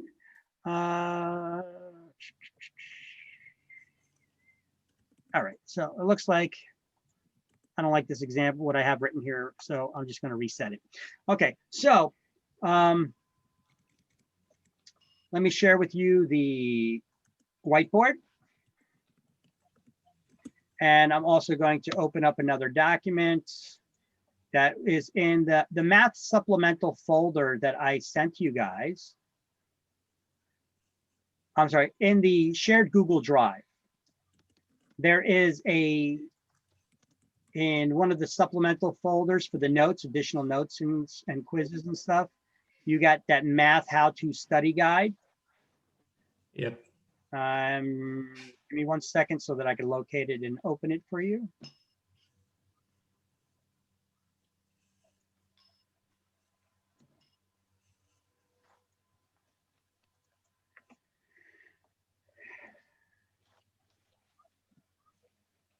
All right. And here is the math how to study guide, right? And one of the questions here, you're going to see this chart right here. Can everybody see that? Yeah. Okay. Yeah. So this chart right here. Okay, now you can see it. So this chart right here is is a little tool that I'm teaching you. You're going to write the first letter for every month in the year on your scrap paper when you're taking the exam. When you get a math problem that asks you about proration of taxes, the first thing you should do is pull out scrap paper and write this down, okay? And basically you're going to do this. You're going to put each month in its own separate box, okay? So you're going to write this, and then you're going to draw a box around all of them. And then what you're going to do is you're going to draw a long line at one end. And there are 3 months in every quarter. So then you're going to put each month in its own box. 1, 2, and then another long line, 3. 1, 2, another long line, 3. 1, 2, another long line, 3, 1, 2, and another long line. And basically now you're going to be able to visually see the beginning and end of each quarter when taxes are due. Okay, you pay taxes at the beginning, the city bills you quarterly. You pay the taxes at the beginning of the month, and they're good for 3 months in a quarter. So if you're selling your house on here, let's give a math problem on the whiteboard.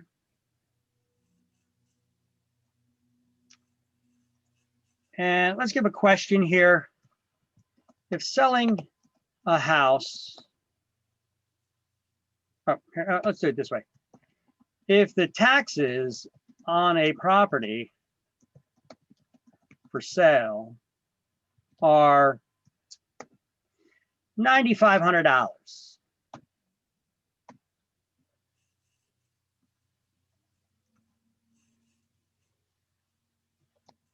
and the seller paid the first quarter taxes,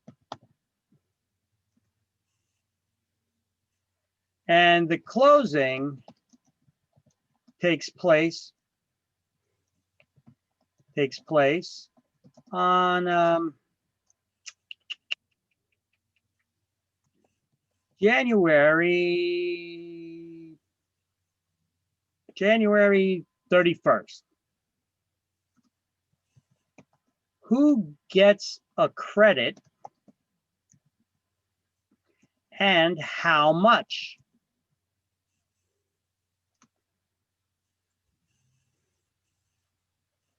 $9,500 is the entire year, or that's per quarter? That's $9,500 taxes a year. Taxes on a property for sale are $9,500. Here, we'll put per year there. They're per month. That's whew, kind of area you live in it. Yeah, money. Just want to make sure. I don't know. Maybe you got it like that. I don't know. All right. So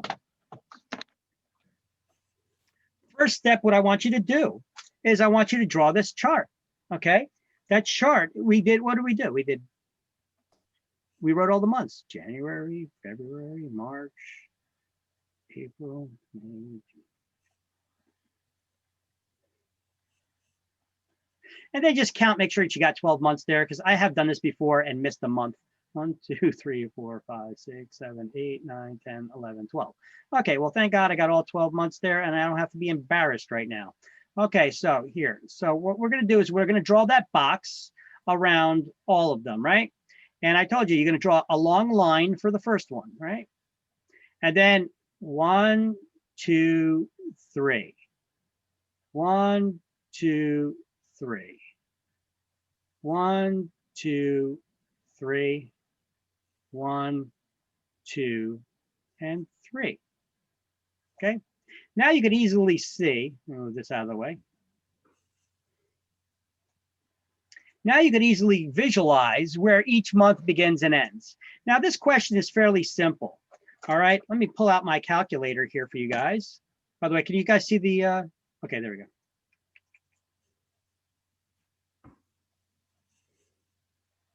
So let me pull out my calculator. And so if the taxes are $9,500 a year, first thing I'm going to do is, well, let's just say that's based on a 360-day calendar year, so we don't got to worry about it being a leap year or anything like that. So we're going to divide it. First of all, we could divide it by 360. If we divide it by 360, that tells us the amount per day, or sometimes they refer to that as per diem, Latin for per day. And that would be $26.38. Okay. Or we could take $9,500, and we're also going to divide it by 12 months. And so now we know per month, for a full month, is equal to $791.66. Okay.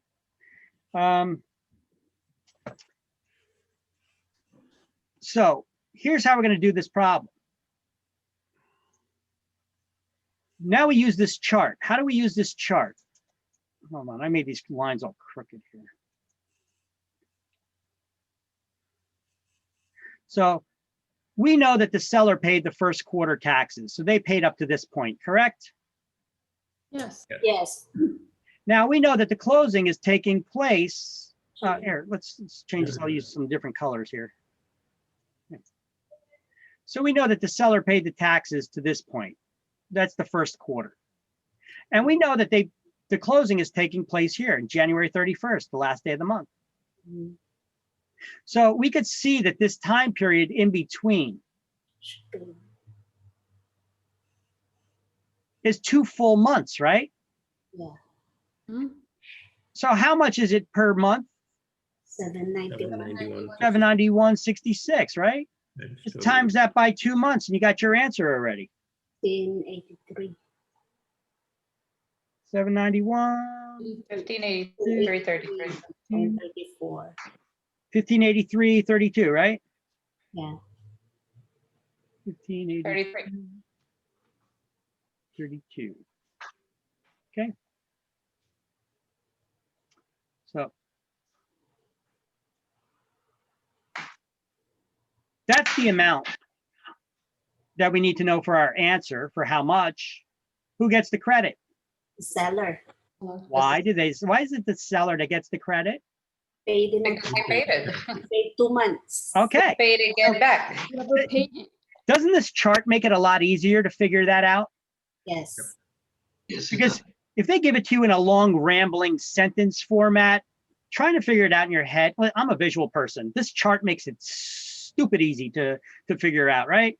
They paid to here, closing's here, that amount in between, they got to get the credit for because they're not going to be living there. Boom, that's easy, right? Yes. Okay, so Let's give another problem. Let's make it a little bit harder, shall we? Now, who owns the property on the day of closing, though? The buyer. Who's responsible for that closing day's bills? The seller. Generally, it's said that the buyer owns the property on the day of closing, so therefore the buyer's responsible for that day's closing costs. However, in reality, it's whoever the parties agreed on paying, whoever was handling and doing the numbers, running the numbers. It's whoever they set it up to be involved, responsible for it. Either party can negotiate it, they could split it, or one party can be responsible for paying it. But generally, it's said that the buyer owns the property on the day of the closing, so the buyer's responsible for that $26.38 for that day's closing costs, which I've had situations where I come across where a buyer and seller almost got into a fist fight at closing over that. Serious. Never underestimate the cheapness of people. All right. And the funny thing about it was, I hated the buyer. The buyer was my client. The guy was a pain in the ass for everything. Talk about a cheap bastard. This guy was cheap. Okay. So this is a perfect example. And it got to the point that the seller was going to punch him. And then the seller was just like, you know what? Okay. Okay. No problem. You don't want to pay today's closing costs? No problem. Let's just reschedule the closing so that I can enjoy my full day then if I'm going to be paying for the day's closing costs. Let's reschedule the closing, but I can't do it this week or next week. We'll have to schedule it for the week after, okay? So let's set up the closing for then. Yeah, and then the buyer's flipping out. He's like, I got all my stuff in a moving van already. I'm going to lose my rate lock. I need that. How's that my problem? That's a good one. You know, and then the buyer's like, I'll pay it. Son of a bacon, you know, grumbling, and he ended up paying it.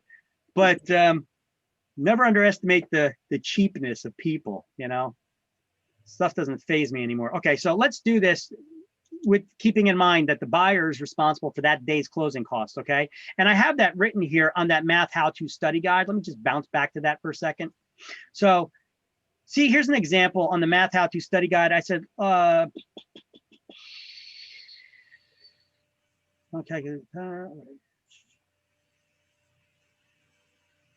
I have it as a note in here somewhere. Hold on.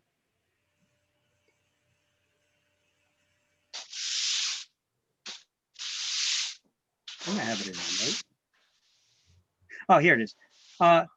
Remember, buyer generally pays closing day expenses. Okay. So you're probably going to have to add that back in. So let's go back to our example here on the whiteboard that we're doing.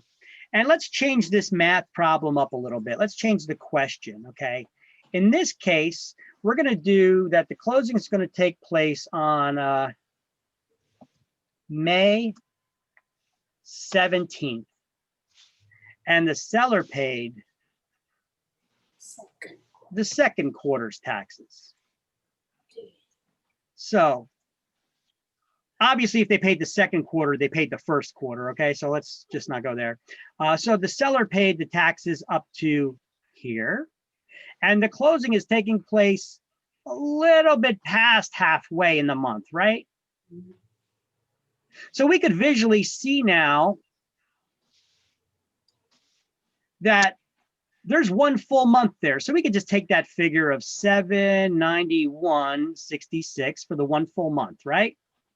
Now, how many days are left in this month, assuming it's a 360-day calendar year? So we're to 30 days in every month.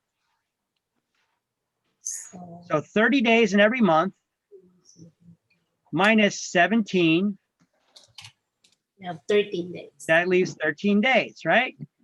And don't forget, though, to add the one day, the day of the closing, though. The buyer owns the property on the day of closing, so that's actually 14 days, right? This is the closing day. Pepper. Pepper, behave. Oh, I'm so sorry. No, that's fine. So 14 days times the $26.38.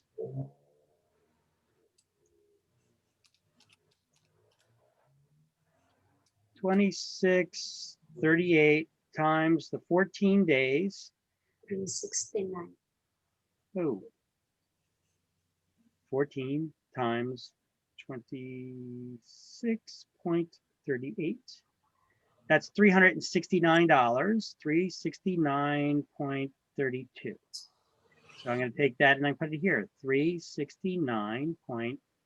We're going to add them up plus the full month of 791.66. And that gives us a grand total of $1,160.98. Everybody get that? Yes. Yeah.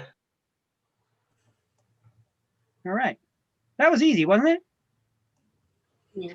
As long as you know that the buyer, for exams anyway, in reality, it could go either way, but generally speaking, the buyer owns the day on closing. So you're going to make sure that you count that extra day in there, okay? That they're responsible for that day's costs. So this is the amount. That's the correct amount, right? Right. Who gets the credit? The seller. The seller does. All right. Wasn't that an easy problem to figure out? Yes. Yep.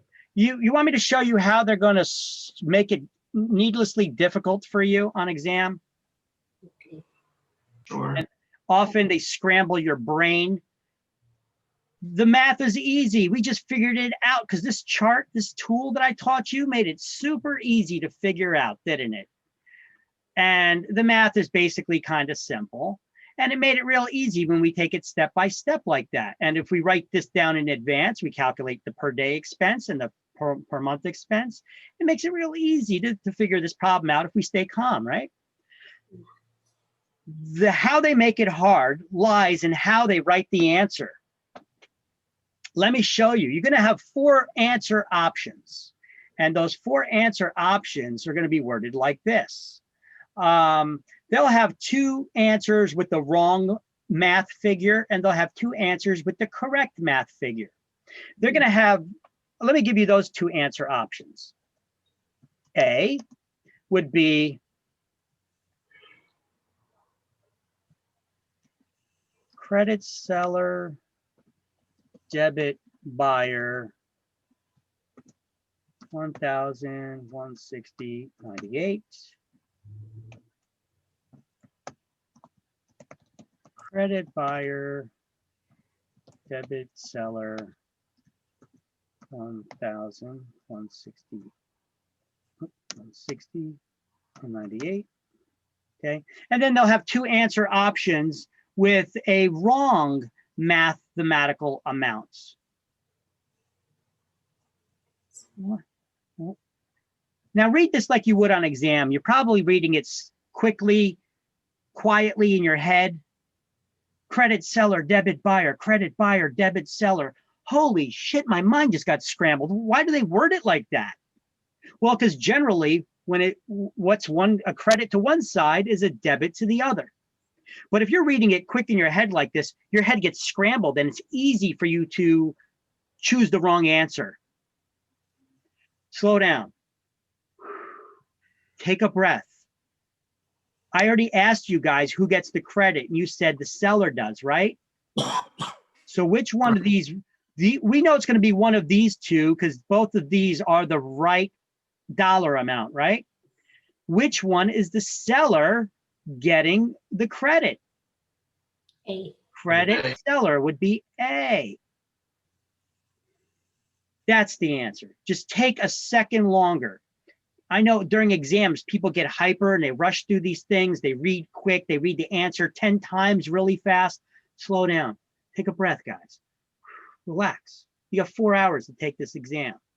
Credit seller, debit buyer, debit seller. It gives me a headache just to read it like that. You know, so we know it's the seller gets the credit. Just look up who gets that, and that's it. And that's how they make the problem harder. Because I get people, they get the math right, but then it comes time to look at the answers and they select the wrong answers because their mind got scrambled reading this crap like that. Okay. That's how they make it hard, needlessly. Okay. But you're not going to make that mistake now, are you? Hope not. Nope. Not. Come on, man. Okay. So don't forget you got this don't forget you guys also have this math how to study guide here that goes over all these different math problems that I went through with you. I'm going to try to redo this and make it a little bit more simpler. It's been a while since I revisited that. And then we also have this, you know, the guide on the whiteboard, the problem that we just went over on the whiteboard. And you guys, I upload these videos. I'll upload this video for today. You can review it today. You can review it if you like later. And here is that imagery. You know, if you guys wanted to snap a photo of this, feel free to do so. Okay. And it gives you all that info. And just give me 1 second while you guys snap your photos or do whatever you like there. I'm going to read to you a goof email. I'm going to give you the and then I'm going to pop that attendance sheet up there and we'll be done for the day. And then you guys can give yourselves a big pat on the back. Give yourselves a big clap. Congratulations for finishing, by the way. Did a great job. Obviously, everybody's not here. We only got 18 people. Well, 17. I'm one of them on that list there. One of the documents I emailed, I also emailed you this goof letter. We learned about title today. We learned a little bit. I mean, it's not the first time, but we also learned about an abstract of title. What is an abstract of title? It's a condensed version of the title. It's a condensed history of all the documents pertaining to the ownership of real estate. All right, so let me read this to you. It's a goof email. It does have a little bit of a religious overtone to it, so just try not to get offended over that, okay? Through history, we've had people who have been religious, okay? So anyway, let me pull it up.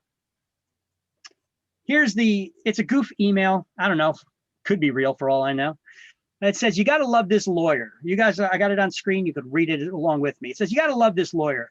Everyone who has ever bought a house will enjoy this. A New Orleans lawyer sought an FHA loan for a client who lost their house during Hurricane Katrina and they wanted to rebuild. He was told that the loan would be granted if he could prove satisfactory title to a parcel of property that's being offered as collateral. The title to the property dated back to 1803, which took the lawyer 3 months to track down. After sending the information to the FHA, he received the following reply. Here says actual letter here. Upon review of your adjoining letter, adjoining your client's loan application, we noted that the request is supported by an abstract of title. While we compliment the able manner in which you have prepared and presented the application, we must point out that you've only cleared title to the proposed collateral property back to 1803. Before final approval can be accorded, it will be necessary to clear title back to its origin. Annoyed, the lawyer responded as follows. Your letter regarding title case number, whatever, has been received. I noted that you wish to have title extended further than 194 years covered in the present application. I was unaware that any educated person in this country, particularly those working in the property area, would not know that Louisiana was purchased by the US from France in 1803, the year of origin identified in our application. So, for the education of the uninformed FHA bureaucrat, the title to land prior to US ownership was obtained from France, which had acquired it by right of conquest from Spain. The land came into possession of Spain by the right of discovery made in the year 1492 by a sea captain named Christopher Columbus, who had been granted the privilege of seeking a new route to India by the Spanish monarch Isabella. Now, the good Isabella being a pious woman, pious means very religious, okay? Being a pious woman and almost as careful about titles as the FHA, took the precaution of securing the blessing of the Pope before she sold her jewels to finance Columbus's expedition. Now, the Pope, I'm sure you may be aware, is the emissary of Jesus Christ, the Son of God, and it's commonly accepted to have created this world.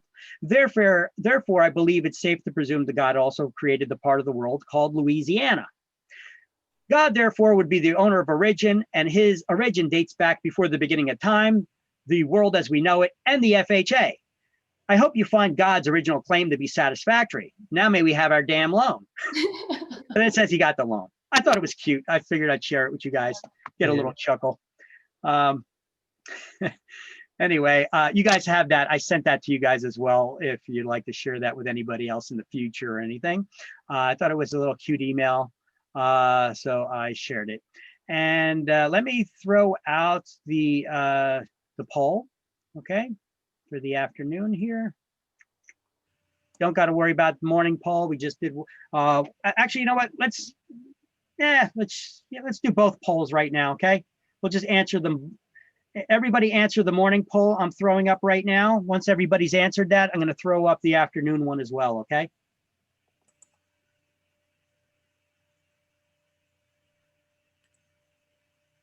Looks like we lost the person too. Hello, everybody there? Answer the poll. Yep. So I can throw up the next Lost the one. person, gain a cat. Who's feeding the cat? Come on, answer the poll. Pepper, you attended class today? You're being naughty. All right. Whatever. Let me throw up the afternoon poll now. And everybody can answer that. And then I wish you a good day and I wish you good luck. If you guys should have any questions in the future, feel free. Don't hesitate to give me a call. Like even when you're in there in the business, you know, I'm in the business too, and hopefully I'll be getting active reopening my brokerage shortly. So you guys have any questions, you know, you should ask your brokers first, but if you still have questions, feel free to call me. I'll try to help you in any way that I could. All right. I'll try to give you any guidance, whether it's for taking your exams or actually working out there in the business. All right. I wish you luck. If you have any questions or problems taking the exam, come back. I could give you a little guidance when you take state exam. If you ever fail, they'll give you a sheet of paper that shows you the different topics, how many questions you had and what your score was. So we could see what your weak areas are and I could tell you what to study or not. Okay. But remember on that in the links folder at the bottom, it tells you what those topics are. But I could tell you, I could break it down by chapter and tell you what chapters you need to study a little bit better. Okay. So have a good day all and wish you well. Look at the chat. I'm sorry? Can you Thank look at you. the chat? I put a question on the chat. What about the question? I put a note on the chat if you can look at it. The note on the check. In our He sent you a message in the chat. Oh, in the chat. Oh, okay. I understand what you're saying. Okay. Have a good day, guys. All right, yeah, very good one. yeah, you could call me. You could call me right away. I'm gonna end this. I'm gonna end the meeting, and you could call me on my cell phone right now. Okay. Or the school number. All right. Okay. All right, Vic. You got my number, right? Yep. Okay, here's my cell phone. I'm gonna put it up there for all to see again. That's my cell phone. All right. Make sure y'all study. Yep. Good luck, all. Yeah. Good luck, everybody.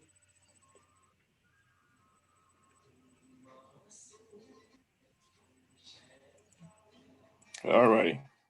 Got it. Thanks, Victor. You're welcome. All right. I'm gonna end the meeting now. If nobody else has any questions. We're good. Bye. All right.